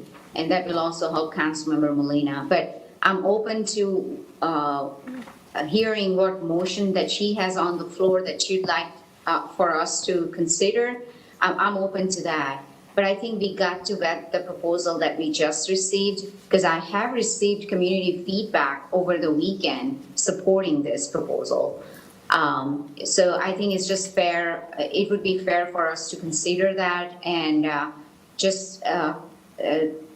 and review its merits. Okay, thank you, Councilmember Ashmere. I want to thank everybody for your comments. It's always hard to follow my good friend Val Lyles, the mayor, because she's so succinct and asks the appropriate questions all the time. I told the district representative that I met my wife coming home from work at Eastland Mall on the number 7, which is the bus. I worked at Webster's Menswear Oh, my. in the mall. And for dates, we went to Darrow's and Grady's and Red Lobster. I lived in Vernon Woods in East Charlotte for many, many years. So I know the community really well. And I hope over the last several months that my stewardship of this committee demonstrated that my only intention was the best long-term solution for the community. The mayor hit it right on spot. Everyone had a good vision for what they wanted to do on Eastland. The proof is in the pudding with the performer, with the financials. Can you afford to do it? When I took my daughter shopping for her first car, she had steak taste and chicken money, right? And so I think we're to the point where we have 2 viable proposals, 1A and 1B. Both of those proposals need further vetting. I think that the outline and the schedule that the staff has outlined is reasonable for a conclusion, certainly by the end of the month, 4th of July at best. Any proposal that you take a look at, 1A or 1B as I call them, would be an $80 million investment in Eastland with all the dollars added up, for sure. And so we're not going cheap. We have not gone cheap.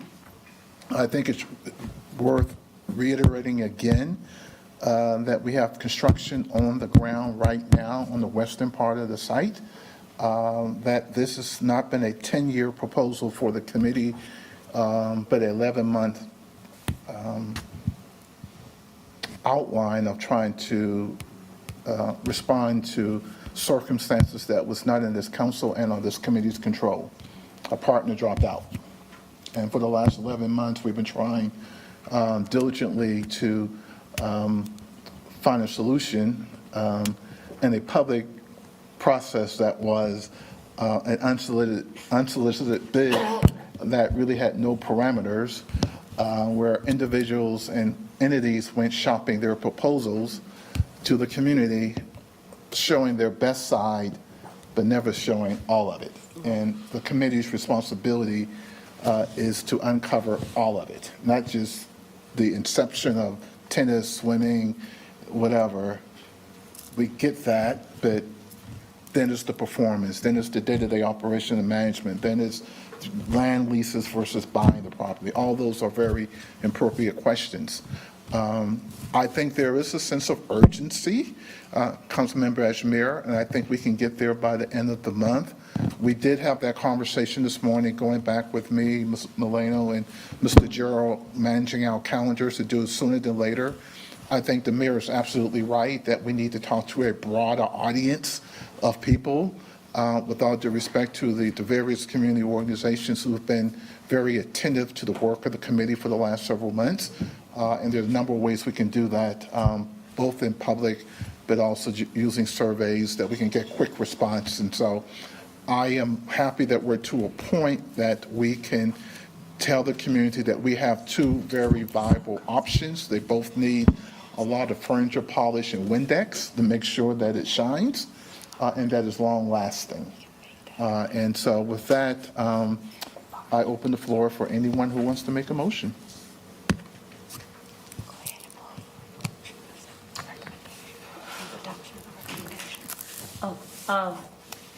Thank you, Mr. Chair. Recognize the district rep. Thank you, Mr. Chair. First, I want to make a motion to adopt the recommended proposal to move forward with the two, which would also help me with my motion. We would actually be eliminating one of them.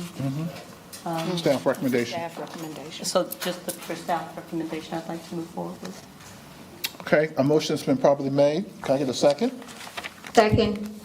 Properly made and second by Councilman Bashmere. Conversation, debate. We've been debating this for 4 months. I think I hear none.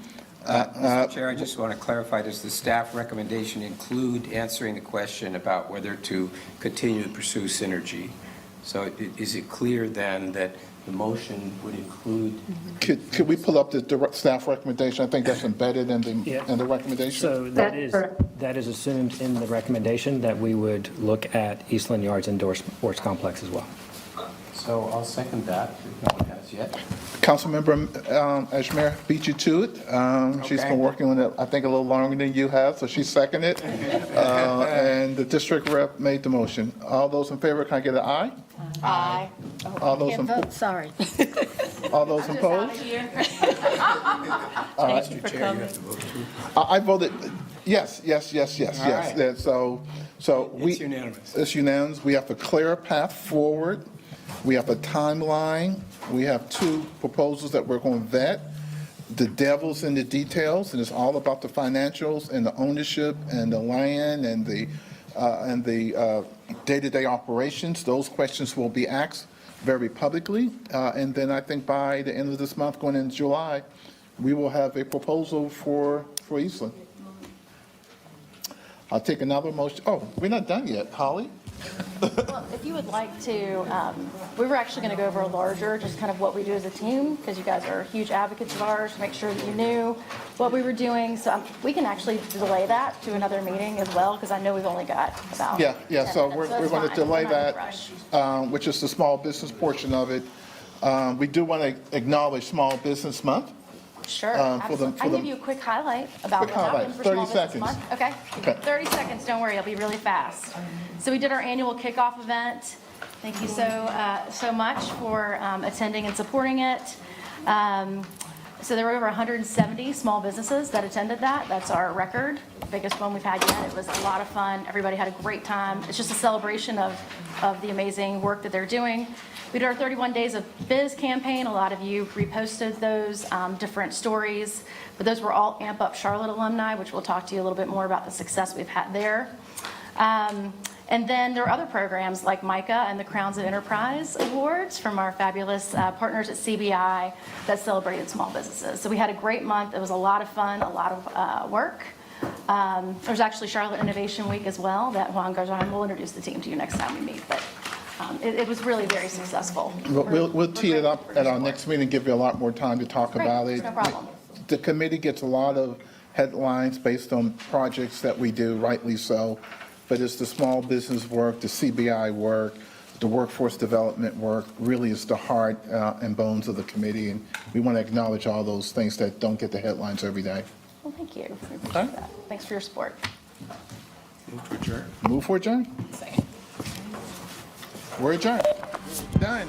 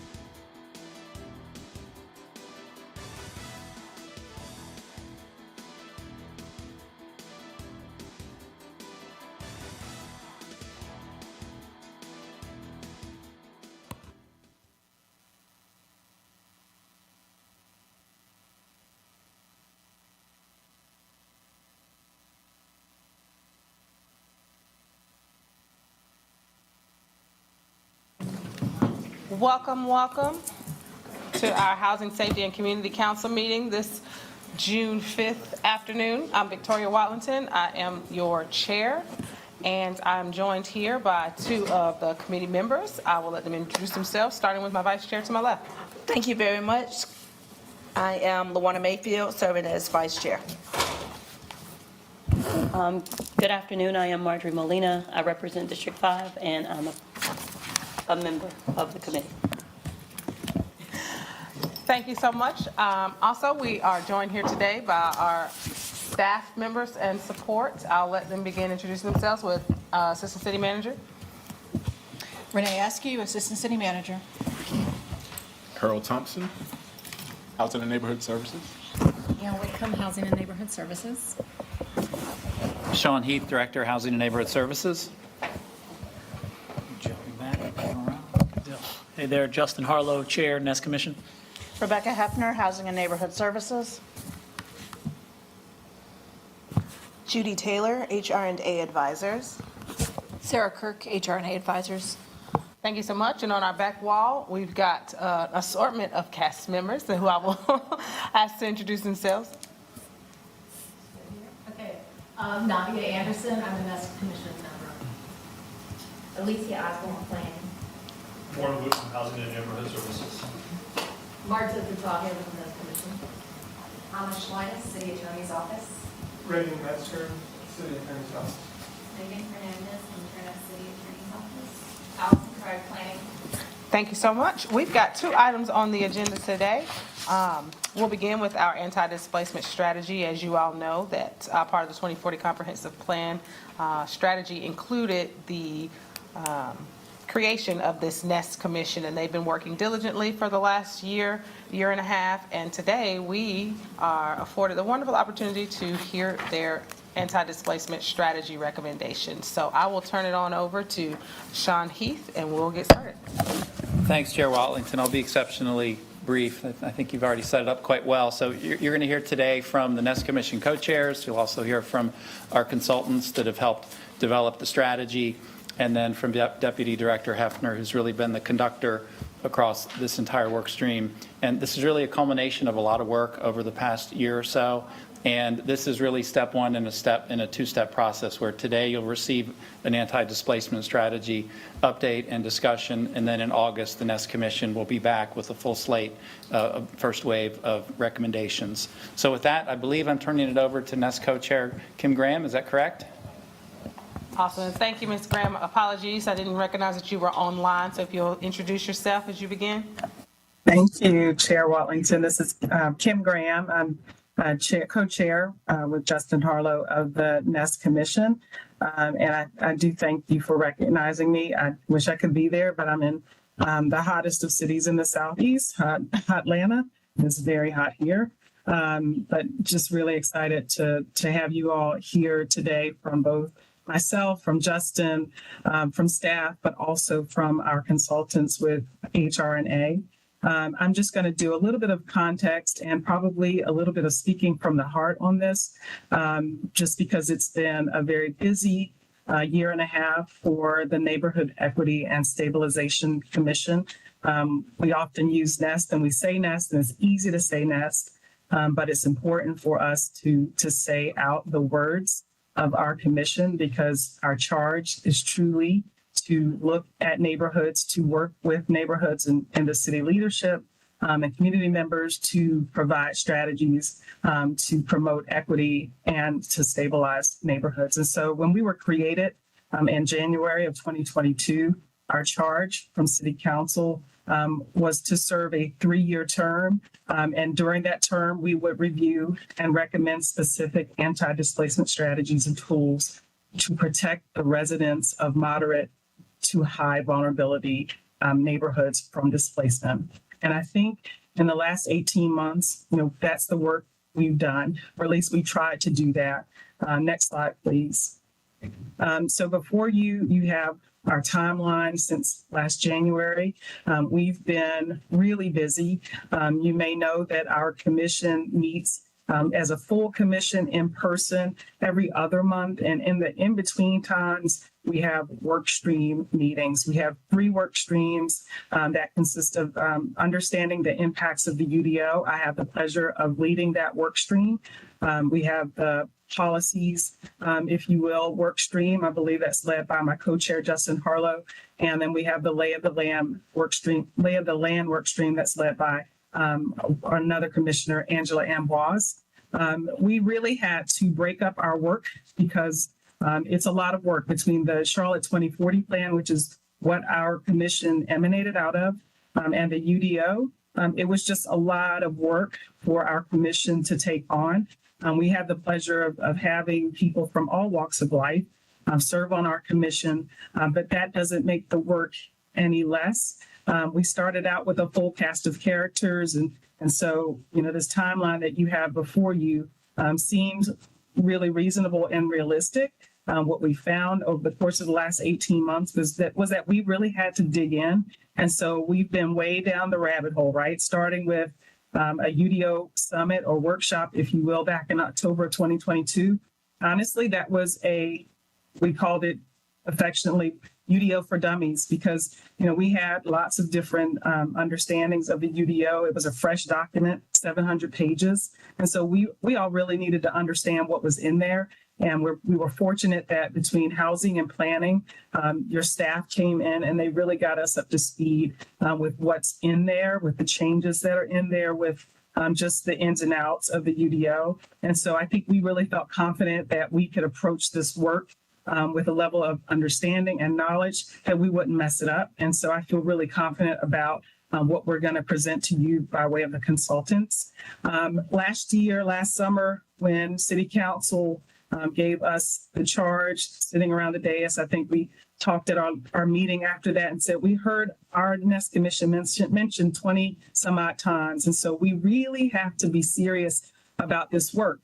We really have to approach the work with a level of sincerity and honor what we are being asked to do. And I think we have definitely done that, but we've lost some people along the way for personal and professional reasons. But, we're here tonight to talk about this draft anti-displacement strategy that we're going to put before you.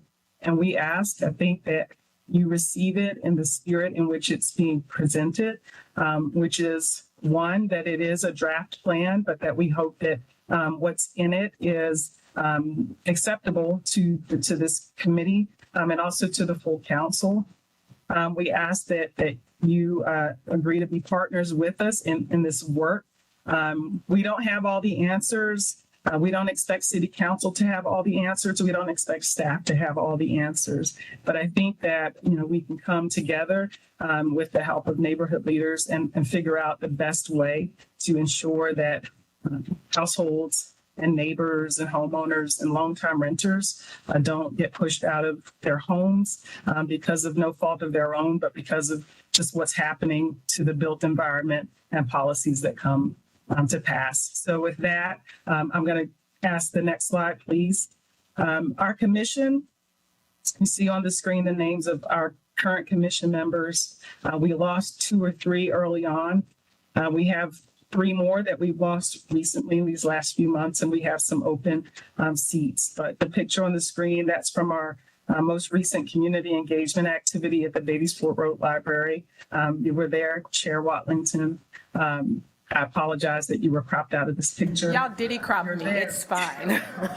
There. So, we hope to recruit 3 more members to our commission, people who have a heart and a passion for this work. We have a year and a half left on our initial installment to this commission, but we're extremely serious about the work. I'm really honored to be a part of this commission with the folks who are named on the screen there. I will tell you that we have staff resources, bar none. Some of the folks in the community engagement department I've worked with for decades and know them very, very well, have celebrated children's birthdays and holidays and all of the things, and as well as, other members of housing and planning. And so I think we have probably one of the best city staff resources of any commission that city council has stood up. And so I do want to stop for a moment and really thank them. I want to thank Rebecca and Sean and Gail and our planning department, Allison, and the others in community engagement, Nicole's team, because we could not have done this work without them.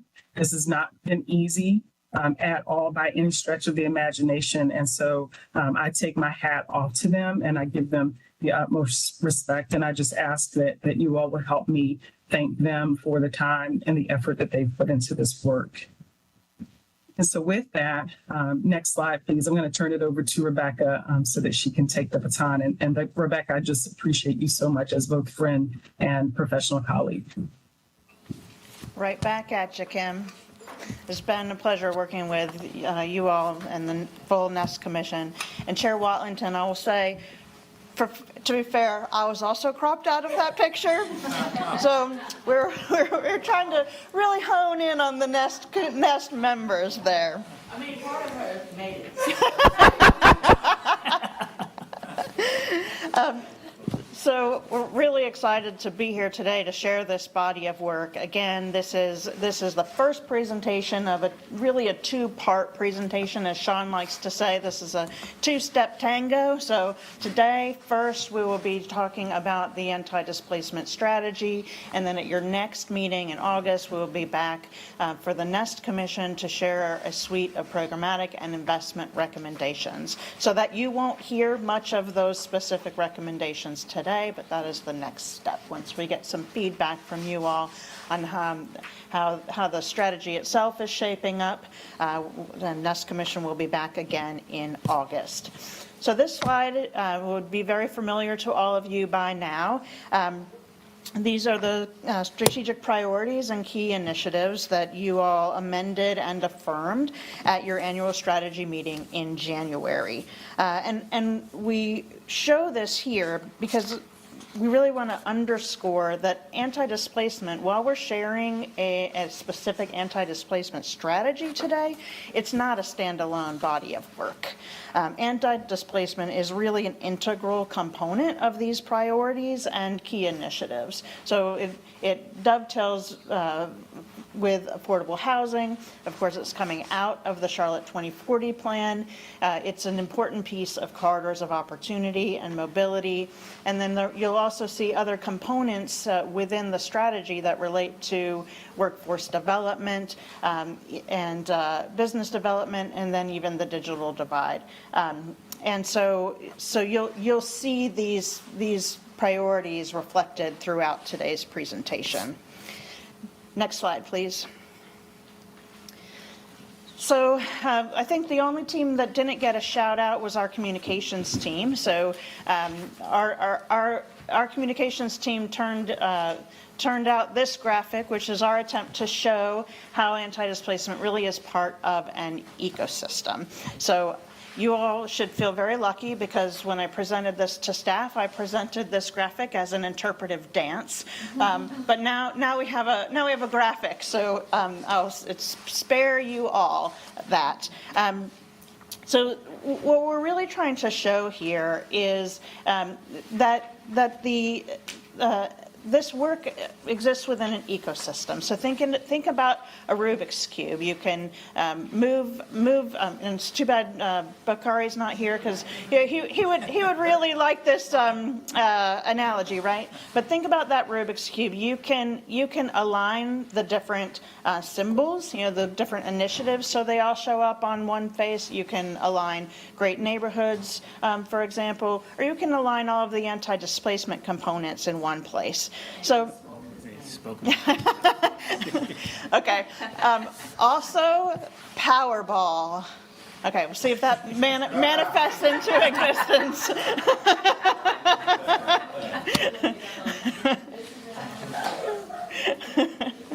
All right, so So yes, all of these initiatives live within an ecosystem. So you think about at a community level, the comprehensive plan is really about creating more housing and more diverse housing from the housing perspective.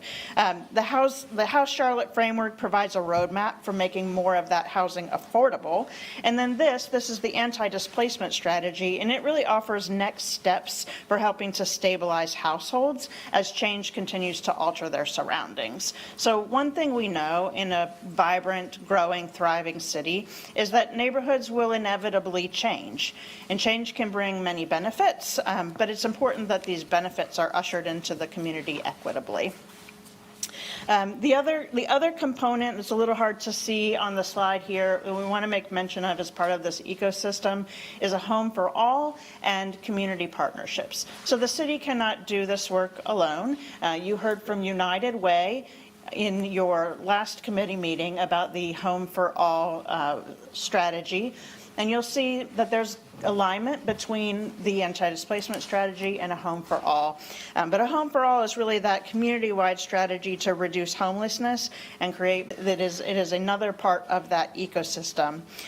There's this interconnectedness. I really did need an actual Rubik's Cube. I can see why you choose that as your fidget method of choice. But this interconnectedness is not unique to housing. The same concept applies across all of the things that you do. And we really look at this anti-displacement strategy as providing a roadmap for this particular work at that neighborhood level. So you'll see a lot in the plan about how to support residents directly, but also about how to engage neighborhoods and empower them in advancing displacement mitigation strategies. Next slide, please.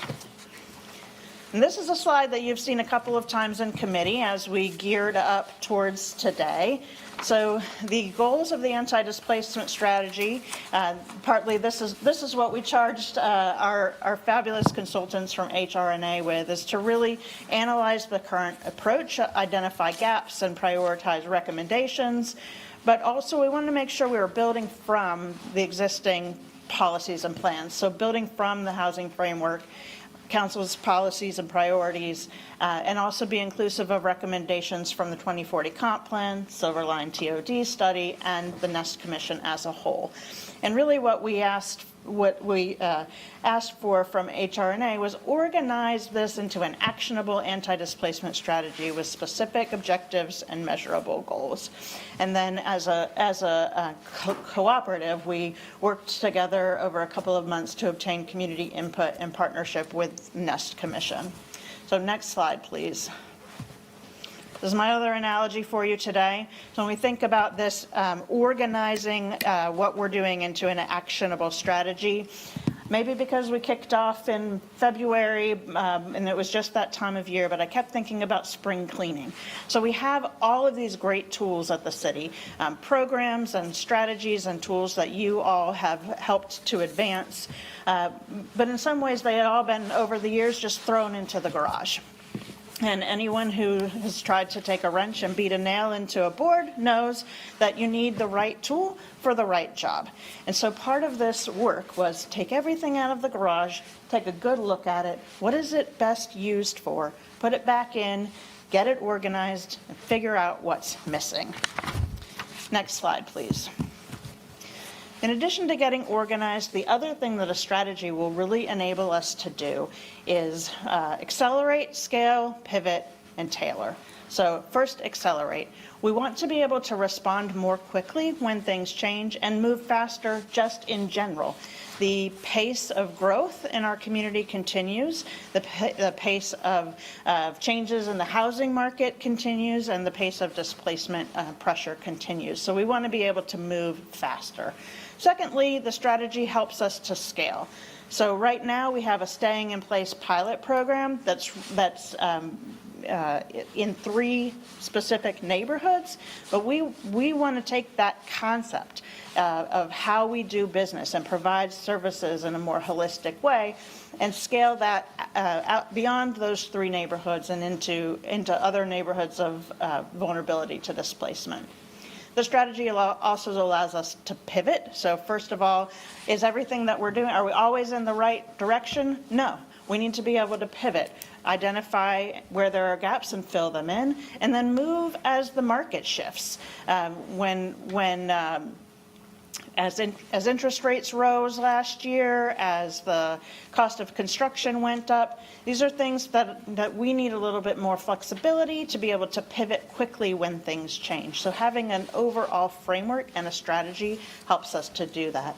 And then most importantly, the strategy allows us to tailor. So again, back to this concept of using the right tools, but also in the right place and the right time. So you'll see the strategy incorporates this concept at both the household level and the neighborhood level. So for any given household, what are the unique needs of that household that will help them to stay in place if they choose?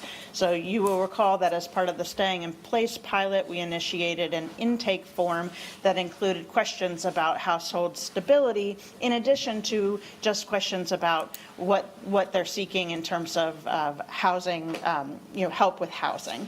And then at the neighborhood level, we also think about we want to use the right tools at the right place and the right time. So each neighborhood is unique and has its own assets and opportunities and culture and context and housing types.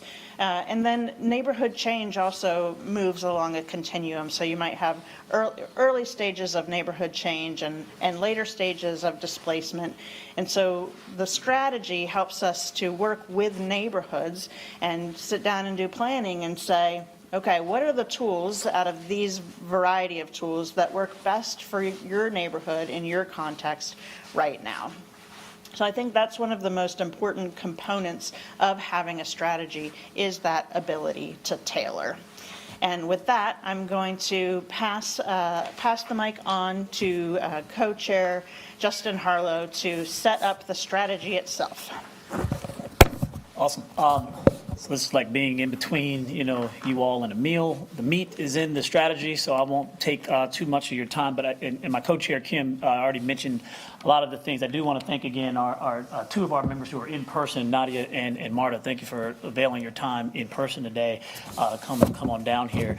Committee members, thanks for having me again. You'll hear more from me more directly at your next meeting in August as we really give you some recommendations, direct recommendations. But today is really about a framework and a roadmap that's going to, help support and supplement the priorities that Rebecca had already mentioned that you all have laid out as council priorities at your strategy session, but also taking this kind of displacement lens as it applies to what we know is the continued growth here in Charlotte. This strategy is 18 months of work, and we thank the consultants for really kind of streamlining us over these past few months into these engagement sessions we've had. Some of you have come out and seen and heard from community members directly. We've heard from you all directly. We've done a variety of surveys and things to help kind of gain all of the different strategies and priority areas we want to focus on. There are 20 of them in total. The focus today and the bulk of the strategy, if there was a true executive summary, would focus on about 6 of them. And so you'll hear about more of those types of objectives in details when we want to lay that out to you kind of in a menu form today. That way in August, we'll kind of reference those back at your August committee meeting when we come with much more specific recommendations and examples. Rebecca talked about Home for All. We've talked about, various pilots. You're going to hear about more of that in the strategy and how we are doing a lot of things already. Many we're doing right. Many we've had sitting on shelves for a while that we maybe need to reactivate. Some we've done as pilots that we are going to recommend looking at doing some future things. We're going to talk in detail, certainly next month, about permanent funding and what that looks like. Not directing you how to allocate it, but just to recommend that some of these things that have been sitting on shelves or that may support some of these strategies and objectives with a little boost could go a long way with helping kind of curb what we're seeing in the direct and the indirect displacement space. So with that, we have these fabulous consultants here from HR&A, Judith Taylor and Sarah Kirk. They'll walk us through the full strategy, how they got to where they are, the vision, and then we'll have some discussion. I'm here to answer any questions as it relates to what commission members have discussed through our conversations, and of course the staff's here as well. Thank you. Just as a process, do you mind jumping, whoever's going to speak next, if you could jump to slide 18, please, for the name. 8. Yes.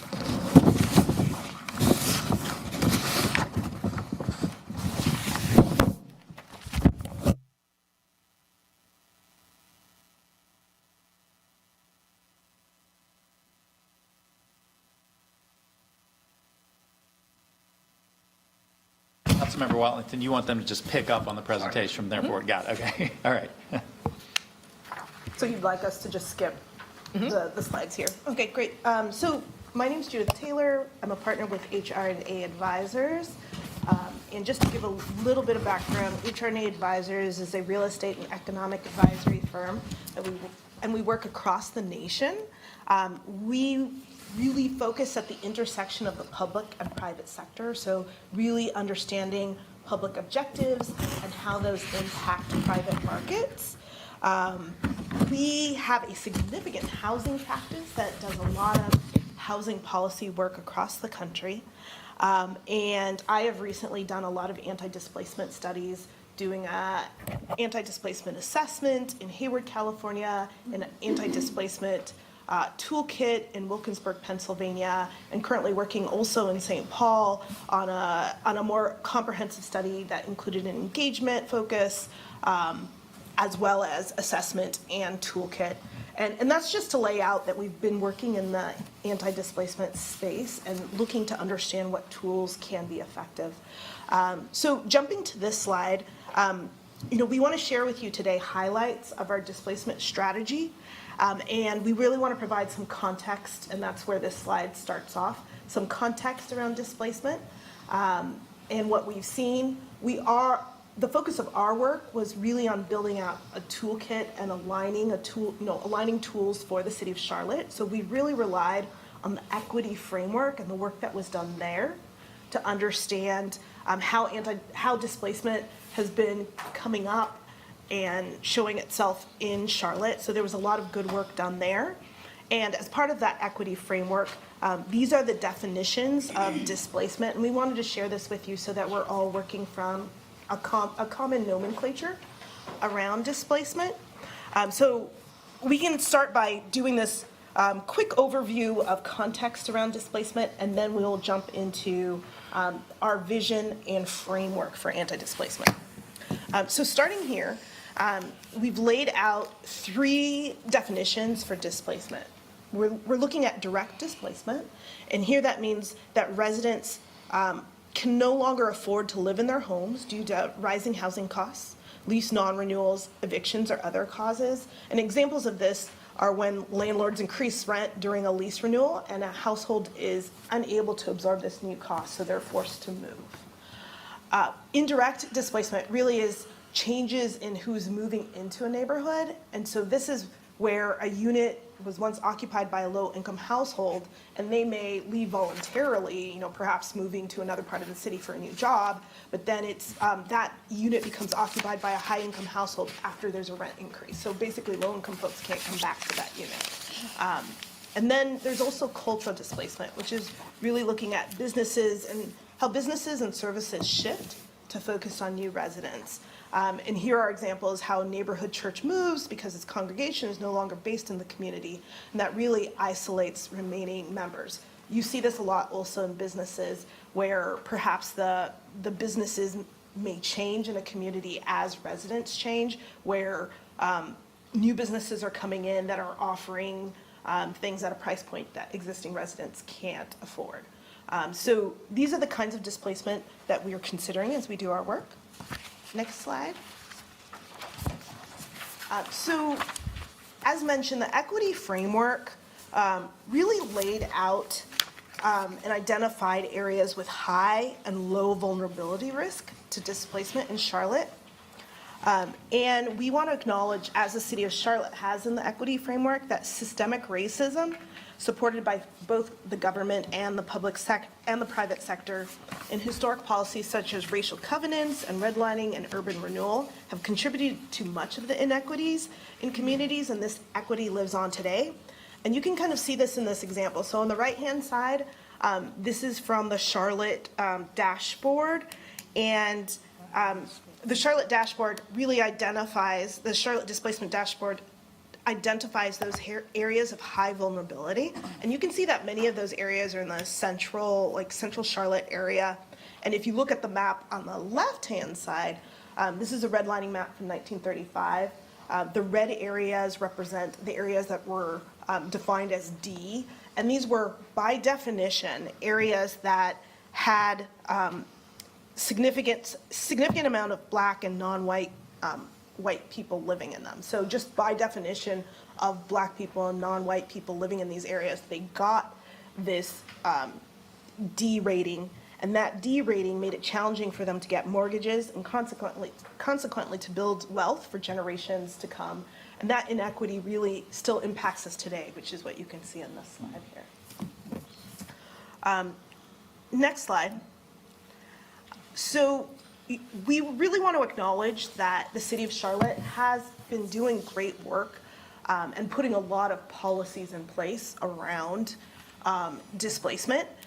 And again, a part of our work is aligning these existing programs and policies, looking and identifying gaps, and looking at best practices to help to address gaps and to help address the needs of Charlotte residents. So the current programs include Okay, you can skip these. If you don't mind jumping to slide 24. The only reason I say that is because I want to make sure that we've got time for discussion before we move to the next question. So I want to get to the meat of what it is the strategy is. Okay, so yeah, and with that, we'll go ahead and jump to this slide here, but just did want to lay out that, when looking at displacement, we really want to understand the factors that are driving displacement, and that many of the factors are tied to historical and ongoing inequities, including limited rights for renters, new investments in older communities. So those central areas have a lot of institutional investors and new residents who are coming from outside of the region and are potentially competing with existing residents to purchase property and to buy property. And they're focused on these smaller areas because they have affordable properties right now that offer higher property profit that offer higher profit when purchased. So those areas are more of a focus of institutional investors, and so currently outbidding current residents, and that there's really a significant demand also for affordable housing, particularly in these central areas that have high transit and other amenities. So with that, I will pass to Sarah to share our vision and framework. Thanks so much. So we have made, in collaboration with the city and the Nest Commission, recommendations of objectives and strategies around 3 primary goals for anti-displacement. The 4th goal, which is focused on businesses, is something to be developed through further planning efforts. This was really focused on, as Rebecca said, understanding what's in the garage already and how to make it work better to address anti-displacement in Charlotte. So goal 1 is to support residents. This is really about enhancing housing stability at the household level and at the neighborhood level. So 3 primary objectives that we've outlined through this strategy. The first is to increase access to resources and services to enhance resident and neighborhood stability. This really focuses on continuing some of the work that the city has already done with the Staying in Place pilot to increase access not just to housing assistance, to help renters who are facing emergencies, to help homeowners who need to make repairs to their homes, and to improve access to some of the non-housing determinants of stability, like healthcare, childcare, fresh food, transportation, things like that. But also to increase the impacts of available programs through outreach. And so this includes outreach to residents to make sure that they know how to access available services, but also working with property owners in many cases to help property owners who might be motivated to sell or might be facing difficulties making improvements to their properties in a way that might lead to displacement of renters who occupy those properties to also access that assistance. Objective 2 is specifically focused around preserving and increasing access to home ownership. This includes things like extending the additional funding available through House Charlotte Plus that was created with, I think, the city's ARPA funding. But also thinking about ways to reduce barriers for new homeowners and increasing the availability of move-in ready homes in older neighborhoods. And this is a really big one because there's many facets to it, but it's really about trying to shift the dynamics. You can't control who property owners sell their homes to, but you can create avenues to increase the availability of those homes for first-time home buyers through a range of things, whether that's working with nonprofits that support affordable home ownership, whether that's working with maybe aging property owners who are interested in selling to connect them to a pipeline of qualified buyers, and whether some of the other things that are included in there are things like reviving the city's acquisition, rehabilitation, resale program, so that if there are homes that are coming available for sale that might need a lot of improvements in order to be move-in ready and might therefore not be available for a first-time home buyer to just purchase, that creates a pipeline to restore the quality of those homes and then also put them into a pipeline for affordable home ownership. The third objective within this goal was to incorporate anti-displacement in new and existing affordable housing programs. So this is really about, as Rebecca was laying out, the city has a citywide affordable housing strategy, and we're not trying to change that, but there are necessary areas of overlap where affordable housing programs have the opportunity and the potential to support anti-displacement. So there's two primary things here, and I think the biggest one, which we'll talk about more later, is really around preservation. So the city has funds for preservation, and we think there really needs to be a big push around preservation of existing affordable housing and specifically either naturally occurring rental housing, naturally occurring affordable rental housing, or subsidized housing that's expiring in high-risk neighborhoods, and really prioritizing finding those places where there is risk, where properties are either likely to sell or likely to expire, where market rents in the surrounding areas are higher than the rents in those properties, or where there's been a lot of speculative development recently, and making those a priority for preservation to avoid mass displacement events. So we can go to the next slide. So that was around supporting residents. The second goal is strengthening communities. And this is really about how the city partners with communities to help to define community needs, community priorities, and then to deploy support and resources for communities to advocate for those things and implement new programs. So the first one is around partnering with communities for planning and advocacy. The city does a lot of this work already and has a kind of a robust suite of programs to partner with communities and help them advocate for and plan for community priorities. However, these efforts don't always directly address displacement, and part of that's about who comes to the table, right? It might more often be homeowners than renters or landlords. And so this is about thinking about ways to more specifically connect those programs with places where displacement is a concern and with the people who are concerned about displacement in those communities. There's also some efforts here which overlap a little bit with work that we know another commission has been overseeing to think about where large public improvements or other large investments might create displacement pressure, and proactively partnering with those community members to identify areas of risk and potential interventions. And finally, thinking about ways to help neighborhoods use zoning overlay districts in order to preserve neighborhood character in a way that advances or rather limits displacement pressure and helps residents stay in their neighborhoods.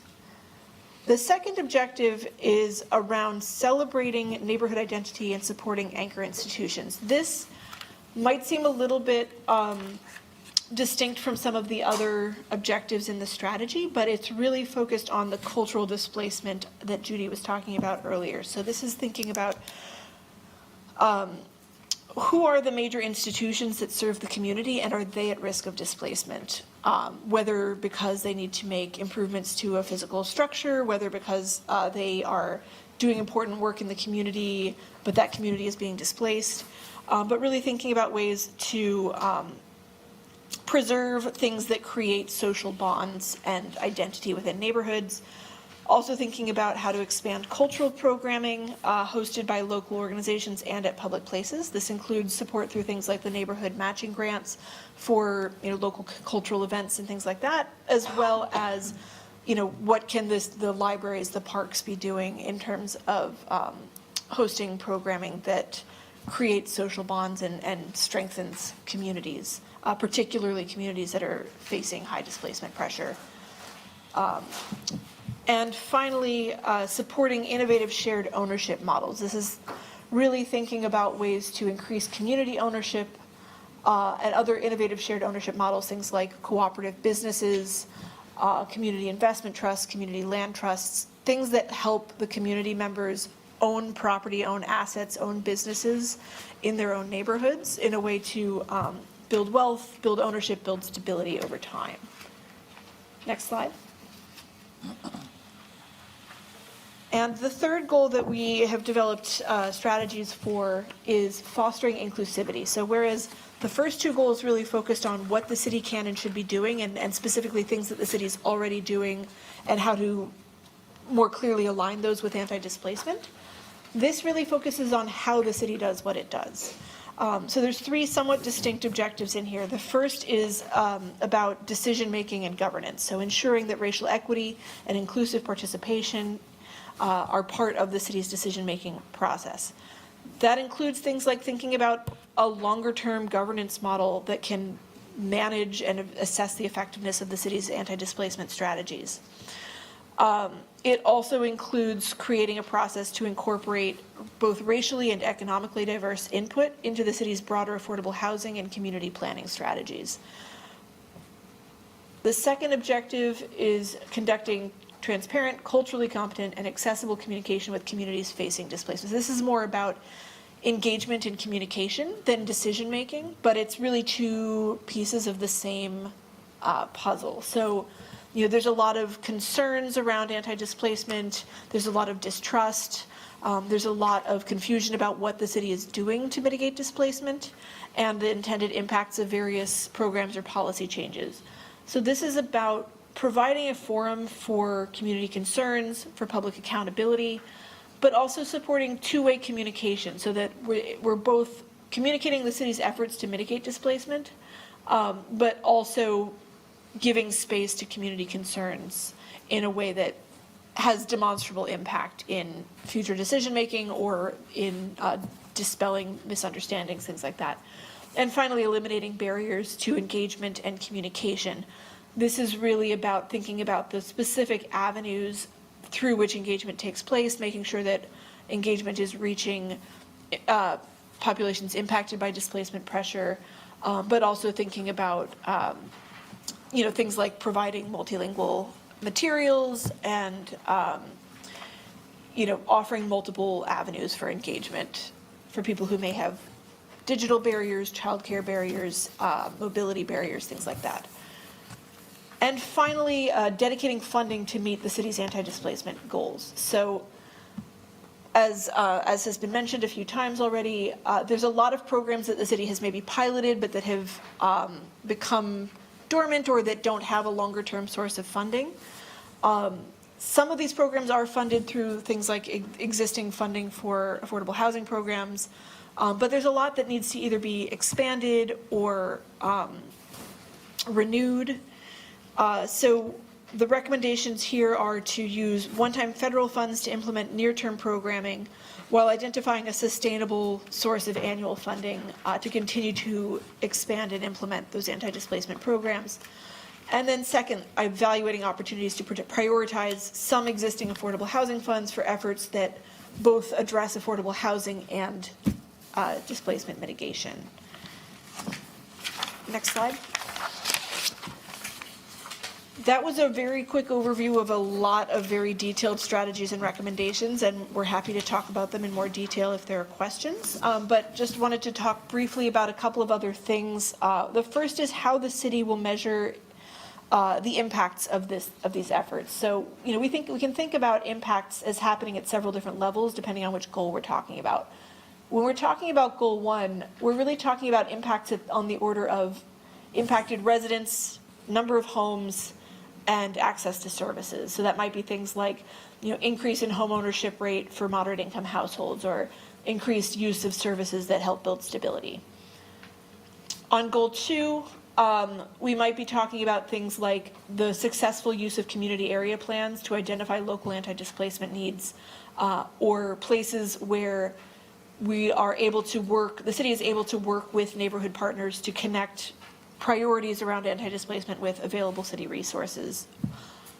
And finally, for engagement and governance, it's more of a more qualitative, less quantifiable, but the primary outcome here is really around increased trust, increased participation of vulnerable populations and diverse voices in the city's decision-making, and generally increased transparency around how the city is approaching anti-displacement.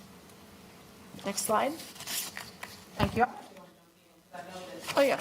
I've got some questions already in the queue, and I want to make sure we've got time for some discussion and also for the second item. So thank you for sharing the strategy for anti-displacement going forward. I know that Vice Chair Mayfield has a number of questions. I'm going to ask folks that we limit our questions to 3 for this item so that we can make sure we are able to give appropriate attention to the next item on the agenda. So we'll start with the Vice Chair. Thank you, Madam Chair. Thank you for the information. The challenge I have is this the same information that we've gotten for over 2 decades. So for me, of which you don't have to respond now, you can bring it back to the committee. What will be helpful is when we're looking at these areas, as you noted in here, the city has made some very specific and targeted investments. Let's look at those communities where those investments have been made and look at how this overlays on top of it. Example, I'm looking at 2 different homes, just pulling up Realtor.com on Columbus Circle. Columbus Circle, historic Camp Green is where we kicked off TLC by CLT program. That was our initial neighborhood before we identified corridors of opportunity, even though I had challenges back then, you remember, because I said who these opportunities is going to be for. We've seen a lot of displacement. A home that from 2008 has always been a rental. It just changed hands. Daedalus, who is a major developer that came in specifically to Camp Green, which was once Regal Heights, which was once Bryant Park. The names changed depending on who comes in and purchase. So you had a home that in 2018, 2019 went from a tax evaluation of $842. That home was redeveloped. What was replaced was a home 3 times the size, which now has a tax bill of over $2,800. So if we're talking about in these recommendations, 1, asking for one-time funding, I need for none of that funding to go to any administrative costs. It needs to go directly in the community, but I need to have a better understanding of how that correlates in these recommendations, because it has already happened. So you had a neighborhood where homes were purchased for $60,000 or less. More than 30% of the neighborhood was rental. People have sold. Now what is there and what is on the market today for that same house that used to be there is $715,000 for a 4-bedroom, 2.5 bath home that is 2,280 square feet that is right next door to a home that sold for $60,000. What amount of money are we looking at that's going to help those current residents when that is the reality? And then 2 houses down from that is a 5-bedroom, 3.5 bath, 3,522 square feet for $795,000. When we have, because we also got to be working with the county. We know the county has already increased. There's a proposal for a tax increase. Regardless of what happens, based on these new values, how are we, through these objectives, going to address the very real need without trying to create yet another study in another area when we already have the areas where we have done the investment? That will be helpful for me to understand in all this information. This is anecdotally, we have all this real-time information in front of us. The initial map we started with, we don't have to go back to the 30s of redlining. We see the impact just in the last 5 years of redlining. So it will be helpful to know how these objectives of fostering inclusivity and strengthening community, strengthening what community? Because it's the new people that are now the ones that are leading the neighborhood associations. It's the ones who have moved in and able to pay $600,000-$700,000 that are leading these conversations. So what community are we trying to build? And then for full transparency, as someone who has a small property that's 800 and some change square feet, that's 3-bedroom with a yard, I charge $1,300 a month, $650 each for 2 individuals. Based on what is happening right now, I have no choice but to increase my rent just to cover the proposed taxes. So if we have these recommendations in there, if you have a starter home, there's no way you could sell that starter home because where are you gonna go? So if we're not gonna have those conversations of, okay, we're gonna convince you to sell that starter home for someone, but once you do that, where are you then going to live based on what's happening in the market? That's the information that will be helpful for me. All of my 3 was not one of us a question. It is a statement in a long paragraph. Thank you, Madam Chair. Thank you, Vice Chair. Ms. Johnson, I believe you have a question. Thank you, Madam Chair, and thank you, Madam Co-Chair. She summed it up essentially. I was going to ask, in the direct displacement definition, there were some definitions, and I didn't see that scenario as one of the causes. The gentrification, the selling of the houses, the increased tax amount. And so I'd like to see some information of that, because that is our reality here in Charlotte, that other causes is major. Yes, it would be nice if there were some policies regarding landlords and the rent increases, and I don't know what can be done. That's absolutely correct. However, the market, the real estate market, and you drive through any neighborhood in Charlotte, and you'll see those small existing houses, and then next door, there's a newer home. I remember, I guess it was the Cherry neighborhood. I tell this story that I was helping someone in Livian Properties, and wasn't aware of the value of Cherry properties. And I called about a house for sale, and it was $800,000 or $900,000 next to a low-income development. So we need to know the impact of that. Also, I wanted to know, was there any study regarding the individuals who live in motels or hotels? Was there any attention to that? Because sadly, that's where our lowest of the low income, that's where they're living. So I'd like to see that be a factor, if possibly, if there's any policy to protect individuals who live in that hotel, or from a zoning perspective, is there some policies that we could look at that would help with when that resource is sold? Because we've seen a lot of that development lately. So I'd like to see information about individuals living in the hotels and motels. And then lastly, I'd like some information on these vulnerable neighborhoods, this map. Specifically,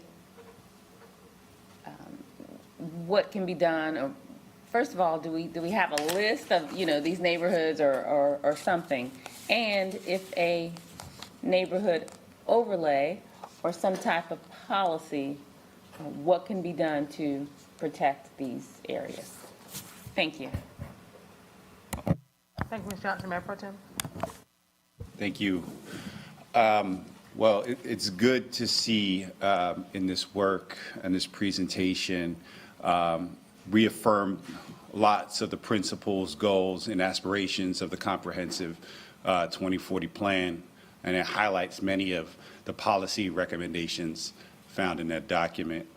I think it also reaffirms the need to have a fidelity to the planning approaches that have been outlined in the comp plan, and kind of suggest to council that we should not revert to what making decisions based on what a particular group of council members thinks is best at any moment in time.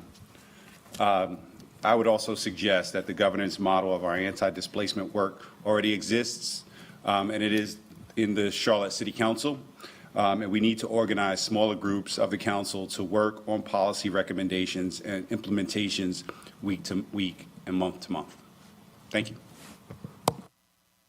Thank you, Mayor Pro Tem. If there are no other items, I'm thinking about, I know that there are going to be some recommendations, more specific recommendations coming in August. I'm making an assumption that you will have those before that meeting, and so I would love to see an opportunity maybe for this committee to pre-read them and kind of give a little feedback. That way we can tweak them as necessary. If I may? Yes. Sorry, didn't want to butt in. So 30,000-foot view, a lot of objectives, various goals, focusing on 6 critical initiatives. August, we're going to come, maybe not as specific as you got, Councilmember Mayfield, but in that spirit of we can point to Camp Green, we can point to Washington Heights, we can point to a lot of neighborhoods. So understanding that those already exist, we won't come back and say, hey, you know these things already exist. But I think when we talk about emergency services, objective 1.1, right? Reducing barriers, down payment assistance or tax relief, objective 1.2. Land trust, community investment trust supports, objectives 2.3. Annual kind of permanent funding source, objective 3.3 at the end. We're going to start putting things under those objectives to you. It's not fully baked yet, but it's let me plant that seed to you right now. And then to your point, Councilmember Johnson, about the 20 or so kind of most vulnerable neighborhoods there. I think it was the blue map, right? We don't want to be the commission's not going to, we debated this a little bit, but we don't want to tell you which neighborhoods to focus on, right? Our charge was, hey, let's look at this in the whole city. As we give it to you and say, hey, annual funding source, displacement fund, stuff like that, we don't want to hamstring this committee, the current council, future councils, or anything of that nature of where that might go. We want that to be nimble enough, but we want to at least give it to you in a good confined bucket to say, okay, the city is now moving in a direction that keeps displacement at the forefront, in addition to also trying to make sure that we continue to support growth and support our tax base and all of those things. That's, I hope, if you didn't get that out of that would, in my opinion, would be the summary if I'm trying to talk your language there. Thank you for that. And I think to your point, if you all provide the suite of programs, we already know which neighborhoods to focus on because we've got the data, right? And so I think that's an exercise for staff and for council is to use the tools that are afforded to us. So we look forward to the next item. Thank you all for coming. Thank you for your work. And more to come on anti-displacement. Thank you. Now we will move to a rousing discussion of housing trust fund eligibility for projects under construction. Well, yeah, so we can pull up the slides for the next topic. And so this goes back to the April discussions around the winter RFP for the Housing Trust Fund. You'll recall the Sycamore Station project was 99% complete in construction, and there were questions about what should council do about that particular project, which were settled at the last business meeting. But we never had a chance in committee to talk about the bigger policy conversation, and there are just 3 slides here. I know there's some fatigue about this particular topic, so I'm going to move through it pretty quickly because I know the committee members have a strong point of view on this particular one, and I'm confident we can settle on this today. So next slide, this is just a reminder, Housing Trust Fund, we are, it's a finite resource, and we are resource constrained, so starting the year with a $50 million balance, last month with the projects that you approved for Housing Trust Fund awards. That will take $20 million out of the original balance, leaving you with about $30 million to work with today. Next week's business agenda will include the NOAA opportunity, Charlotte Woods, that I discussed at the last business meeting. That's an $8 million opportunity. So if council were to approve that, that would leave $22 million to work with between now and the end of calendar year 2024. And just for illustrative purposes, at the bottom of this slide, I've shown the major Housing Trust Fund funding pathways that we would expect to see over the next year or so. And you can already see that with quote unquote only $22 million remaining, the amount of available resources for those RFPs would be fairly modest by historical standards. So I'm not suggesting that the sky is falling here. I'm just kind of showing this as a reminder that the Housing Trust Fund is resource constrained. Moving on to the second and final slide, the policy question for committee: should affordable housing projects under construction be eligible to request city funding from the Housing Trust Fund or frankly any other funding source? Key factors to consider: we just discussed Housing Trust Fund resource constraints. On gap funding norms, at the previous council meeting, I think I mentioned when staff looked back at the roughly 150 Housing Trust Fund awards that have been made since 2002, when the Housing Trust Fund was established, we only identified one scenario where an award was made to a project that was in the construction phase, and it was a very unique situation where the project was outside of city limits during the development phase and then was annexed as it moved closer into construction. We did reach out to some other cities over the last week or two just to try to get a sense for what others are doing here, and we really didn't get enough information back for me to share what I would consider like a representative sample. What we heard was mixed. You know, I would say, I'm speculating here, but my sense is for the most part, it would be considered unusual in other jurisdictions to invest during the construction phase, but I wouldn't suggest that it isn't done anywhere else. I'm sure there are specific examples where it's done when there are projects that are under distress. One other factor that I think is important to consider, just implications related to the city's funding review criteria that would be different if council were to decide going forward that you wanted to, as a matter of policy, allow for projects in construction to pursue funding. First is, under normal circumstances, we would request that the developer have a pre-construction community outreach requirement. I mean, that is a requirement. So here in these types of scenarios, obviously the location of the housing is already determined, the construction has started. So the notion of community outreach would be very different in that regard. And then second, on CBI goals, as I've shared before, depending on the size of the Housing Trust Fund award, there are certain threshold CBI levels that are expected to be met. And the further into construction a project is, the less ability we would have to influence any of that. Now, I will say, just in all fairness, that Sycamore Station was an example where, even though the city wasn't involved in funding that project before they had started the construction phase, that was something that was kind of part of their philosophy already. But there's no guarantee that would be the case with other development partners. So having said all of that, I think that, you know, from a staff perspective, we've been consistent. We do not recommend, as a matter of policy, that projects that are in construction be funded or have the opportunity to pursue funding. But we recognize ultimately that's the choice of council to make, and that's why we're bringing it here today. So with that, I'll stop and turn it back over to the chair. Thank you so much. Ms. Mayfield? Thank you, Madam Chair. Thank you for that presentation, Mr. Heath. So I just want to clarify something, because earlier in our Budget Governance and Intergovernmental Relations Committee meeting, we received the finance budget update regarding our estimate of our municipal GO funds that will be released is around $75 million. That is the $50 million Housing Trust Fund dollars, and I believe we had about $25 million that rolled over. But if I'm understanding correctly, if we go back to the previous slide, we have already allocated a lot of those funds. So even though we're getting ready to release the 25, which in actuality, that $25 million itself that we're getting ready to release has already been allocated. So it's really the $50 million that we're working with, of which we've already allocated $20 million of that 50. Exactly. Okay, so Yes, that's correct. so that when we hear this later from that committee report out, we're on the same page.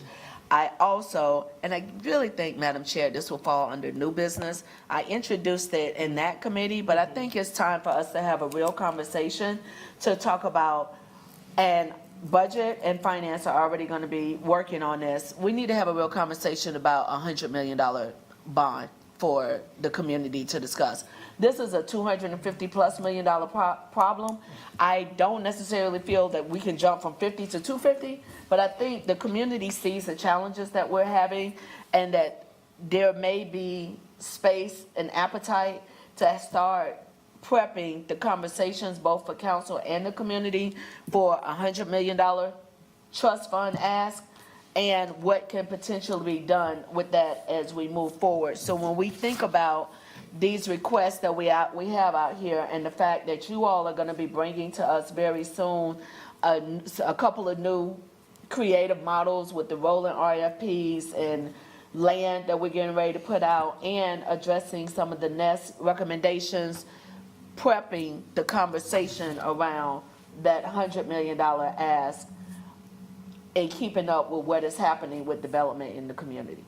But when I look at this as far by way of a question, thank you for the staff recommendation one way or another regarding the development.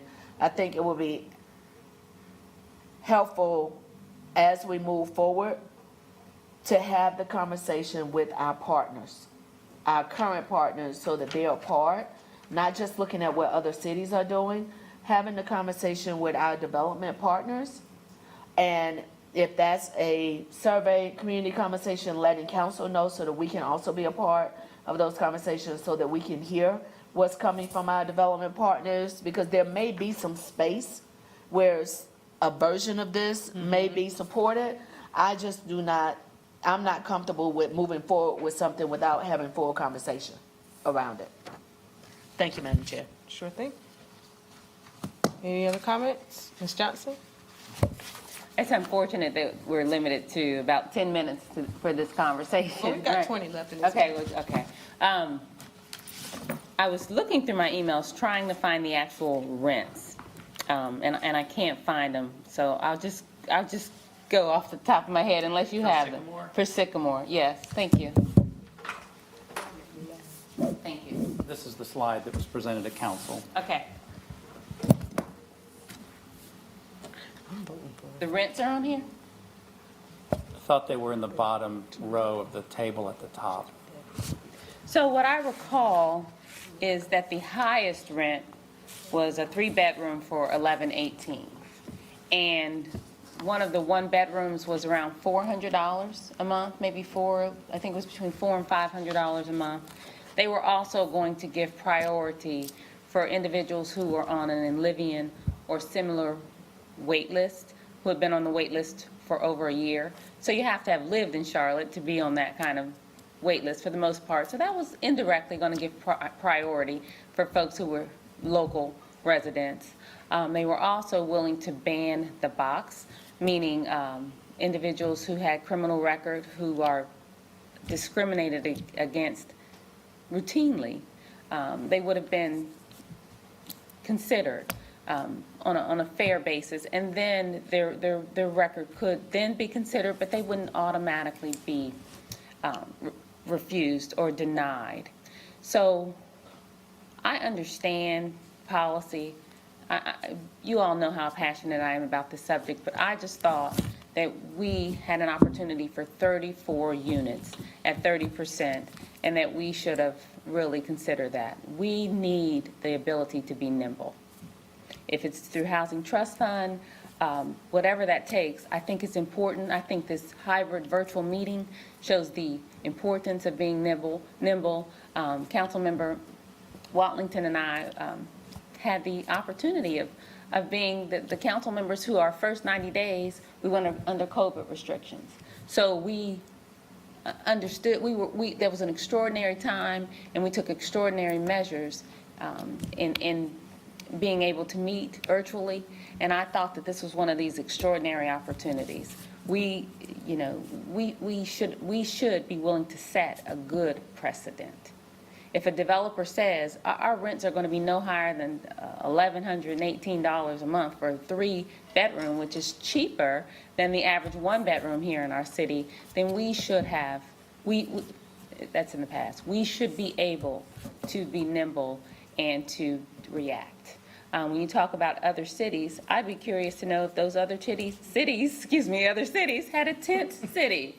You know, that was extraordinary. That was horrible. And we have to be able to respond to things like that. So whether or not we had the policy then, I think that this council, we need to have some fund where we're able to, if an opportunity is placed in front of us like this, with such extraordinary opportunities, then we should have some funding to be able to do that.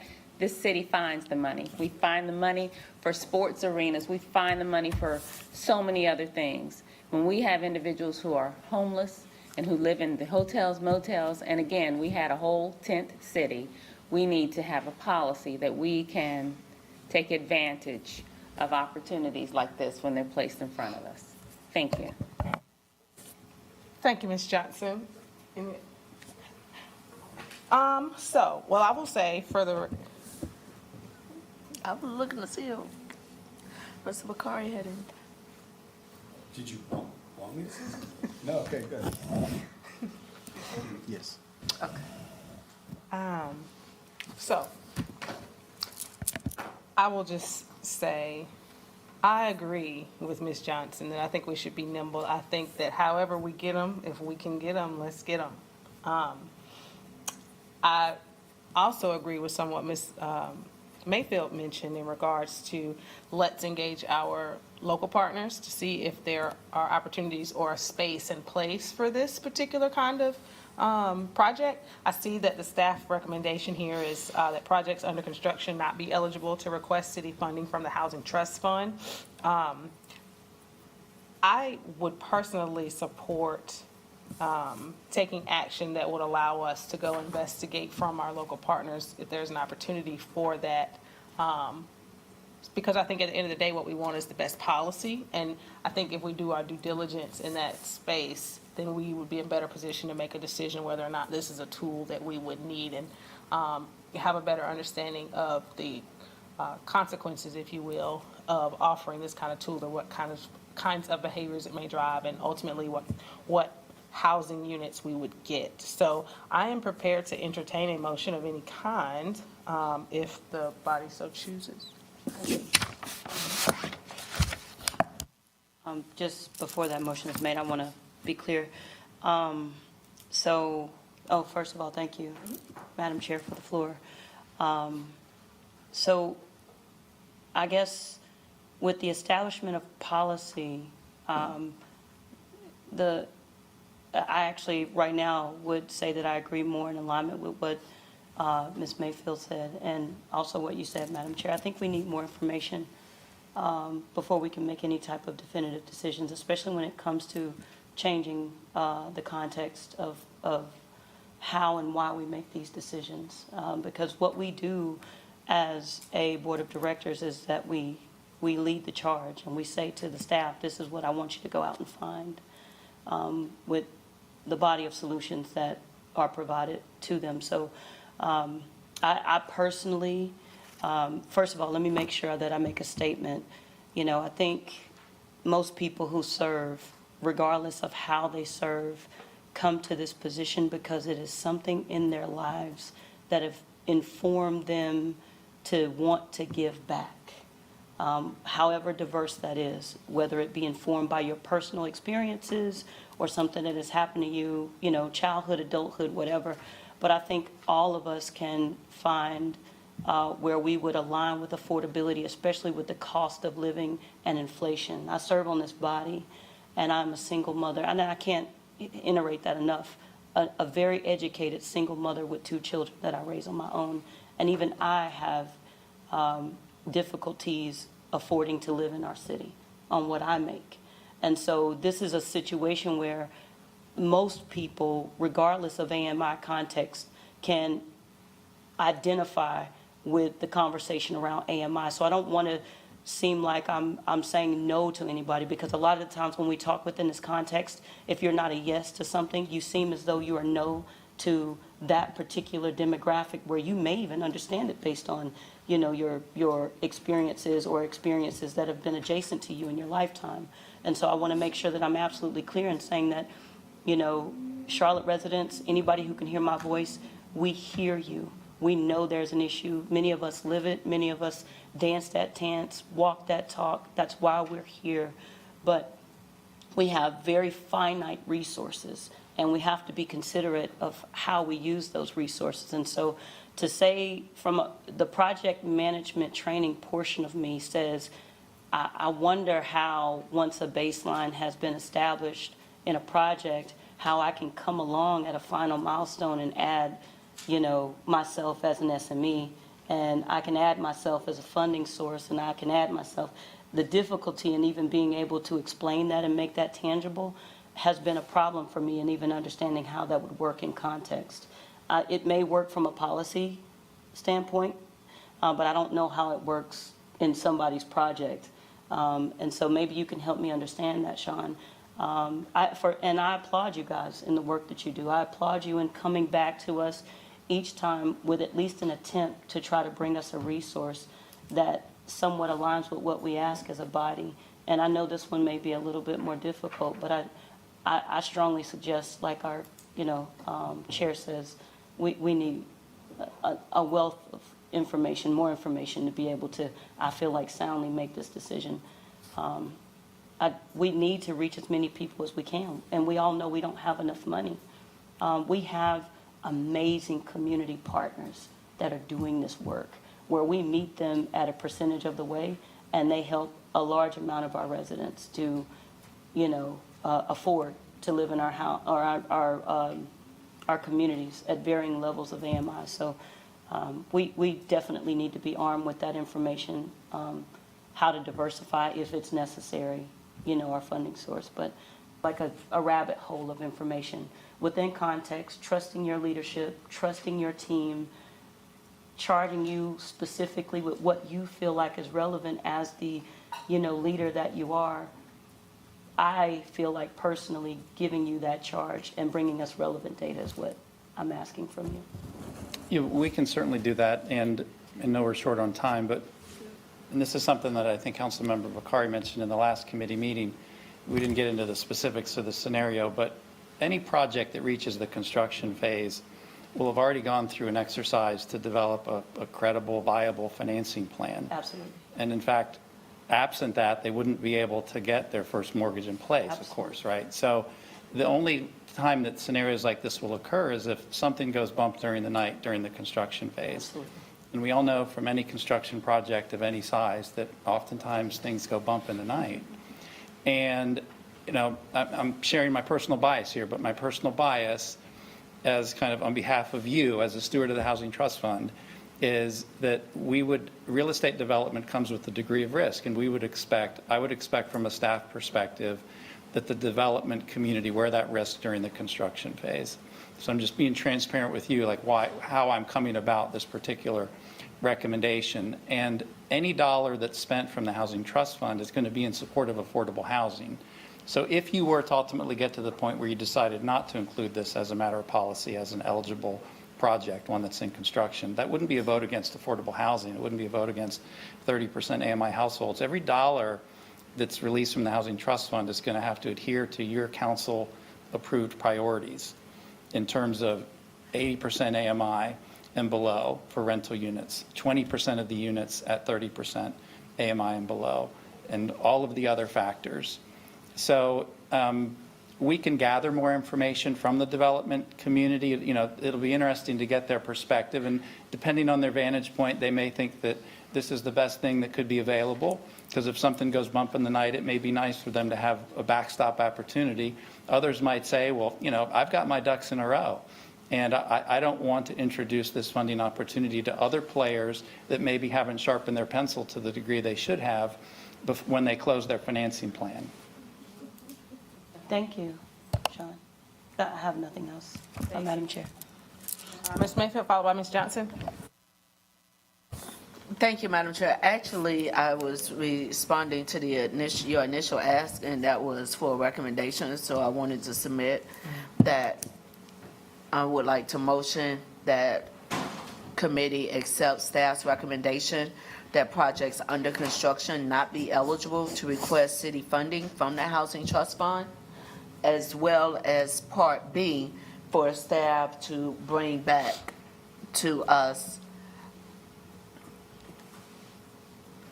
an overview of a continuing conversation with our partners? Or does, for Mr. Heath, does that need to be two separate recommendations? Do the motion for the staff recommendation that projects under construction not be eligible to request city funding from the Housing Trust Fund, hard stop, see if we get a second to move forward, and then introduce? I'm giving you the deer in the headlights look because I'm not the expert on procedure. Okay, It so sounds like you need separate- to what put you one think at you a can get time. So separate, Okay. separate motion for that we adopt staff's recommendation that projects under construction not be eligible to request city funding from the Housing Trust Fund. All right, it's been moved and properly second that the committee accepts staff's recommendation. All those in favor? Raise our hand. 1, 2, Say aye. 3. Thank you. All opposed? 1, 2. This motion passes.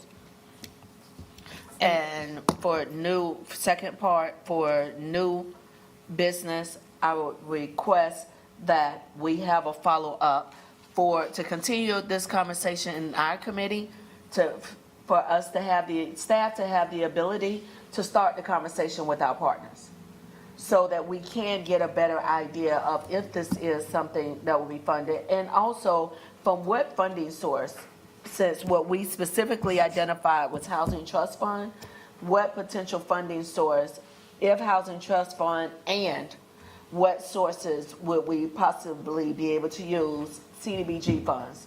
We have ARPA that goes into 25. We have a certain amount of ARPA funds left that we can allocate before the federal government wants their money back. We have the ability to have some flexibility. That, I think, would be helpful, so that we can say, if not Housing Trust Fund, here are some other opportunities, but based on our relationships, this is what we know will be supported. Thank you, Madam Chair. All right, can you read?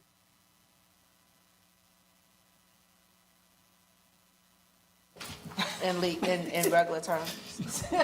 So what I'm going to say is, when we have our readout this afternoon, it'd probably be appropriate to make that recommendation that it be referred to council to do that additional, committee to do that additional research, because that's separate from the original recommendation. So we would need to, and for clarification, Madam Chair, so we would need, opposed to this conversation staying in committee, because when I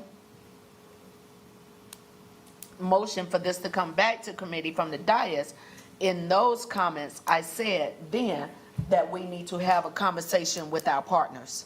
So why would I need to then take it back to full council for them to send it back to committee versus this is part B of this conversation of the recommendation came forward, someone made an ask, it was an unsolicited ask, so we're saying, let's do some research and have some conversations about this ask. Yeah, so let me get clarification on the original referral, because I thought the original referral was regarding a recommendation to review the policy to be able to evaluate whether we use Housing Trust Fund dollars on existing development, in-process development. And so part of what we talked about is you accepted the staff's recommendation that projects under construction not be eligible. So doesn't that address the referral from the beginning? Yeah, so that's exactly what happened here. Because there was a motion made that specifically just yay or nay to this recommendation, it deaded that conversation, rather than having made a motion that said, let's investigate these other options as ways to fund projects that are under discussion or under construction. So it could be a motion that could come out of this committee that, hey, we studied this. While we don't think it should come from Housing Trust Fund, we think, however, it should come from this.